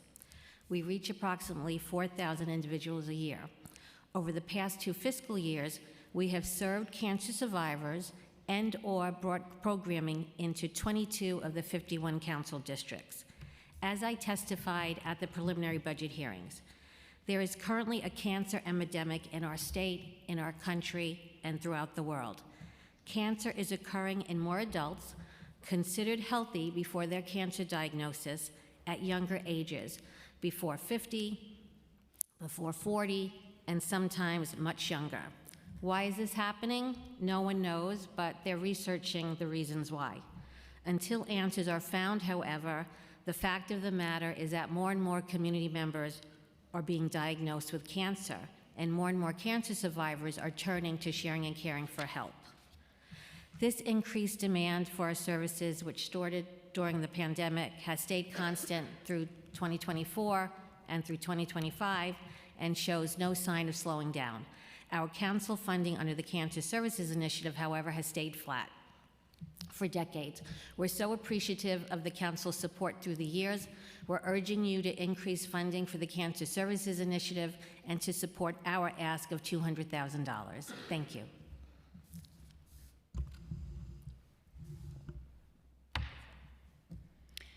Good afternoon. My name is Rosa Sarmiento. Although my first language is Spanish, I'm testifying today in English.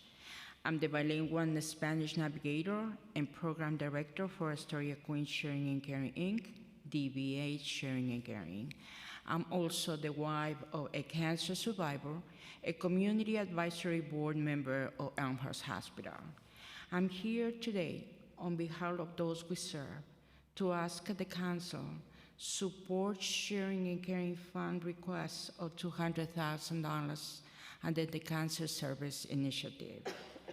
In my role as a navigator and program director, I've been focused on increasing Sharing and Caring's community outreach in my community, the Spanish community, throughout Queens, educating them about cancer awareness and the importance of yearly and timely cancer screening. Over the years, I have assisted many Spanish-speaking survivors. I have helped them to apply for public benefits, have helped to secure access to right and other transportation services, and I have authorized emergency needs assistance, medical bills, rent, utilities, and food. The need for Sharing and Caring services, especially in emerging need assistance and individual and group counseling, has significantly increased since the 2020 and show no slowing down. In order to keep up with this demand, increased cancer funding is needed. Thank you on behalf of the cancer survivors. Thank you very much.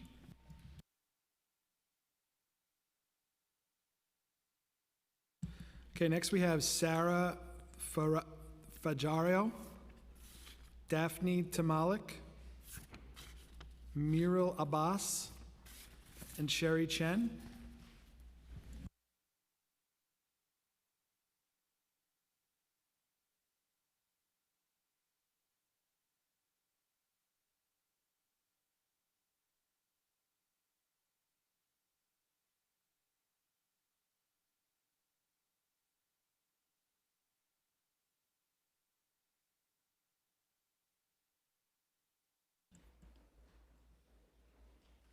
Okay, you want to start from your right, my left?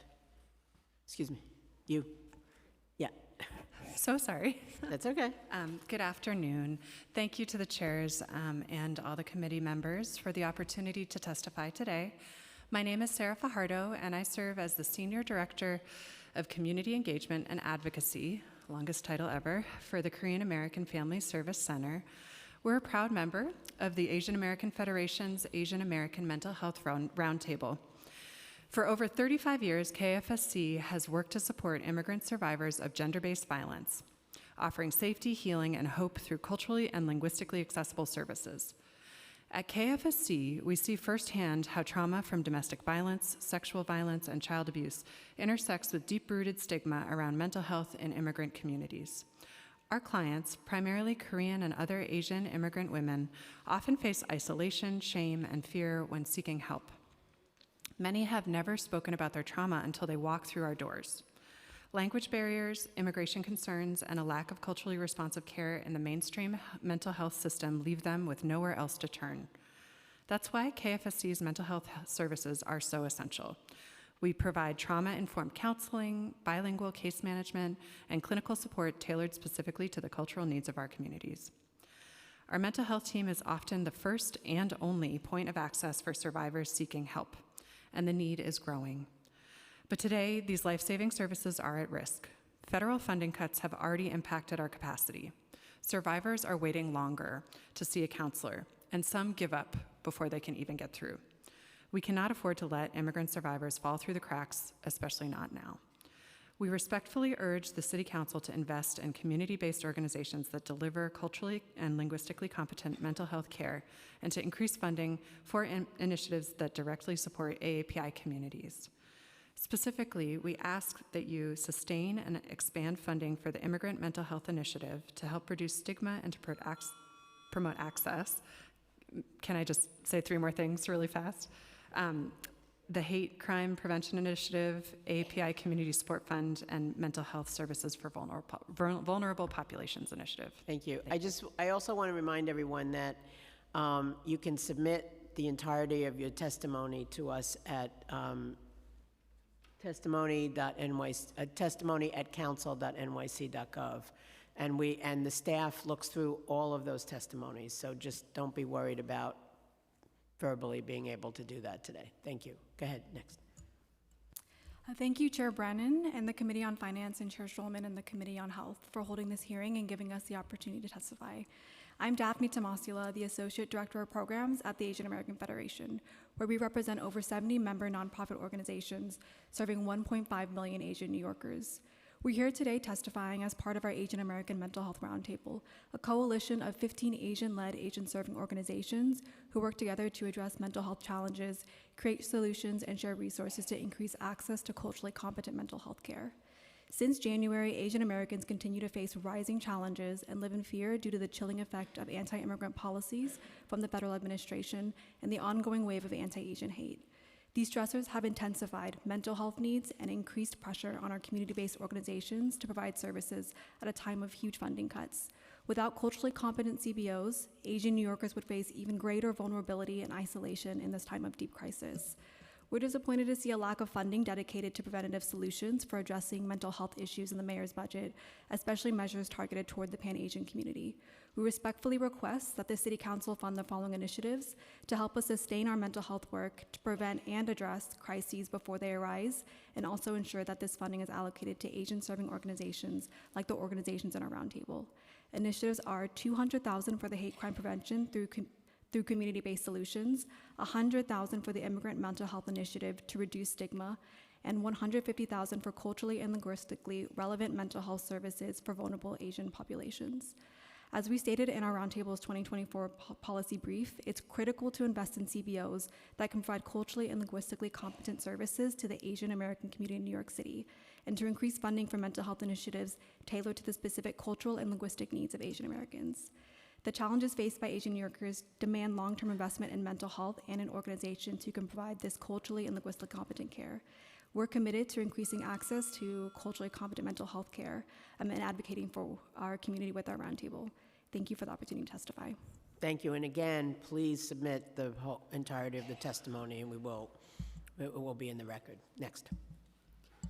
Thank you, Chairs Brennan and Schulman, for the opportunity to testify. My name is Maral Abbas, and I'm the Health Partnerships Coordinator at the Coalition for Asian American Children and Families, or CACF. I'm here to urge the Council to increase funding to $4.5 million for our Access Health NYC initiative in the fiscal year 2026 budget. This will help Access Health's community organizations increase its critical health education and outreach to New York City's most hard-to-reach communities. An enhancement right now is critical as those who are immigrant, undocumented, limited English proficient, and struggling with poverty are feeling increasingly disconnected from and fearful of the approaching public health system and are having their health care threatened. Access Health is a citywide initiative that supports 37 community-based organizations and is led by 4 key agencies, one of which is CACF, which advocates every day for equity and opportunity for marginalized API children and families. Access Health supports many organizations who are being threatened with cuts to critical health services by the federal administration and who are conducting necessary health outreach to dispel misinformation, fear, and current chilling effects. A CACF study done in partnership with DOHMH in 2019 found that over 80% of organizations reported that they had clients who had opted out of multiple government benefits during the first Trump administration, as immigrants were worried that utilization of health benefits would have disqualified them from a family member. We are already seeing this today as our organizations are reporting decreasing healthcare enrollment numbers and decreasing in-person visits to their centers for necessary health resources and connections, while increasing legal consults regarding immigration statuses. Recent reporting also finds that immigrants prefer these community-based clinics and centers for their healthcare, and Access Health community organizations are accordingly responding by increasing their direct outreach in methods that are culturally and linguistically accessible and accurate. Organizations also expended their efforts during the COVID-19 pandemic to meet that increasing community demand, and even then, Access Health didn't receive any fiscal enhancement. We are currently in fearful times when our basic healthcare rights are being threatened, and community organizations such as those in Access Health are deeply rooted in the communities they serve and therefore possess unique insights on how to engage and maintain connections with individuals who are hard to reach. Thank you. Thank you. Next. Thank you, Chair Schulman, Chair Brennan, and committee members for hosting this hearing. My name is Sherry Chen. I'm the Health Policy Coordinator at the Coalition for Asian American Children and Families, or CACF. We're the nation's only pan-Asian organization advocating for Asian American Pacific Islander children and families, and our coalition consists of over 90 community-based organizations across the state. We also lead the Access Health NYC initiative, as my colleague Maral had mentioned. On behalf of CACF, I urge the Council to include, again, increasing funding for Access Health to $4.5 million in the fiscal year 2026 budget in order to better support community-based organizations outreaching to harder-to-reach AAPI New Yorkers to ensure that they can access the care that they need, and to fund all of the crucial public health pieces from the people's budget, which includes allocating $55.1 million out of the $61 million for the Fund for Crisis to Care for Expansion of Mental Health Services. Our growing AAPI community faces significant levels of poverty, overcrowding, uninsurance, and linguistic isolation that exacerbate our health issues.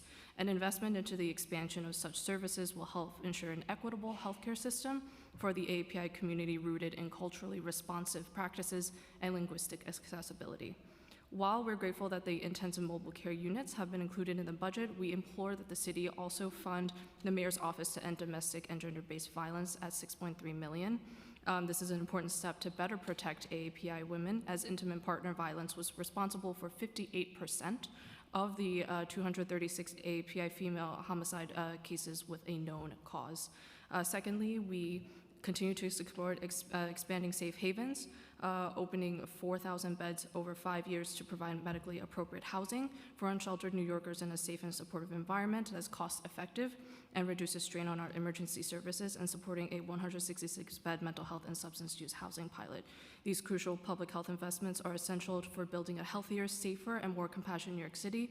Because of this, I urge you to fully fund these priorities. Thank you for your time. Thank you all very much for your testimony. Okay, now we have Fiona O'Grady, Deirdre DeLeo, Bridget Callahan, Anita Kwok, and Jonathan Chung.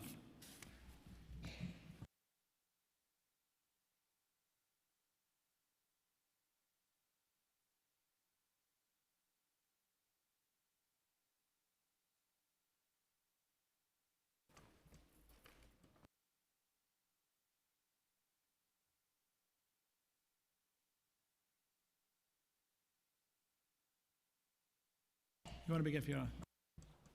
Good afternoon, Chair of Finance Brannan and Chair of Health Schulman.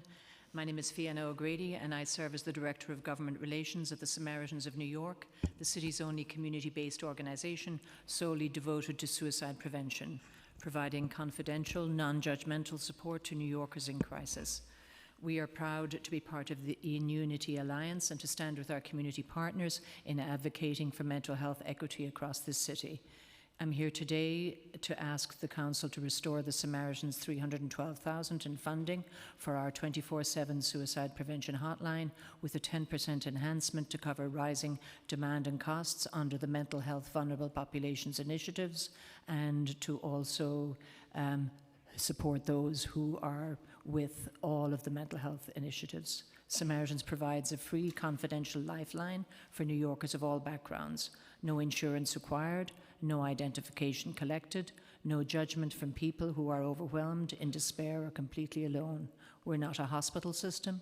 We don't have the infrastructure of a government agency. What we have is trust earned from decades of showing up without conditions for anyone who needs us.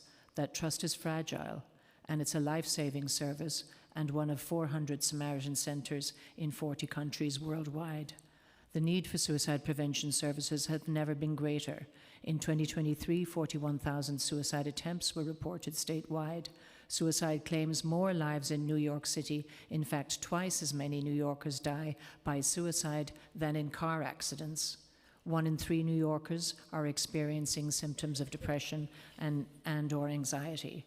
Our young people are in crisis. In 23, 1 in 10 of our high school students are reporting that they have attempted suicide, which is much larger than the 2021 statistics, and 1 in 5 are saying that they have seriously thought about suicide.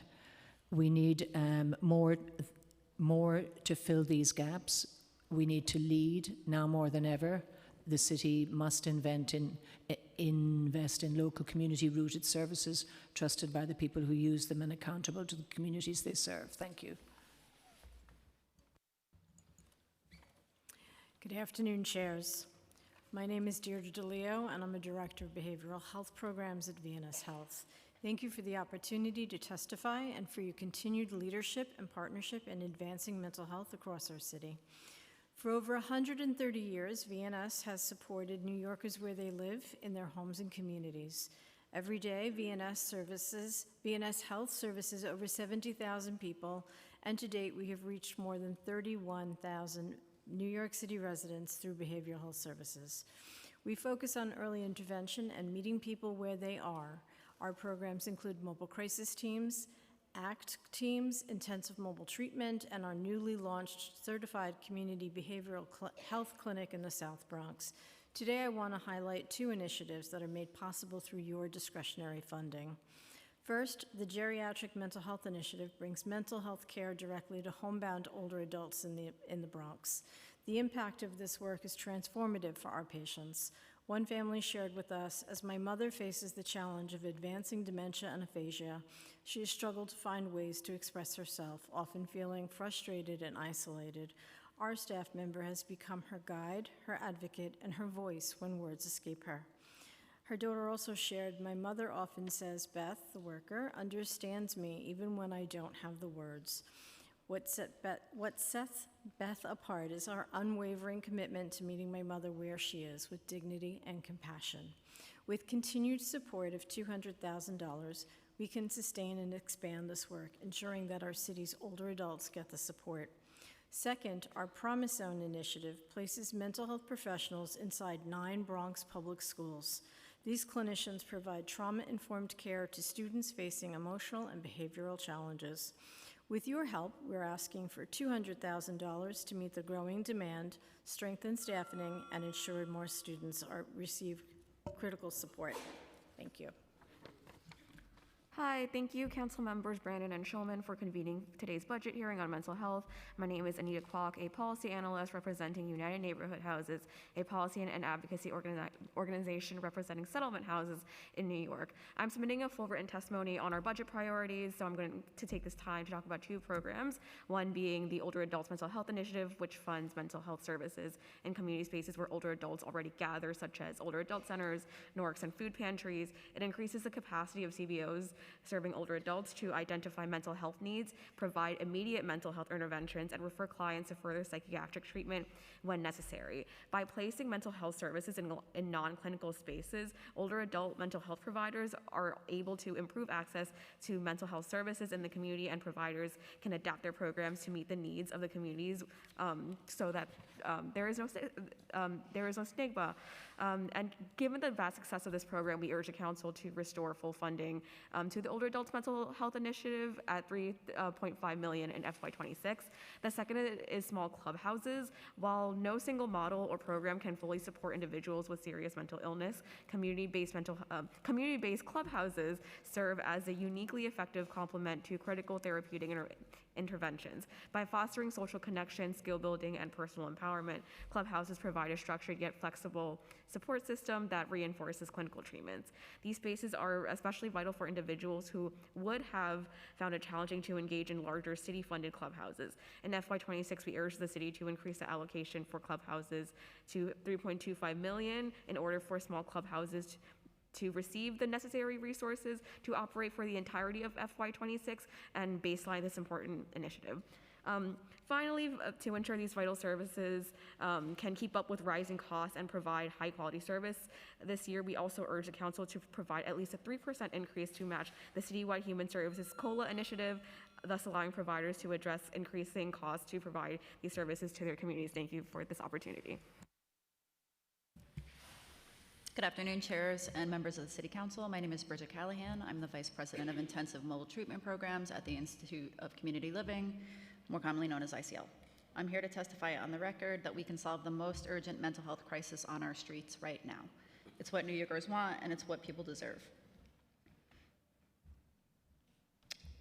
We see the commitment to make it happen. The Council's proposed budget includes critical funding to expand STEPS, and the Mayor's executive budget outlines a vast expansion of intensive mobile treatment teams. These are just the kind of investments that will help us end this crisis. As mentioned, I work for ICL. For 40 years, ICL has supported New Yorkers with the most serious mental health challenges and the deepest histories of trauma, people too often overlooked and underserved. We have developed a track record for delivering great service and helping people achieve great outcomes.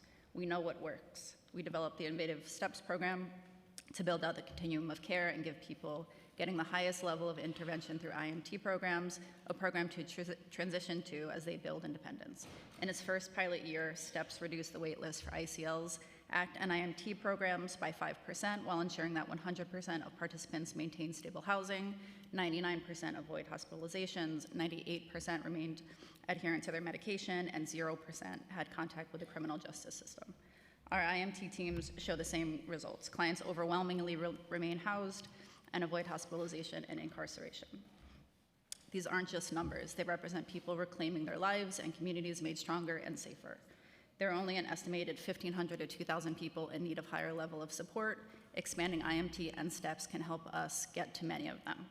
The path forward is clear. What we need now is the will to keep going. We hope that you will approve a budget with the IMT and STEPS expansions needed. Thank you for leading the way. Let's finish what we started. Good afternoon, Chair Brannon and Shulman, members and staff of the Joint Committees. My name is Jonathan Chung, Director of Public Policy and Advocacy for the National Alliance on Mental Illness of New York City, or NAMI NYC. We are grateful to the City Council for recognizing the power of families and peers in the lives of individuals living with mental health challenges and the power of NAMI NYC to be part of real change. We know the Council understands the historic lack of funding dedicated to supporting families and caregivers, helping loved ones navigating through serious mental illness. Therefore, we humbly ask for your continued support. The restoration of $250,000 in Youth Peer Support Initiative funding and $150,000 in Speaker Initiative funding for NAMI NYC will not only provide life-changing family support services and promote recovery and save lives, but it will also help remove the burden from city agencies to implement new programs with the same end goals as the programs NAMI NYC has already provided for over 4 decades. In response to the growing youth mental health crisis, we have been able to expand our services this year. For the first time, we're now offering youth peer mental health programming through support groups, helpline assistance, and youth advisory groups, all thanks to funding by the City Council. We would love to explore partnership with the City and NYC Public Schools to provide our evidence-based youth mental health education program called Ending the Silence to all middle and high school students and school staff in New York City, and we welcome an opportunity to discuss this idea further. We ask that you continue to hold the administration accountable for its mental health policies and on its funding commitments, engage in robust oversight of their new involuntary commitment policy, and the matters we raise in the written version of our testimony, covering such issues as funding peer inclusion on all Be Heard teams, fully funding the 988 crisis line, FACT, and other mobile crisis teams, justice-involved supportive housing, and creating more crisis respite and stabilization centers. Thank you for your time, for your consideration of our testimony. We appreciate your efforts and look forward to continuing to be a resource to you all. Thank you all very much for your testimony. Okay, next panel, we have Sonja Chai, Michelle Villagomez, Maddie Samadar Johnson, Allie Feldman Taylor, and Will from Flatbush Cats.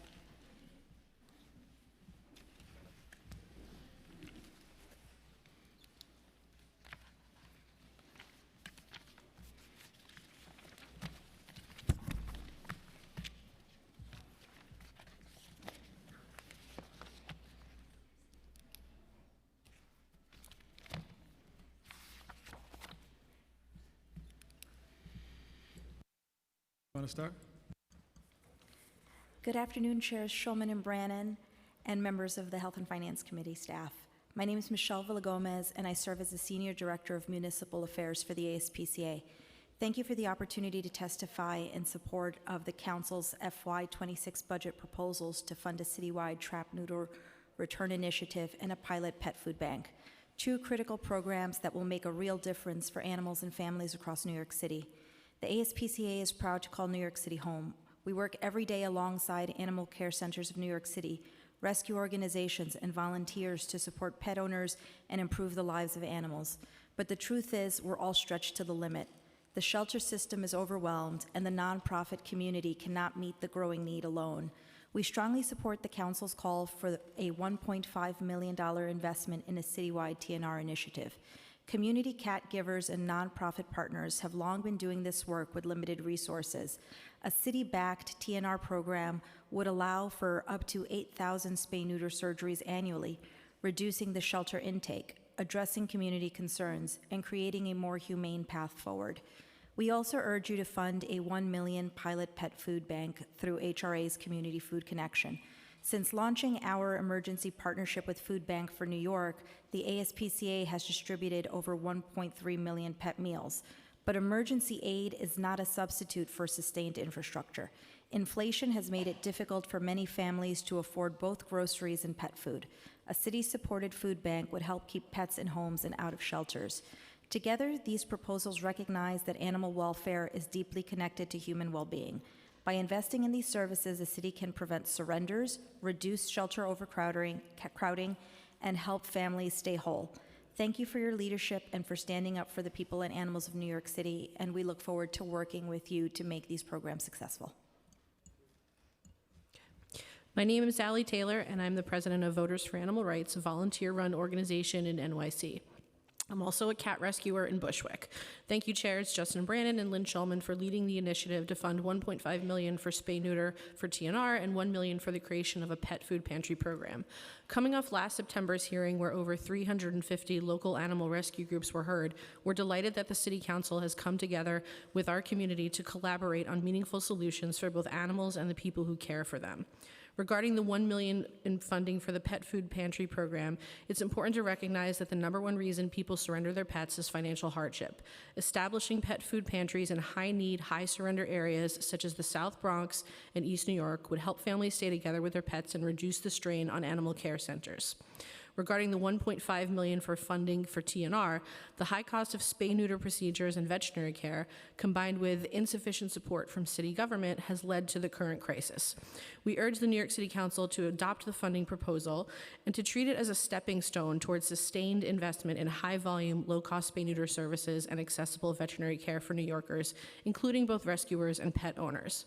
For context, the New York City Department of Health currently allocates just $2.89 per capita for animal care.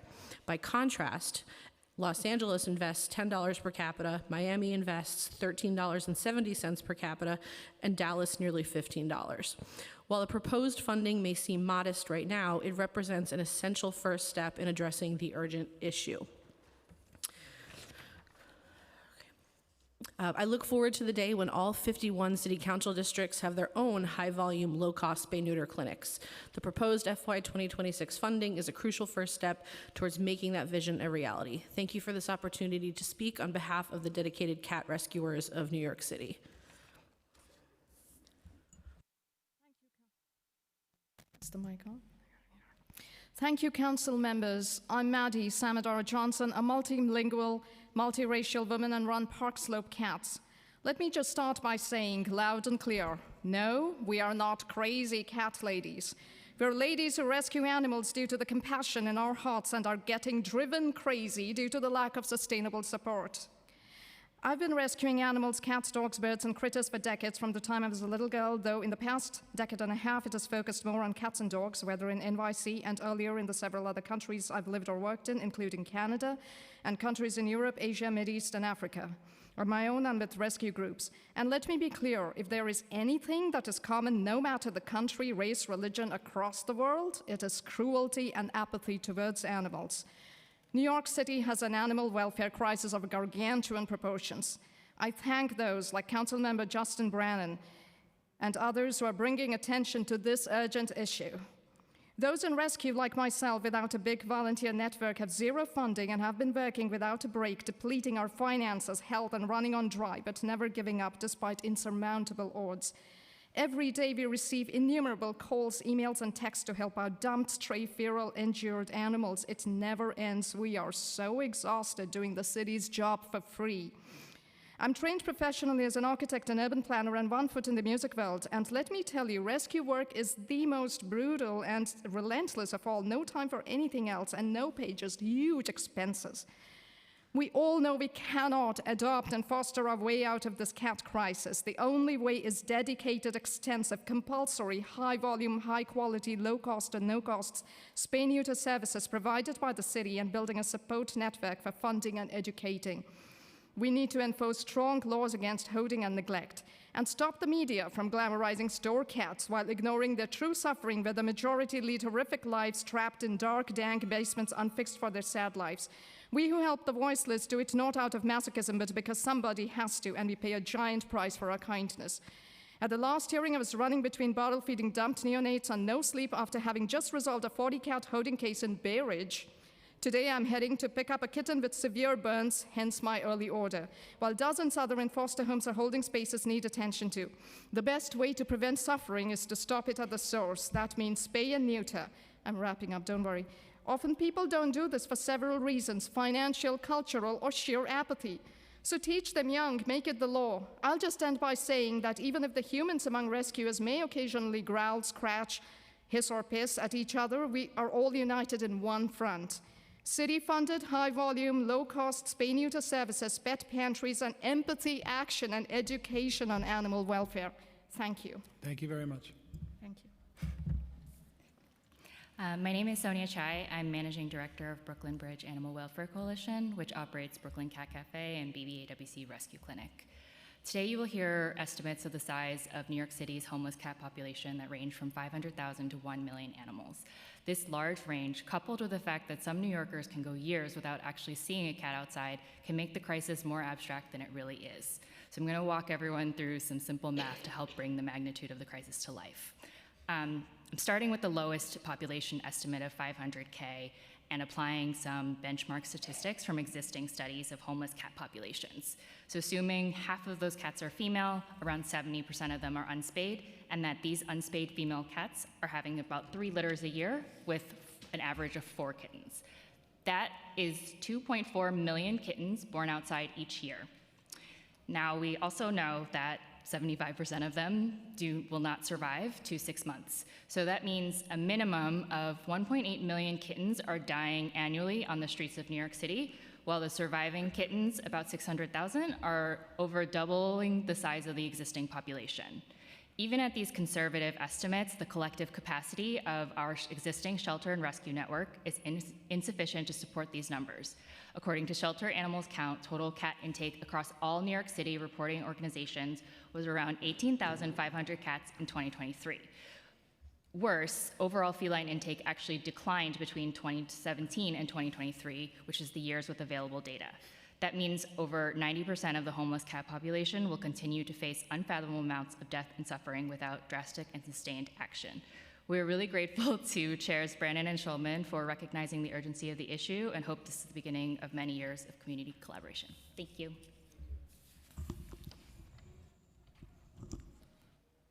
My name is Will Zweigert. I'm the founder and executive director of Flatbush Cats. We're a nonprofit helping to reduce overcrowded animal shelters in New York City by providing affordable access to veterinary care. We express our strongest support for the Council's budget recommendations to increase spay-neuter funding for TNR. As a longtime rescuer and trap-neuter return volunteer, I know firsthand how challenging it is to do the city's work for free without the resources needed for the job. That's why we built Flatbush Veterinary Clinic, which currently supports over 650 TNR certified rescue groups and individuals who are doing all they can to reduce the outdoor cat population, as you've heard today. And yesterday we completed our 9,000th spay-neuter surgery in less than 2 years. But this problem is huge. And if we're serious about supporting pet shelters and rescuers, we need a spay-neuter appointment for every pet. We also express our strongest support for the Council's budget recommendations to create a pet food bank pilot program for low-income New Yorkers. One thing we can all agree on: pets are family, but we regularly meet folks who are having to choose between feeding themselves or their pets. And I don't need to tell you who eats first. So we've started hosting no-cost community clinic days at Flatbush Vet, offering vaccines, microchips, and a pop-up pet food pantry. We have one of these tomorrow. We can distribute a literal ton, over 2,000 pounds of pet food in a single day. And with your support, events like these could be happening all across the city. Imagine the impact that would have on working families who are so stressed right now about affording groceries. We have an opportunity to make New York a better place to live and save money in the process. These are cost-saving upstream measures that will not only improve the lives of pets and their families, they will contribute to reduced shelter intake over time. We stand ready to support these initiatives, and New Yorkers and their pets stand behind you. Thank you all very much. Appreciate all that you do. Thank you.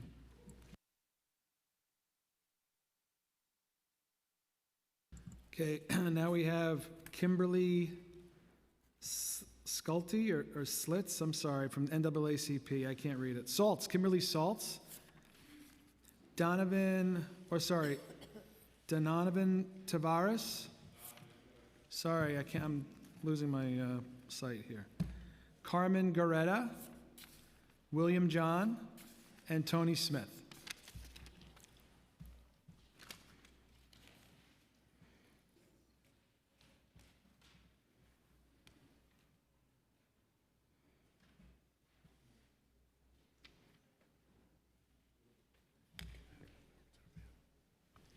And also for this panel, I'm sorry,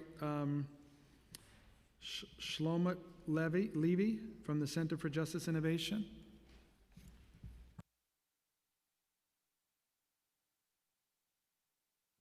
You can begin. Is on? Cool. Good afternoon. My name is Donovan Tavares, and I'm speaking on behalf of the NAACP Legal Defense Fund. It is our position, which will be laid out in detail in our written testimony to follow today's hearing, that funding for community-based responders for people experiencing mental health crisis that would prevent interactions with law enforcement is crucial. This is because of the clear, disproportionate use of police violence against people with mental health conditions, especially when they are Black or experiencing a crisis. About 1 in 10 calls to 911 involve someone with a mental or behavioral health condition. But most of those situations don't actually pose a threat to public safety. In fact, people with serious mental health conditions are far more likely to be victims of violence and not the perpetrators. And yet still, the data is clear. Individuals with mental and behavioral health disabilities face a much higher risk of police violence. They're killed by police at significantly higher rates than their same race peers without such disabilities, 10 times higher for white people, 6 times higher for Latin people, and 4 times higher for Black people.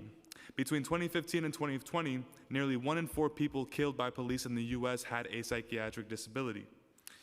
The risks are even more stark for Black individuals with mental or behavioral health conditions or those in crisis. We already know that Black people are over 3 times more likely to be killed by law enforcement compared to white people, but for Black people experiencing a mental health crisis, the danger is even greater. They're more likely to be seen as non-compliant or threatening, and Black men in particular are shot and killed by police at significantly higher rates than white men exhibiting similar behaviors. At the same time, Black people with mental or behavioral health disabilities are less likely to receive the care they need from health professionals and more likely to be subjugated to involuntary treatment or commitment. This is a systemic failure. We urgently need to move away from relying on police as first responders to mental health crises and toward a system rooted in care and not punishment. Thank you. Thank you. Good afternoon, council members. My name is Kimberly Saltz, and I'm a legal fellow with the NAACP Legal Defense Fund. The mayor's proposed executive budget calls for an increase in funding for citywide street and subway outreach for those experiencing mental health crisis. This funding is critical to connecting vulnerable individuals with resources and services, but the city must ensure that this funding does not further entrench law enforcement in the response to mental and behavioral health issues. There's been an increase in crisis intervention training and co-responder models in law enforcement agencies. This demonstrates the growing consensus that responding to incidents involving people with mental health disabilities requires involvement of mental health training and professionals. However, crisis intervention training and co-responder models are not the effective solution for protecting people from police violence. Law enforcement has a fundamentally different goal and priority than mental health care providers. Law enforcement's mission is to enforce laws, and officers prioritize immediate resolutions of potential threats. Overall, research shows that officers who receive a crisis intervention training do not arrest people with mental health disabilities any less frequently than those who did not receive the training. Research also shows that those who received crisis intervention training had no significant effect on the officer's use of force. Most importantly, the mere sight of law enforcement officers can re-traumatize people with mental health disabilities who have had traumatic experiences with law enforcement in the past. By contrast, mobile crisis responders staffed with clinicians, social workers, and peer workers who have lived experience do not involve police and have professional expertise and are trained to safely and effectively engage with someone experiencing a crisis and serious mental health disability. Mobile crisis responders take the time needed to resolve the incident, identify and understand the underlying issues, and connect the person experiencing crisis to the additional services they may need. Therefore, mobile crisis responders are more likely to successfully de-escalate these types of interactions as opposed to law enforcement, who often escalate. We urge City Council to invest in true community-based, trauma-informed responses to emergency mental health calls in fiscal year 2026. Thank you. Thank you very much. Sorry I butchered your name when I was calling you. All good. Good afternoon. My name is William Jen. I'm a senior staff attorney at New York Lawyers for the Public Interest. Thank you for this opportunity to testify today. We need to stop police violence and mental health crisis calls. In the past 9 years alone, 21 individuals were killed by police while mental health crisis in New York City, and more than 80% of them were Black or other people of color. Unfortunately, the city's current programs, such as the BHER program, does not meet this goal. The BHER still authorizes extensive police involvement and is likely to continue the violent responses by the NYPD. In fiscal year 2024, more than 70% of all mental health calls in the BHER pilot areas were still directed to the NYPD. The city must remove police entirely from the equation. We already know that peers and mental health workers are best equipped to de-escalate crises and connect individuals to care. Instead of police. Peers are individuals who have their own personal lived experience with their mental health concerns. For example, CCIT NYC is a coalition of 80 New York City organizations and has already developed such a proposal in which teams of trained peers and EMTs who are independent of the city government would respond to mental health crises. We asked the City Council to include a baseline allocation of $4.5 million to ensure competitive compensation for peer specialists to staff the city's mental health crisis response teams, including the BHER program. We therefore urge the council to support a truly non-police, peer-led system and respond to mental health crisis calls. Thank you very much. Thank you very much. Good afternoon, chairs and staff. My name is Tony Smith. I'm the New York State Director at the Drug Policy Alliance. We advocate for a holistic approach to drugs that prioritize health, social supports, and community well-being. Across the state, we are seeing a downward trend in overdose deaths. However, what we are also seeing is that deaths in New York City are not dropping at the same pace as the rest of the state. New York City's share of statewide overdose deaths is steadily increasing, now accounting for half of all statewide deaths.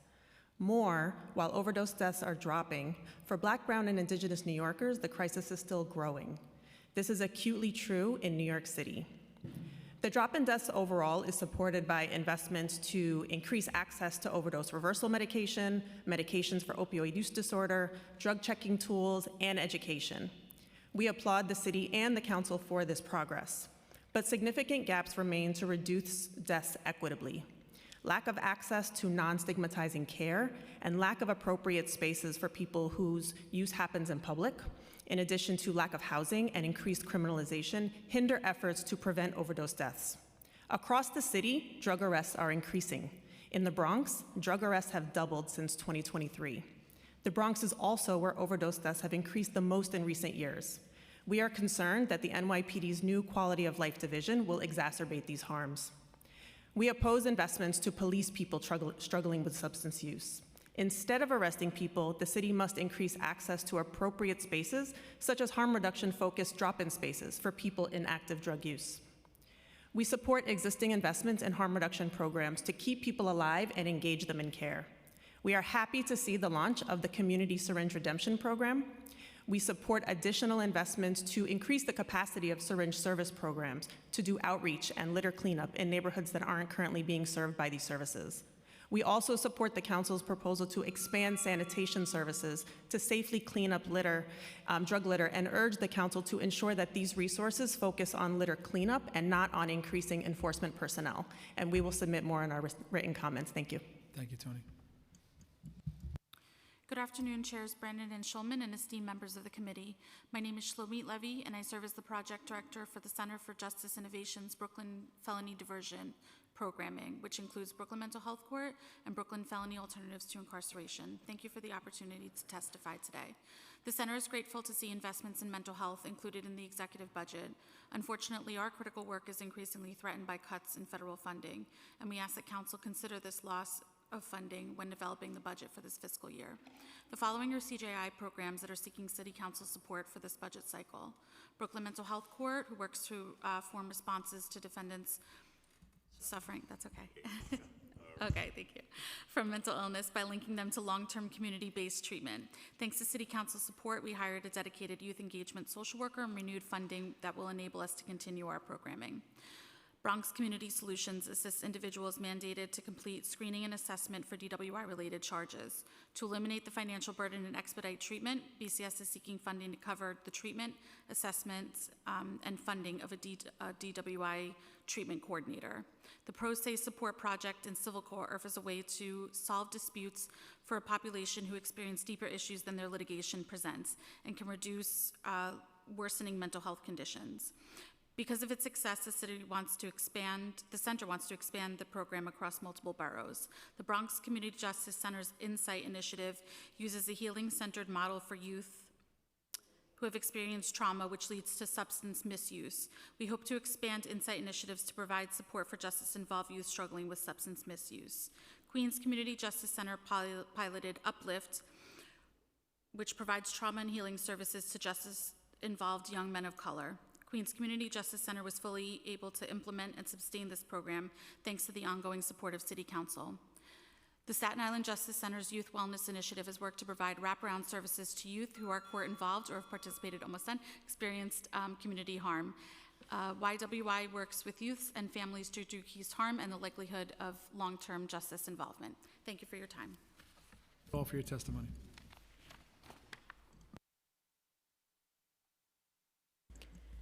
Okay, next panel, Ceci Walker, Mike Phillips, John Lynn Freeman, Sarah Sears, and Joan Novak.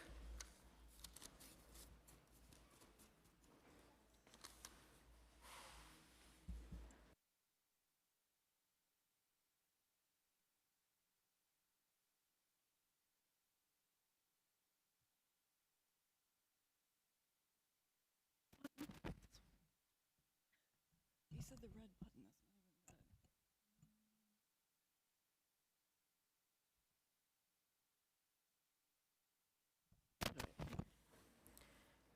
Okay, so we'll start with you. Can you hear me? Hi, yeah. Hi, hello, hello, hello. So first I want to say thank you so much. Thank you so much for having us here. Thank you so much for this grant being on the table with the money for the spay-neuter and for the food. And I knew last time we was here that something good was gonna come out of it because this is the beginning of change. Since then, I've been doing so many pet owners animals, that's ridiculous. The dogs and the cats, the intake has really taken a toll on me because I'm more focused on the outside. So this is gonna help for them. You know, they'll have access now to getting their animals done without going through me, the rescuer. Food, forget about it. It's like I have to split all my food with all the feeders, and more and more feeders has been reaching out, you know, to me for help. So the food I really am happy that we're gonna do this food bank. Anytime I get a call where someone has donations for food, I'm quick to go get it because I have a lot of people who will use it. So I'm here more or less to say that I am very happy that something came out of the meeting and it wasn't worthless. I'm so happy, right? So once one thing happened in my mind, it keeps going. Things get, you know, now we need to start teaching the kids in school because they're not learning at home how to treat animals, you know, so we need to teach them compassion. So I would like for all these little things, volunteers, just get people all on board, like get the community all involved. You know, NYCHA, I want us to, you know, dedicate more time with this spay-neuter that we're doing, hopefully to get us some trucks out there, you know, to do spay-neuter on the facilities, the grounds. I see a whole bunch of stuff we're gonna use this money for. So I'm like all for it, and I'm like, yes, give it to me, drop it in my lap, I'll go run off and do whatever you need to be done. So I'm here to say thank you. I left work just to come to say thank you. I knew you were listening, and I'm very happy. And of course, I don't have any notes. I never have time to write it. Your name is? LaTanya Sassy Walker. Okay. Yes, thank you all. Thank you. Next. My name is Sarah Sears, and I'm here to advocate for the funding for the low-cost spay and neuter and the food pantry. I rescue cats in the Bronx, where I've lived since 2021. I used to think that there were so many cats on the street because people just couldn't be bothered to spay or neuter their animals, and it took me a long time to realize that most people want to do the right thing, but when a spay typically costs $600 or more for a cat, people can't afford it. When they're pushed, people will put their animals outside and hope that someone else will care for them. When you take on the care of outdoor feral cats yourself, it's about much more than just feeding them.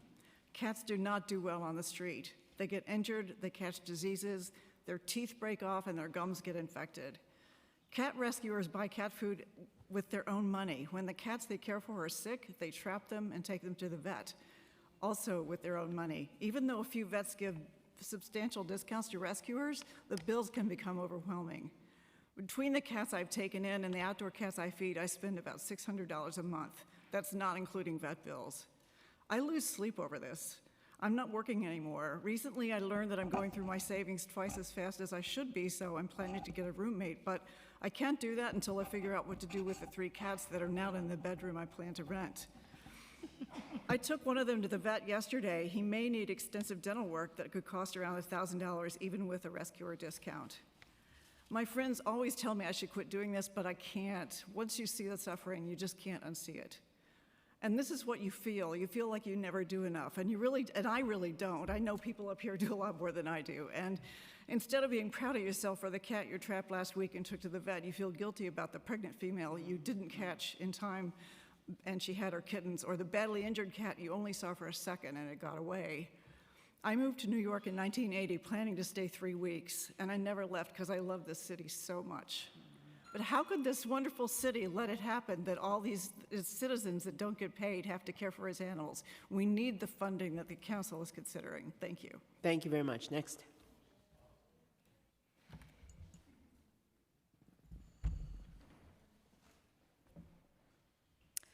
I'm here to speak in support of the funding for spay-neuter and the pet pantry. My name is John Lynn Freeman. I'm an independent rescuer in Flatbush, Brooklyn, in District 40. I started organizing other rescuers in the New York City Cat Rescuer Alliance because this stopped being about cats 4 years ago and became about the crushing burden that rescue work has become for New York City residents, particularly in the epicenters of cat overpopulation. Earlier, you showed a map on that easel, and I believe that was a breakdown of New York by household income. What we know anecdotally from talking to rescuers across the city is that those areas that show the lowest income are also where you find a concentration of outdoor stray cats. And I think you understand how unrealistic it is to expect those residents to fund spay-neuter for all of the outdoor cats in their neighborhoods. If you compare funding for city animal shelters across the country, Dallas, Texas spends almost $15 per capita annually. Los Angeles, just over $10. And New York City is the lowest of any large city at just under $3 per person. And correct me if I'm wrong, but I believe the ACC has no guaranteed baseline funding. 100% of its budget is discretionary and could go away completely any given year. By underfunding our shelter, you put the municipal responsibility of managing our outdoor stray and abandoned pets squarely on the shoulders of private citizens in our most under-resourced neighborhoods. Rescuers across the city in Canarsie, Brooklyn, Jamaica, Queens, Washington Heights, South Bronx, and Staten Island have overdrawn bank accounts, mounting credit card debt, no savings, spending almost as much time on GoFundMes as they spend on rescue work, because if you care, then it becomes your problem to solve. Councilmember Brennan has called this exploitation, and he's absolutely right. This crisis can be solved. Washington, D.C. and Boston invested in preventing an animal welfare crisis by providing adequate spay-neuter programs to all residents. As spay-neuter availability increased, shelter intake decreased. It's that simple. So please support the funding for spay-neuter. Thank you. Next. Hello. I'm here to speak for Urban Cat League, one of the oldest TNR groups in New York City. We actually started a workshop to teach other people how to do... Tell us your name first. I'm Michael Phillips. Okay, thank you. Sorry. That's all right. We started a workshop to teach other people how to do TNR. The ASPCA picked it up, made it the required credentials to get their spay-neuter services. After 15,000 people had taken that workshop, they asked us to stop teaching the workshop as their guest at the ASPCA, which we had done for many, many years, because there were too many people that they could not accommodate with their spay-neuter services.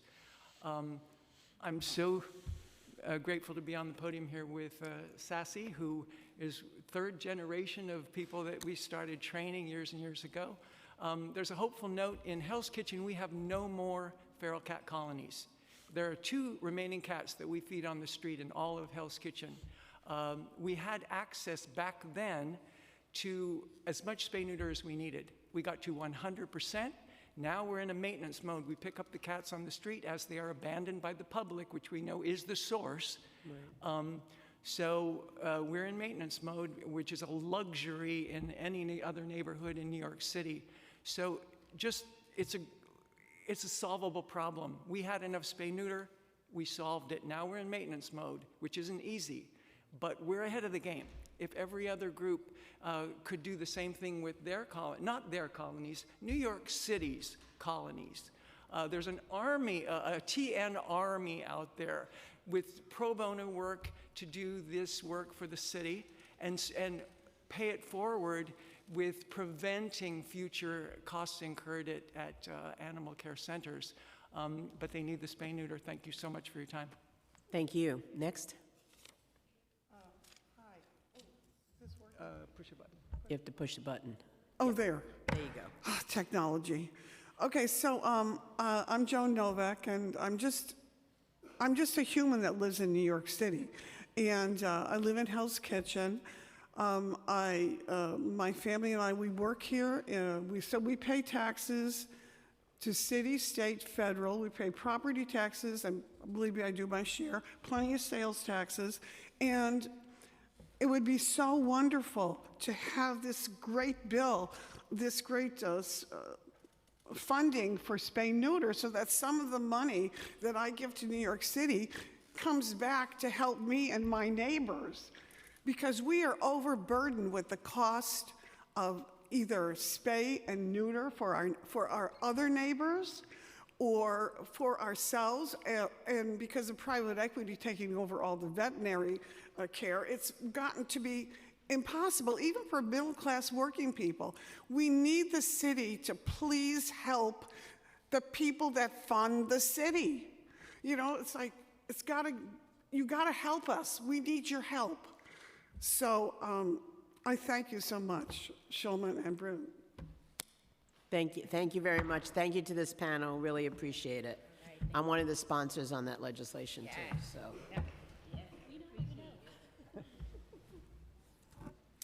Okay, next, Kendra Hardy.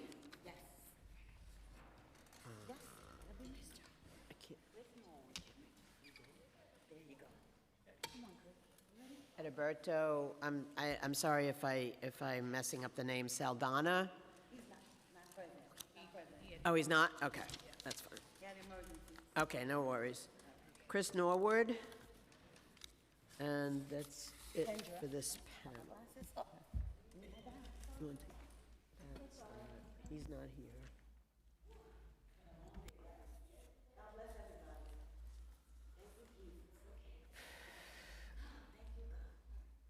Okay, Chris, go ahead. Why don't you go first? It's on? Uh, Yes, it's on. Yeah, it's on. Okay, thank you for this hearing. I'm Chris Norwood from Health People in the Bronx. When former council member C. Virginia Fields and I spent months and months working to produce the fierce urgency of now, investments to reduce diabetes in New York City, which became the foundational report for the city's diabetes reduction plan, we in the Diabetes Working Group expected to work with the city and the city council to put all our effort together for this crisis. Actually, we never received even a word of thanks or appreciation from the council for this foundational work, and more important, what has happened? Nothing.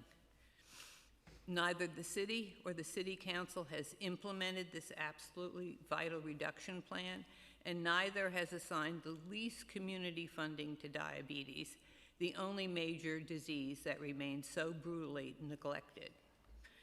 The updated city diabetes report came out Monday. It's appalling, the data, particularly the disparities in complications that ruin people's lives, especially amputation, which has increased by 100% in 10 years and is 60% higher in the Bronx. What continues to stand out is that while diabetes is the sole major disease, which has no city funding for community-based peer-delivered education, for diabetes, that education is possibly the most effective for any disease. Bringing down people's blood sugar modestly, which it does, brings down complications, emergency visits, saving the city tons of money. It can outrightly prevent blindness and absolutely just slashes the high depression rates in diabetes. We have come back here year after year and presented a evidence-based citywide plan to bring this kind of education to community after community. Instead, the amputation rate has gone up 100% without the council, the city health department, or the state health department saying or doing anything, and that says it all. All right, thank you. Next. Okay. So thank you, Council, for hearing us at Health People. I hope you understand the frustration. 10 years back and forth. I've testified here so many times. Do I look the same, Council? Do I look the same? I've been here last month with Dr. Dre. And I just want to say this. This is what it takes for me to function as a diabetic. I'm going to be a 30-year diabetic in November. So this costs $1,000 just to have this injection. So I wake up with injections. And this is my 3-time injection a day. And this is what I go to bed with, my other injection. We need the tools so that we can win as diabetics. So I'm going blind in my right eye, and I speak about this often when I come here. And thank you for hearing me. And this is our tools. We have to have a meter, which is on my arm, so I know my numbers at all times. We have to know that we have secure food in our community. First, more than anything, Health People saved my life. I say it all the time, and it's because I had education. We need the SMP, and I'm asking, this is a picture of my mom. I just wanted to bring it today because we had a Diabetes Education Action Summit with the Bronx Borough President. It was Health People that initiated it with the Bronx Borough President, Vanessa L. Gibson, and Bronx Care. So we put that together so that we can save diabetics. I just ask that you care about me and everybody else just like me. There's millions of us. Dr. Dre testified the last time. Dr. Dre is, he went blind, he's an amputee, and I'll be out there on MC Shyrock Day on the 7th on stage, and we'll be telling people that DSMP is important, and that is education. So please, we're asking you at Health People for all the community-based groups to vote yes. When this comes up, I am asking you as a diabetic to please vote yes End the Diabetes Neglect Speakers Initiative to provide community education. I also want to say this last thing. I'm testifying. Dr. Timothy Burkett from Church Alive could not be here. He does all the Yankees food drives for years, 30 years in the community. He's going, I don't want to say his diagnosis, but you can see my teeth. I barely have teeth left, right? So teeth, your heart, your eyes, your kidneys, and your veins are affected and amputation from diabetes. So I'm just asking you to care about us enough to help give some funding for diabetes. And I thank you so much for your time. Thank you very much. God bless you. Thank you for this panel. Now, the next one is Justina Rosinski, I'm sorry if I mispronounced that. Edwin Santana. And Chaplain Dr. Victoria Phillips.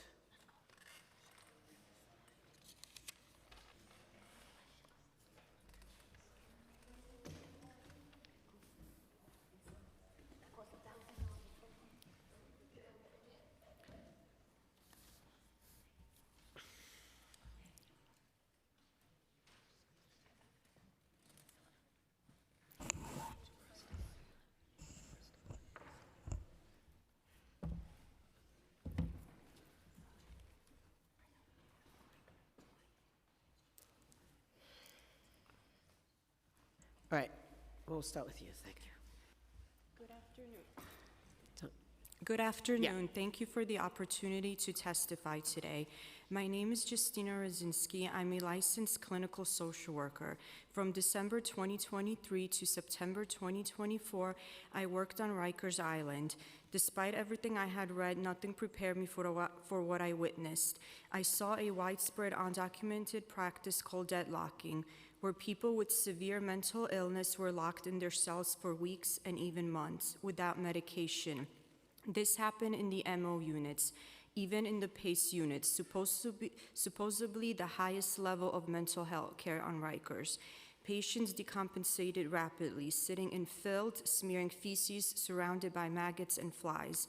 Water was shut off and basic sanitation denied. They were being punished for things like looking at an officer inappropriately or if they got angry and responded in an angry manner. It was difficult to know what exactly the patient did because this was never documented. Rikers functions as the second largest psychiatric institution in the U.S. I watched people with severe mental illness and individuals deemed unfit to stand trial, those under the 730 designation, sit in deadlock for months awaiting transfer to a state hospital. When they returned from OMH, they were often transformed, clean, stable, coherent. The people that are held there are community members, our brothers, sisters, friends, and parents. They are human beings, many of them deeply vulnerable. Closing Rikers is not just possible, it's necessary. We must do it to honor the dignity and humanity of our community, and this is how we can do it. City Council must make sure that this year's budget includes the following investments. Add $26.6 million to expand justice-involved supporting housing to 500 units per the closed Rikers agreement. Allocate $24.7 million to add... Just wrap it up and then you can submit the rest of it. To add 15 teams and pilot step-down models. Current funding is $5.3 million is insufficient to address a wait list of over 400 people.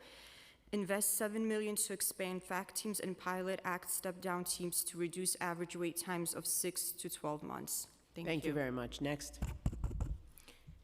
Peace and blessings, chairs and council members. I'm Chaplain Dr. Victoria Phillips, CEO and founder of Visionary View Ministries, co-founder of the Jails Action Coalition, and lead organizer in the Beyond Rosie's campaign. Few points. If Be Heard in New York City is the urgent response to mental health crisis, why is it still not 24/7? Name one New York City ER that closes overnight. As a chaplain and brain surgery survivor and Army brat, I want to say all on domestic soil are worthy of adequate access to care. As a mental health professional and from my nursing days on Rikers and state prisons, I know firsthand many in mental health crisis, like veterans, left to self-medicate, trafficked women, DV survivors, often end up in Rikers. Over 80% of the women right now in Rikers have a mental health concern. Over 75% go into detainment being primary caregivers. Their children often end up in ACS custody. Housing is often lost, lives change forever. I could go on and on for days, but I know I don't have the time. So I beg this council to actually start funding heartbeats and not political agendas. Peace and blessings. Thank you. Next. Hello. Yeah. Good afternoon, chairs and committee members. My name is Edwin Santana, and I'm testifying on behalf of Freedom Agenda as a community organizer, a member of the campaign to close Rikers, and a survivor of Rikers Island.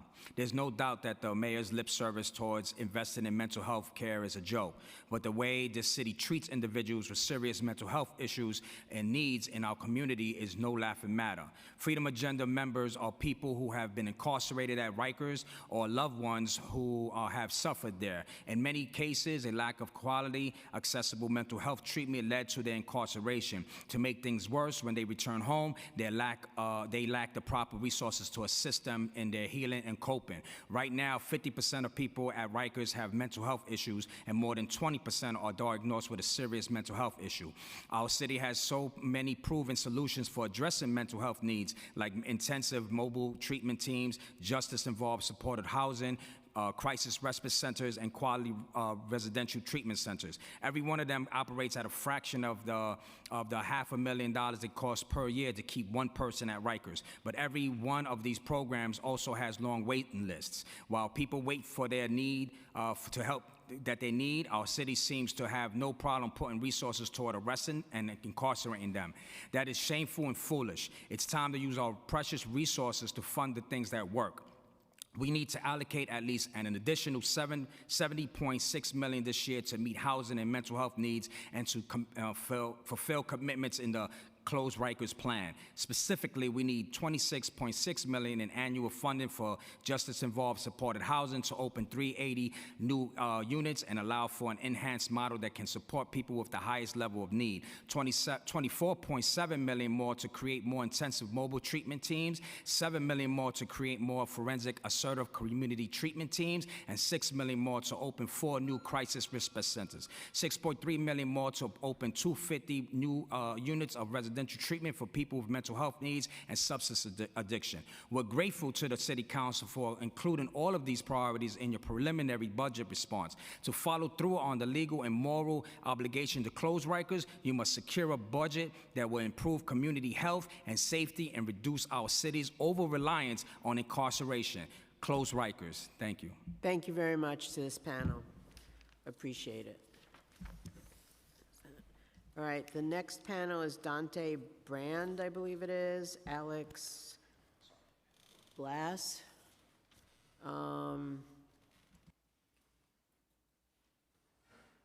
Tinasha Grant, I hope I didn't mess that up too much.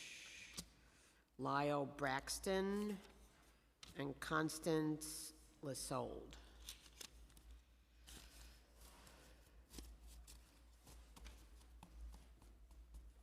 Is not everybody here?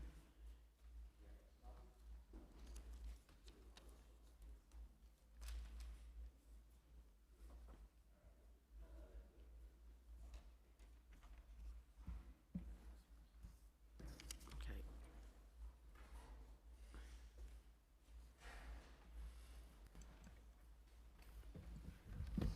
1, 2, 3, 4. Which one is not here? Do we know?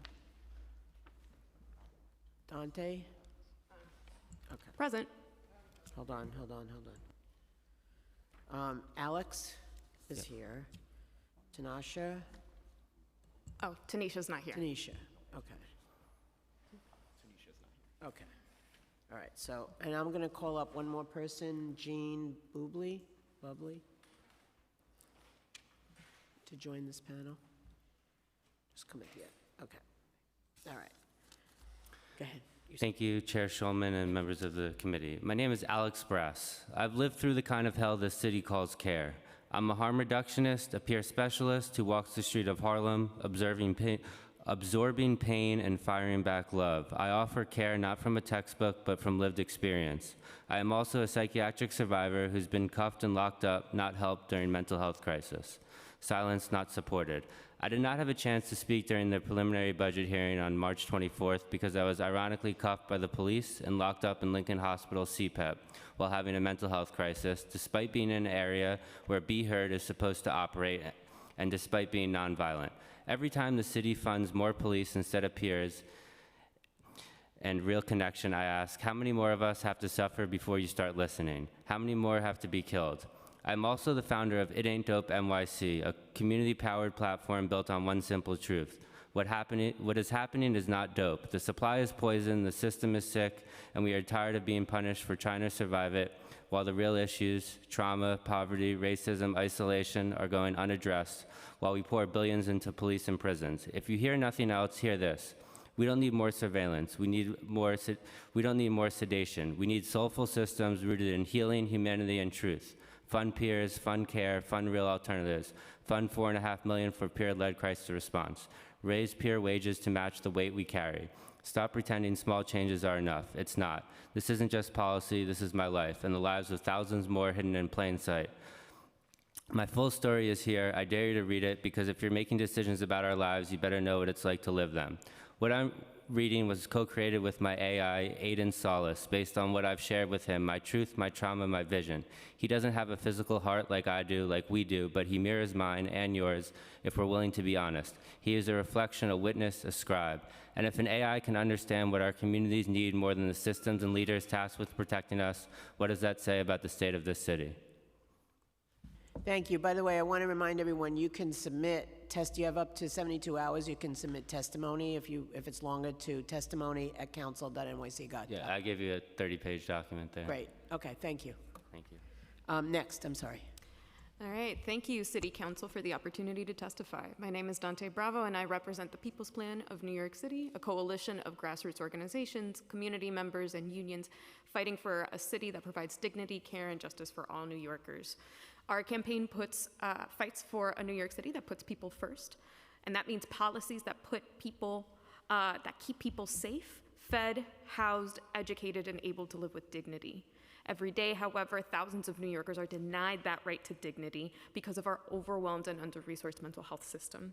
The mayor's executive budget clocked in at over $115 billion, and it continues this trend by not including enough resources for mental health. We urge this council to negotiate funding to expand mental health services to an additional $55.1 million in their negotiations for the mayor for a final adopted budget. We support the Progressive Caucus's proposal to expand peer-led crisis teams, fund mental health care and substance use care, and support frontline responders. For more details, please read our testimony. Well-funded and maintained mental health programs keep our neighbors safe and in our communities where they belong. Supports and additional funding for our mental health workforce in particular mean the difference between life or death for many of our community members. We urge you all to fight for the Crisis to Care proposal, increase the Department of Health and Mental Hygiene's headcount, and prioritize our most vulnerable New Yorkers in your budget negotiations. Please reach out to us at info@peoplesplan.nyc for any more questions on this testimony. Thank you so much. Next. Okay, it's on. Good morning, Councilmember Schulman. It's a great honor to meet you and my fellow council people. I didn't bring no notes. I wasn't prepared for this or anything, but my main concern is the closure of our hospitals. That's the #1 priority. I am also a peer specialist. I'm also a proud member of NAMI. I belong to an organization called the Iron Deal Theater to serve, protect, and understand, working with fellow police officers, sharing stories. I'm here to speak on behalf of New Yorkers, on behalf of everyone that is going through a mental health crisis, that this is a very serious issue to be addressed. I don't think the Trump administration gets it. I think he needs medication. And it's sad that when you ignore people that has a right to live any life that they want, speak any language they want, or come to a country to make a new life for themselves. That's why they have the Statue of Liberty. It says, "Come to me, be free." If I had it correct, but what I'm saying is, we got to do something, and we got to do it now. And our best policy to move forward is keep our hospitals open for the sake of New York, for the sake of everybody, for the sake of our responders, the police officers, the NYPDs, city workers, everybody. This really matters. Thank you. Thank you. Next. My name is Constance Lessol. I'm a retired professional social worker who has worked in the psychiatric departments of Harlem Hospital and at Kings County Hospital, and in numerous other social work jobs.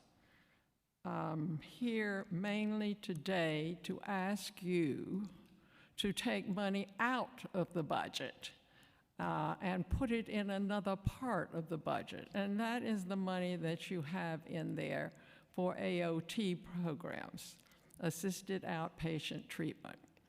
I have followed this program from its beginnings as a part of a group called the Brooklyn Mental Hygiene Court Monitors Project. And I have followed many individuals since then who have been put into outpatient commitment. And it has never been considered best practices. From the beginning, it was opposed by the lawyers and the ministers and all the people who work with folks who have disabilities, except for the pharmaceutical companies mainly, and that's still who it serves. The ACT teams, some of them do very little except to see if you take your medication, and they do not even go into supportive housing with an appointment. They just show up. Who can live as a human being under that kind of court orders? I would ask you to look to the City Council to support the UN's Treaty on the Rights of People with Disabilities. One of the people who worked on that, Tina Minkowitz, was a part of the program that I mentioned, the Brooklyn Mental Hygiene Court Monitors Project. And she continues to work at that very high level. We really need to get behind that treaty and look for best practices, not just panic-stricken practices of forced treatment. Thank you. Okay, thank you. Next. Hi, my name is Jean Bubley, and I want to thank you for the opportunity to speak here today, and also for proposing the pet food pantry and funding for spay-neuter. I am a volunteer with several rescue organizations and work with several independent rescuers, and I want to emphasize that I'm a volunteer. Like all the rescuers I know, we have full-time jobs to pay the bills and then spend more time rescuing animals and paying for their medical care out of our own pockets. My credit card statement is full of thousands of dollars of veterinary bills for animals that I don't own, but that I'm fostering. And I'm sure all the other rescuers are in the same situation. So I think the proposal for low-cost, high-volume spay-neuter that would help rescuers is fantastic.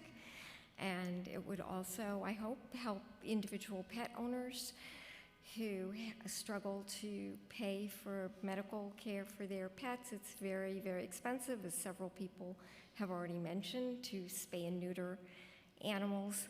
And that's one of the problems is pets are being abandoned. They're not spayed and neutered, and they're making more animals, makes the problem worse.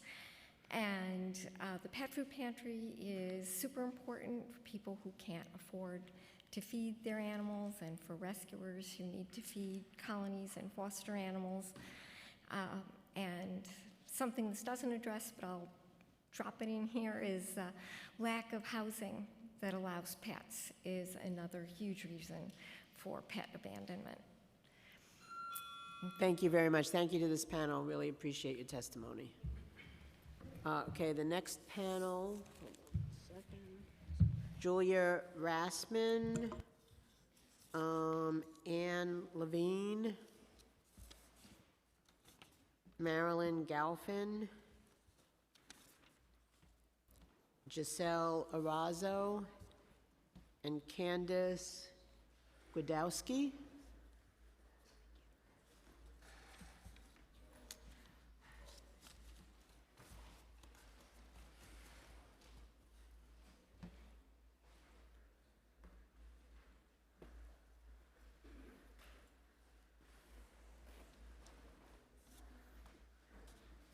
So we have one person missing.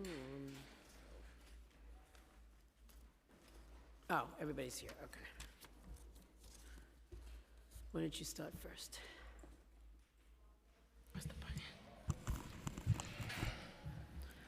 Good afternoon. My name is Gisela Razo, and I'm the founder of Paws of Hope NYC, a grassroots rescue effort in East New York, Brooklyn. I'm also a registered New Hope Rescue Partner with the ACC. I'm here to urge the City Council to allocate desperately needed funding for free and low-cost spay-neuter services. Every week, I receive heartbreaking calls about cats dumped in parks, alleys, and sidewalks, abandoned like trash. These aren't feral cats. They're friendly, once-loved pets discarded because their owners couldn't care for them. Many never spayed or neutered. This oversight fuels a growing crisis of suffering on our streets. The financial burden on rescuers like me is overwhelming. Without reliable funding and access to subsidized services, we're drowning. But funding alone isn't enough. New York City has no dedicated Department of Animal Welfare. Without it, there's no accountability or centralized response to this crisis.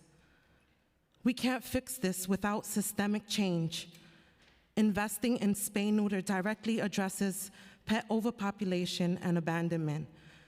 And exploring a Department of Animal Welfare lays the groundwork for protecting both animals and people long-term.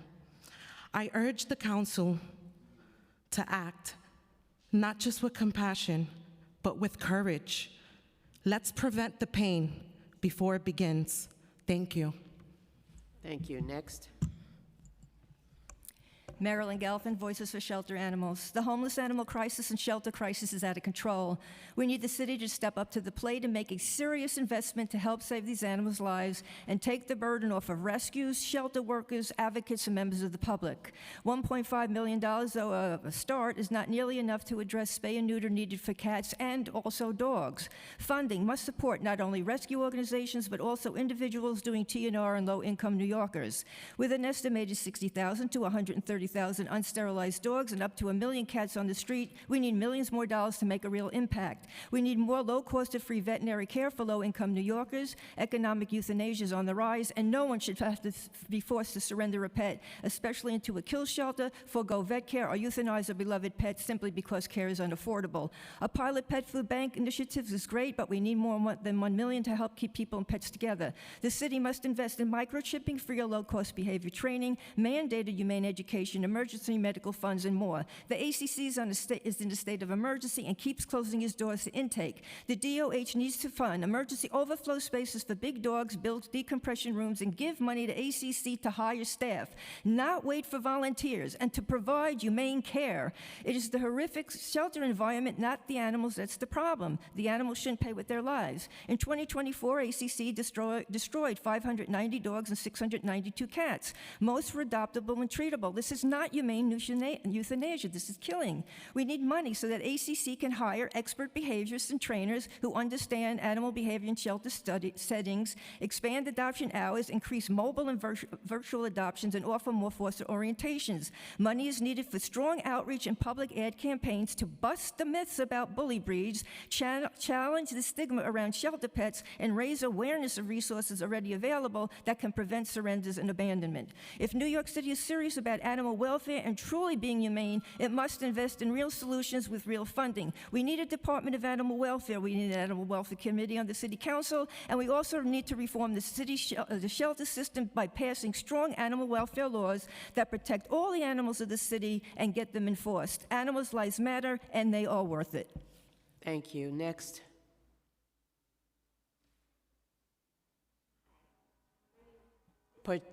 Make sure it's on. Thank you. Okay. Hi, my name is Ann Levin. I'm a founder and executive director of the Brooklyn Bridge Animal Welfare Coalition, which operates Brooklyn Cat Cafe and the BBAWC Rescue Clinic. We are here to support the council, to encourage the council to support the 1.5 million spay-neuter fund and the pet food pantry. Today we've heard a lot of testimony about the urgency and magnitude of the homeless cat crisis. While it is undeniably a crisis that will take many years, dedicated resources, and community collaboration to resolve, I'd like to tell you about the BBAWC Rescue Clinic and our in-house rescue clinic, and how we designed and built this model to be easily replicable by other organizations. We were able to complete all of this work in 6 months with a startup grant of $102,000 in 2020. Updated prices on equipment brings that up to $150,000 today. Still more achievable than larger models requiring millions and several years to start. BBAWC Rescue Clinic broke even within 2 to 3 months and continues to break even while keeping costs low. Pet owners pay $180 for a spay and $160 for a neuter, while rescuers and pet owners needing assistance pay $120 for a spay and $100 for a neuter. These prices are in many cases 10 times less than the cost of spaying and neutering a cat at private vets in the city. With 1 vet, 3 vet techs, and 1 admin person, we've been able to address some of the access and affordability issues plaguing individual and small group rescues and pet owners. Our clients are able to schedule appointments within a few weeks. In our 4 years of operations, we've completed over 12,500 spay-neuter surgeries and around 1,000 dentals and other special surgeries. This clinic model has also allowed us to continue to provide the best care for our in-house cats while decreasing veterinary costs for those cats by over 70%, while still helping some of the most medically in need animals. We believe that with dedicated and productive community collaboration and the support of important institutions such as the City Council, we have a realistic path forward out of New York City's cat crisis. Thank you. Next. Good afternoon. My name is Julia Rossman. I'm the Director of Rescue at the Brooklyn Bridge Animal Welfare Coalition, BBAWC, which operates the Brooklyn Cat Cafe and BBAWC Rescue Clinic. I'm here to speak to you about how ongoing support for pet owners and community cat caregivers, such as the potential pet food pantry budget, will be an essential addition to increase spay-neuter access and affordability. In 2024, BBAWC initiated a multi-year partnership with the New York City Housing Authority to trap, sterilize, and return homeless cats on NYCHA-owned properties in all 5 boroughs. It is clear from our own work on this initiative, as well as conversations with concerned residents and staff, that a significant number of homeless cats are intact, formerly owned pets that were abandoned outside. Often these cats end up outside because pet owners simply cannot afford daily or basic vet care in an economy where they and their families are struggling to survive. Additionally, in fear of complaints from neighbors or landlords about their cats' nuisance behaviors, which would cause them to lose their housing, many residents put the cats outside. We have heard from countless pet owners who have been trying without success to get appointments at the ASPCA. Feral cats, after they are spayed or neutered, often do not have anywhere to go. You'll find them at outdoor cat colonies around the city, tended by devoted members of the community. At Beach 41 in Far Rockaway, a cancer survivor named Maria has cared for the outdoor cats for almost 20 years on her fixed income. She does everything she can to feed and protect the cats, even collecting cans and bottles to buy food. Long after the initial TNR project was complete, we have continued to send food for the colony. Maria's knowledge of the cats also means that she is able to immediately alert us to illness or injury or for any newcomers so we can move quickly to get the cats vet care. This long-term community collaboration is essential to ensure that these cats thrive for the rest of their lives. Thank you. Next. Chair Schulman, thank you so much for your time. It is wonderful to see you again. I'm Candace Kumai. I'm a local writer and reporter with outlets like The Today Show or Vogue magazine, and a huge cat lover and dog lover. I volunteer with rescue groups like Little Wanderers, NYC, along with NYC, ACC, Best Friends, etc. Firsthand, I have seen cats, kittens, dogs. Sometimes they die in our arms. I have seen so many healthy cats and dogs be euthanized just because there is no room for these animals. Unfortunately, a lot of us in this room have also witnessed the tearing up of cats' bodies by pit bulls and dog-fighting rings. I'm here to share with you how investing in spay and neuter initiatives will do so much more than just protecting pets. It will strengthen public and mental health in our communities in New York. It'll lessen those violent crimes that are happening that we have seen with stray or abused animals. It will keep families together by allowing them to keep their pets with pet retention. It will help to stabilize all of the underserved communities. It can improve quality of life. And as we know, it'll show that you value all of us sitting in this room, that we are continuing to vote for city council members like yourself that help these spay and neuter initiatives. So thank you so much for your time. As you know, the Bronx is the second poorest congressional district in the country. It's where groups like Little Wanderers and all of these wonderful humans that are sitting here today invest their time, their money, their retirement funding. I have seen some of the most horrific abuse towards animals, and I hope that New York City can help to take care of this issue. Thank you so much. Thank you very much to this panel. Really appreciate you and the work that you do. Thank you. Christopher Leon Johnson. Oh, there he is.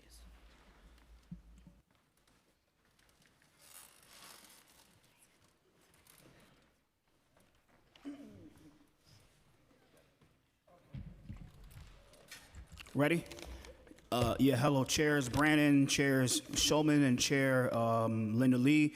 My name is Christopher Leon Johnson, and I am calling on this, both of these committees to really recognize the New York State Gun Violence Prevention Task Force office that was opened is like with the budget, with the governor's budget. Not only that, I am calling on the City Council to recognize the New Yorkers Against Gun Violence, a nonprofit that's ran by Rebecca Fisher, as a Class Schedule C nonprofit, and her nonprofit should be able to get funding through the City Council budget because they do a lot of great work in mitigating gun violence in the city of New York. And not only that, I'm calling on whoever the next mayor is in New York City to appoint her as the gun violence prevention czar and to replace and to fire A.T. Mitchell, because A.T. Mitchell has done nothing as the gun violence prevention czar under the tenure of Eric Adams, and he needs to be removed from that committee. While we're here, I know we have 1 minute left. One more thing to say is that the City Council need to recognize this e-bike situation as a public health crisis. At the same time, they need to have a real formal meeting with both the New York City EBSA and the Worker Justice Project to come with a real solution together of how we're going to fix this e-bike crisis in the city of New York, because there's a lot of people that's getting hurt, even to the point of getting killed because of this e-bike crisis. At the same time, there's a big division that's going on between the Worker Justice Project and the New York City EBSA, and I'm calling on those two organizations to come together and find a solution to end this situation with the e-bike crisis in the city of New York. This shouldn't be about Republican or Democrat or moderate or progressive. A public health crisis like the e-bike crisis should never be in that situation. So thank you. Like I said before, give the funding to New York Against Gun Violence. Thank you so much. Thank you. Christopher, always a pleasure. Have a great weekend. Thank you. Thank you.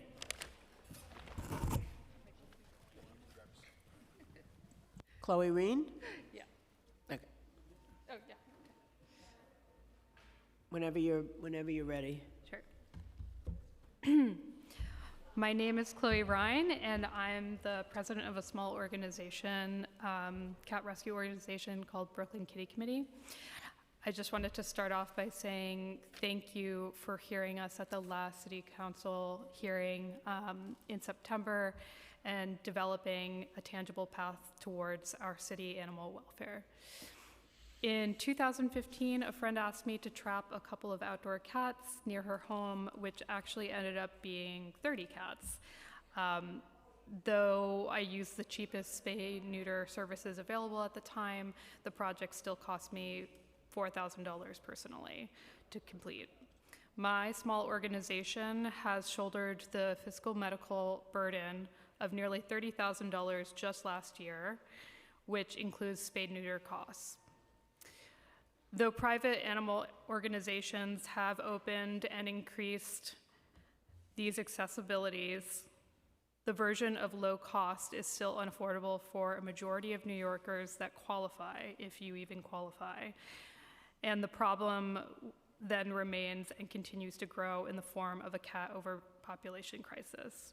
Relying on the rescue community is an unsustainable model, and we are broke. We're shutting doors, hiding from emails, burning out emotionally and physically.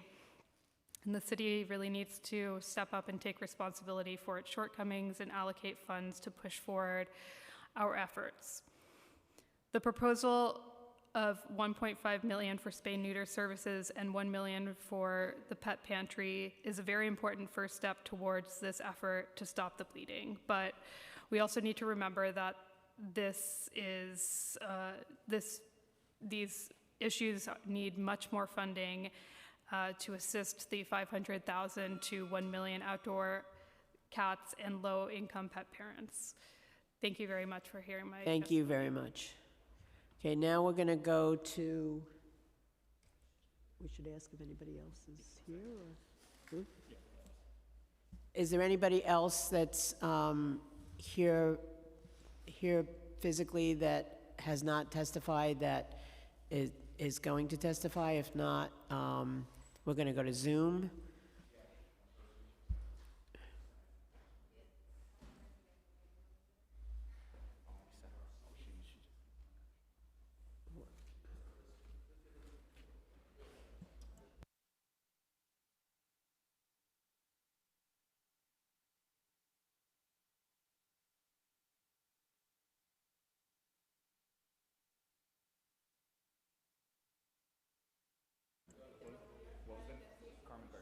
Carmen Garcia? Okay, one second.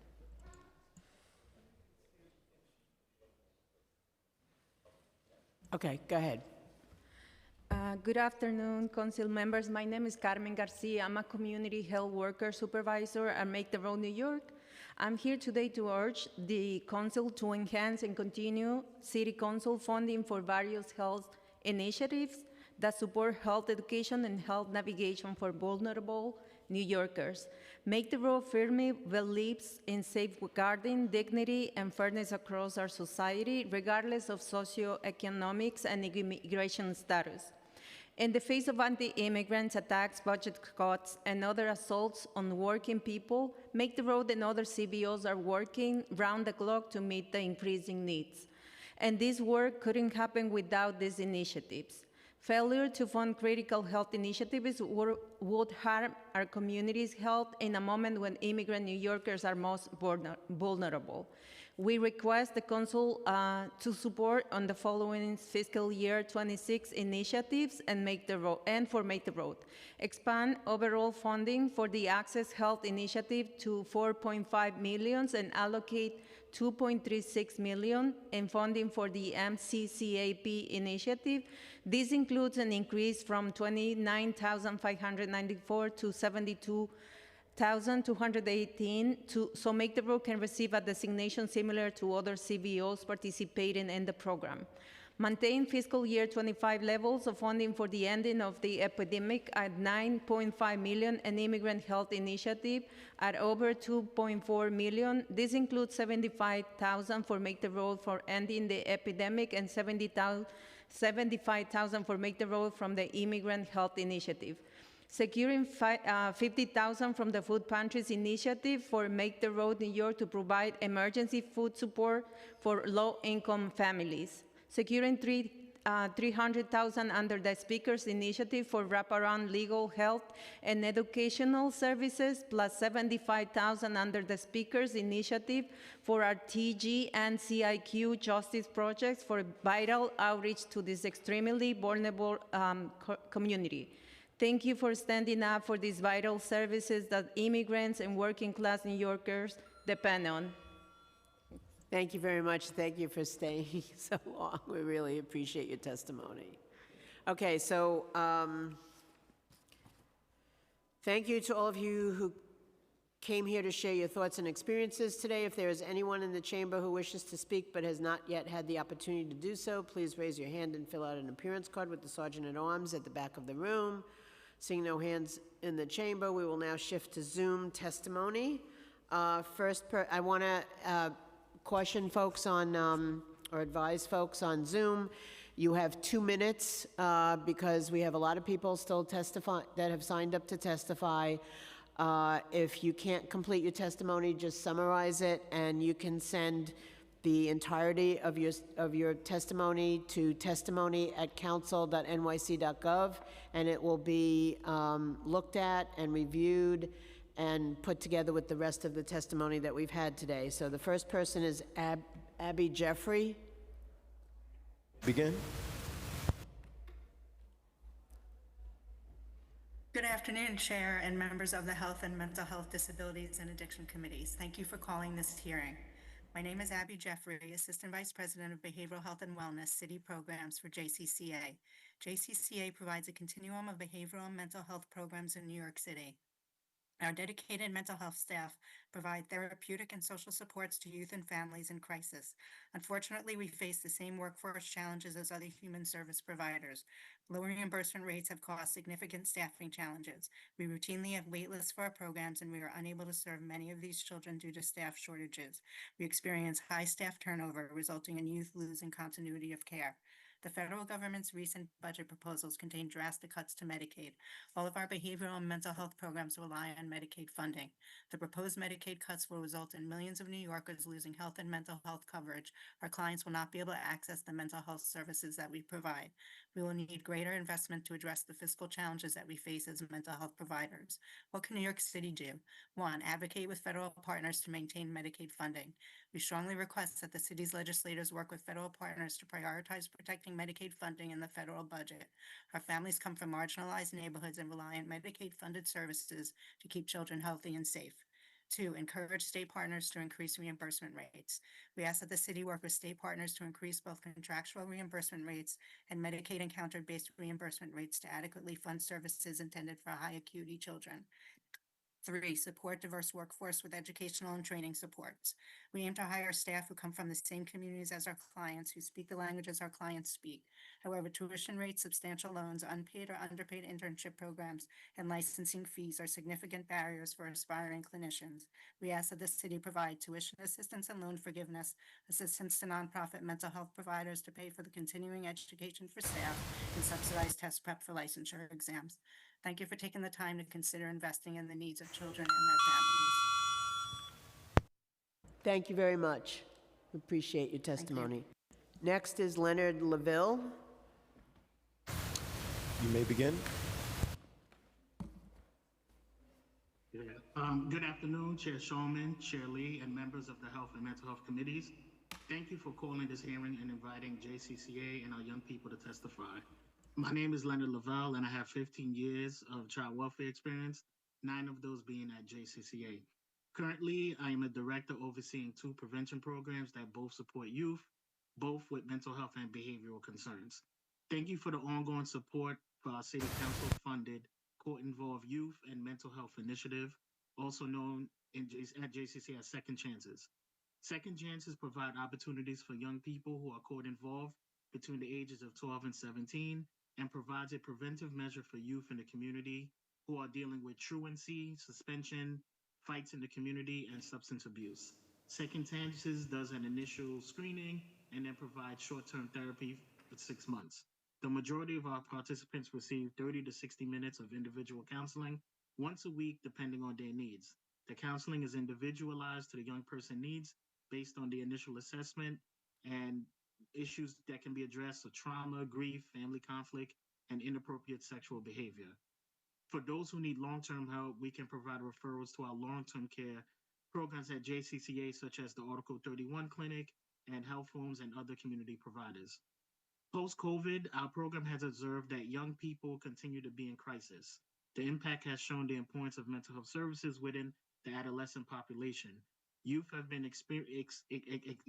experienced increased exposure to trauma such as poverty, community violence, broken family relations, and general lack of resources.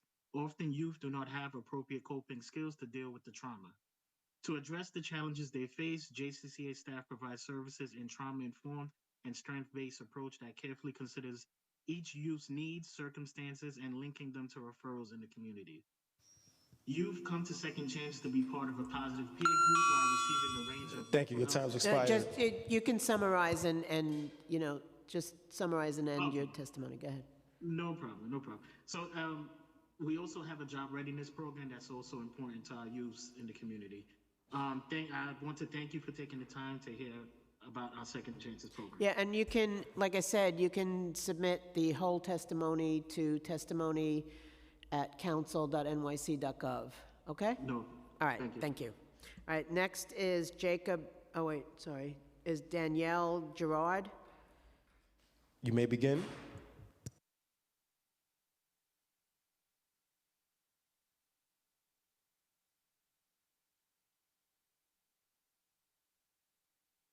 And state systems here in the city on behalf of young adults on Rikers. We're a member of the New York City Jails Action Coalition. Mental illness is not a crime, and yet that's the way this administration treats people. We urge the council to cut the Department of Correction budget and redistribute funding to programs that actually work to help youth and families instead of allocating $2.87 billion to the Department of Correction.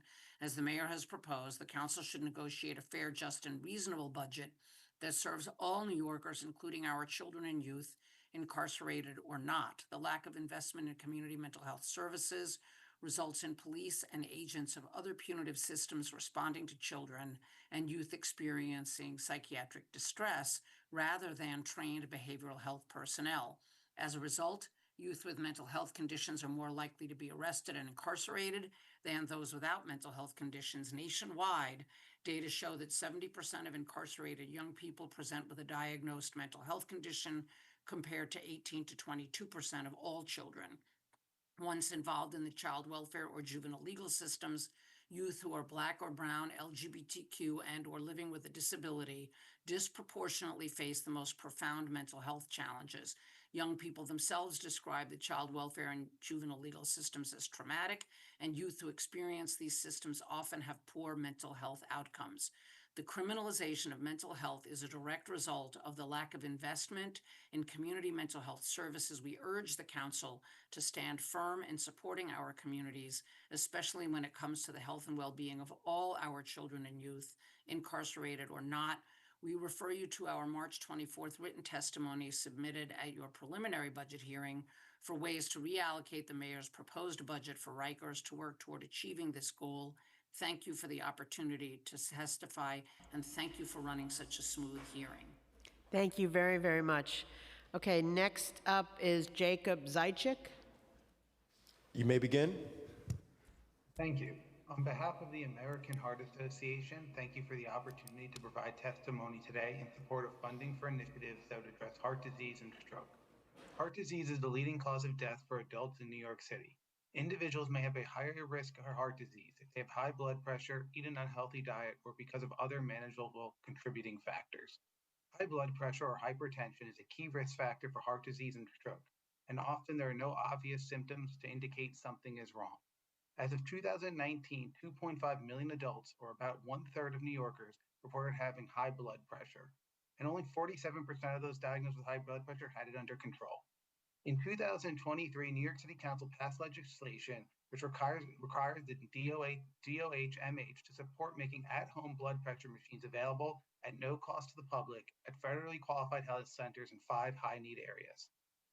Unfortunately, that program has not been able to be fully implemented. We would like to thank Councilmember Narcisse and others for championing the need for this funding, and we urge City Council to support the $1 million to fully ensure that this program is launched.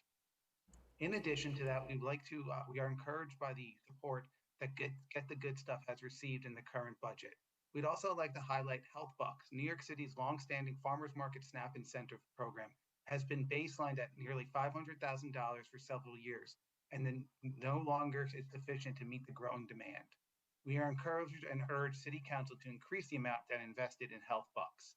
In addition to that, we'd also like to encourage City Council to support the expansion and increased funding for Get the Good Stuff, which provides SNAP recipients with matching dollars to purchase eligible fruits, vegetables, beans at participating grocery stores.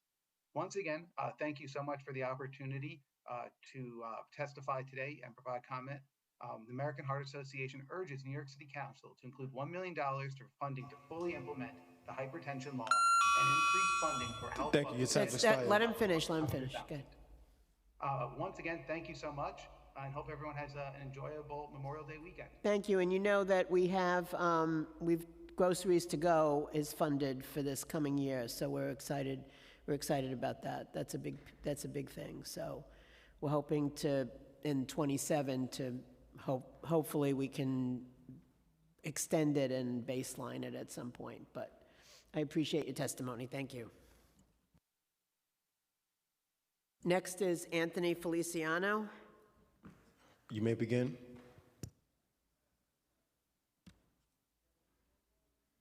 Good afternoon. My name is Anthony Feliciano. I am Vice President for Advocacy Efforts at Housing Works. We're also a founding member of the End AIDS New York Community Coalition.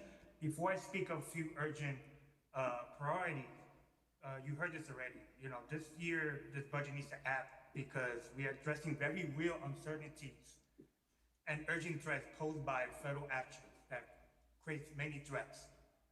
Part of it is that to understand this, some content is also that there was a last-minute inclusion in a provision that blocks federal Medicaid and ACA funding for medically necessary care for all transgender people, regardless of age. The other context which had in 2024, UMH had roughly $35 million through its cooperative agreement with CDC for HIV surveillance prevention. That is all at risk, particularly for Housing Works and our sexual health clinic work. In terms of our urgent priorities, I think, and we're in protecting New Yorkers, we want to make sure that increased funding for the ETE initiative, the faith-based HIV initiative, and the Hep C initiative.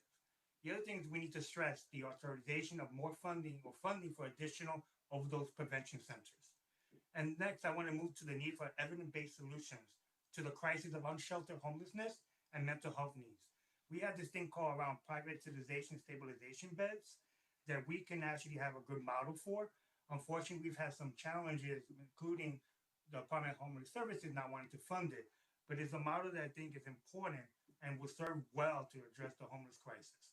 And so those are key things that we believe at Housing Works, including mitigating any federal cuts, particularly for the most marginalized communities, particularly people living with HIV and low-income immigrant communities. Thank you. Thank you, Anthony. Appreciate it. Next is Jennifer Parrish. You may begin.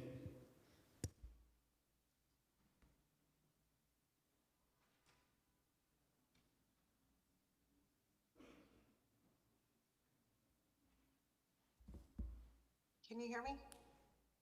Yes. Oh, I'm sorry. No, that's okay. My name is Jennifer Parrish. I'm the Director of Criminal Justice Advocacy at the Urban Justice Center Mental Health Project. And today we join with the CCIT NYC in calling for a baseline allocation of $4.5 million to ensure competitive compensation for peer specialists to staff the city's mental health crisis response team.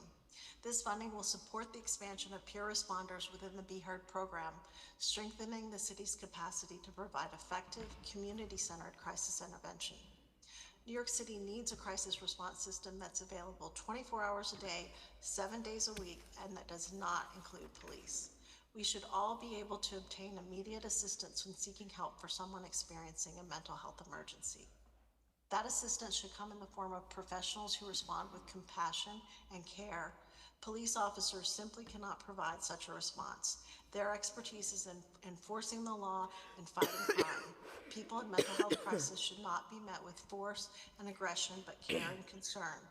Peer specialists trained in crisis response can provide that much needed support. Including them in the Be Heard program will improve that intervention tremendously. I also am urging the funding of justice-involved supportive housing, intensive mobile treatment, forensic assertive community treatment, crisis respite centers, and residential treatment beds. By reallocating just a sliver of the Department of Corrections' $2.87 billion budget, we can fund those services. We need to stop pouring resources into ineffective punishment system and instead invest in proven effective services that will make New Yorkers safer and healthier. Thank you. Thank you very much. Appreciate it. Okay, next is Mabaki Thiani. You may begin. Hello, everyone. My name is Baka Jam. I'm the Housing and Health Community Organizer at the Center for Independence of the Disabled, New York. We advocate for people with disabilities in the 5 boroughs of New York City. It's a great pleasure to be here, and thank you for giving us the opportunity to testify. I wanted to start from the Be Heard. We advocate for the implementation of the Be Heard, and today we are happy to join this meeting to voice our concern regarding the crisis intervention and emergency response when individuals are in a situation that gets at risk of hurting themselves or others. Having the mental health counselor along the NYPD and NYFT would help de-escalate the situation without police brutality. We encourage the city to fully fund Be Heard and expand the program to the Bronx and Staten Island.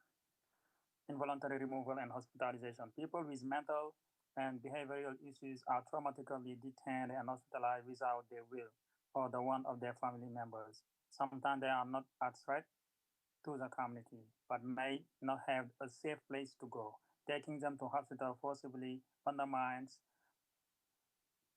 our healthcare system with medical bills that the city will have to pay. Also, push for the funding of mental health in NYC schools. City schools, the city must provide mental health support in schools where students spend much of their time and assist families to facilitate access to treatment for their children with special needs. Sydney also needs funding. Independent living centers like Sydney need help and support to keep addressing the healthcare and housing issues of our 40,000 consumers at the federal cuts will drastically impact people with mental and behavioral issues, and also clients with disabilities or chronic disease. We thank the City Council for providing us with the opportunity to testify. Thank you. Thank you very much. Next is Rahman Al-Musali.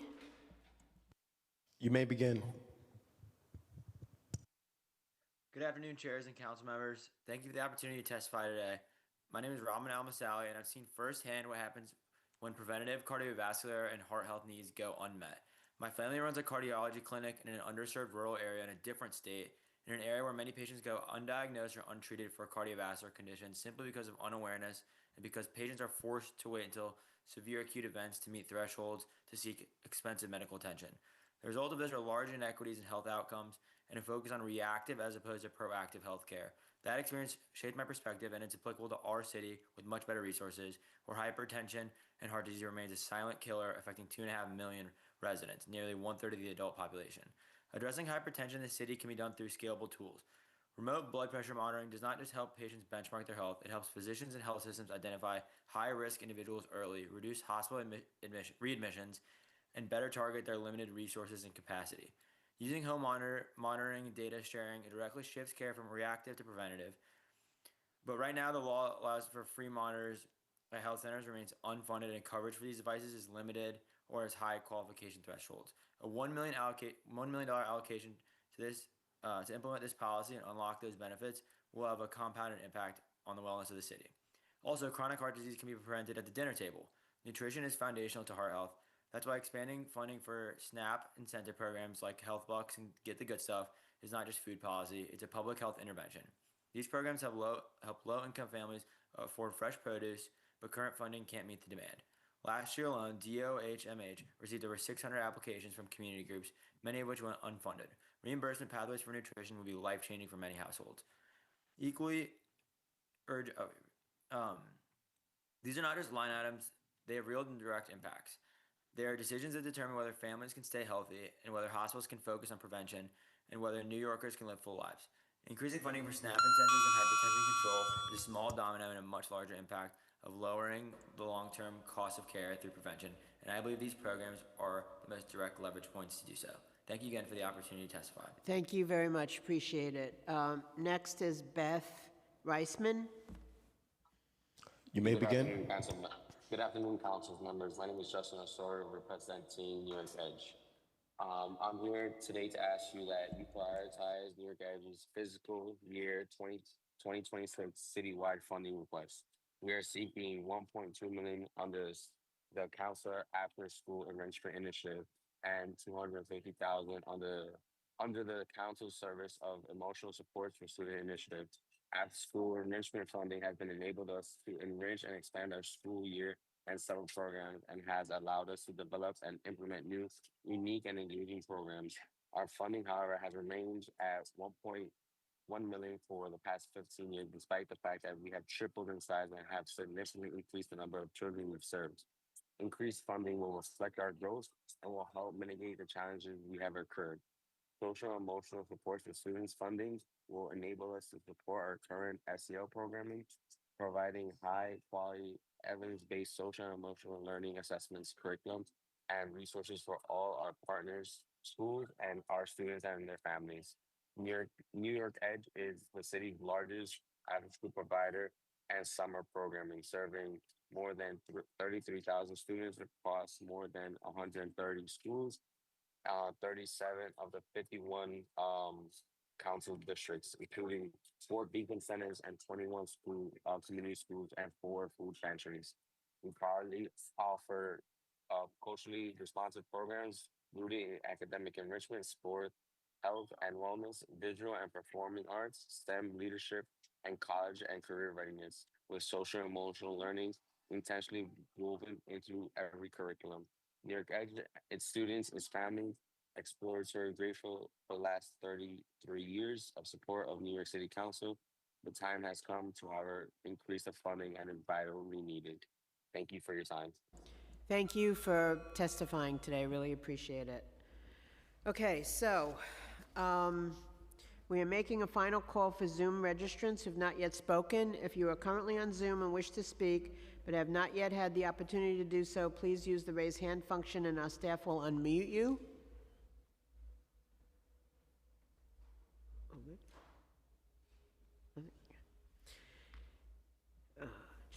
Seeing no hands, I would like to note that everyone can submit written testimony to testimony@council.nyc.gov within 72 hours of this hearing. We thank the administration and the public for attending this hearing to share their thoughts on the oversight topic and attached legislation, and look forward to following up on these issues. With that, this hearing is now adjourned. Thank you all.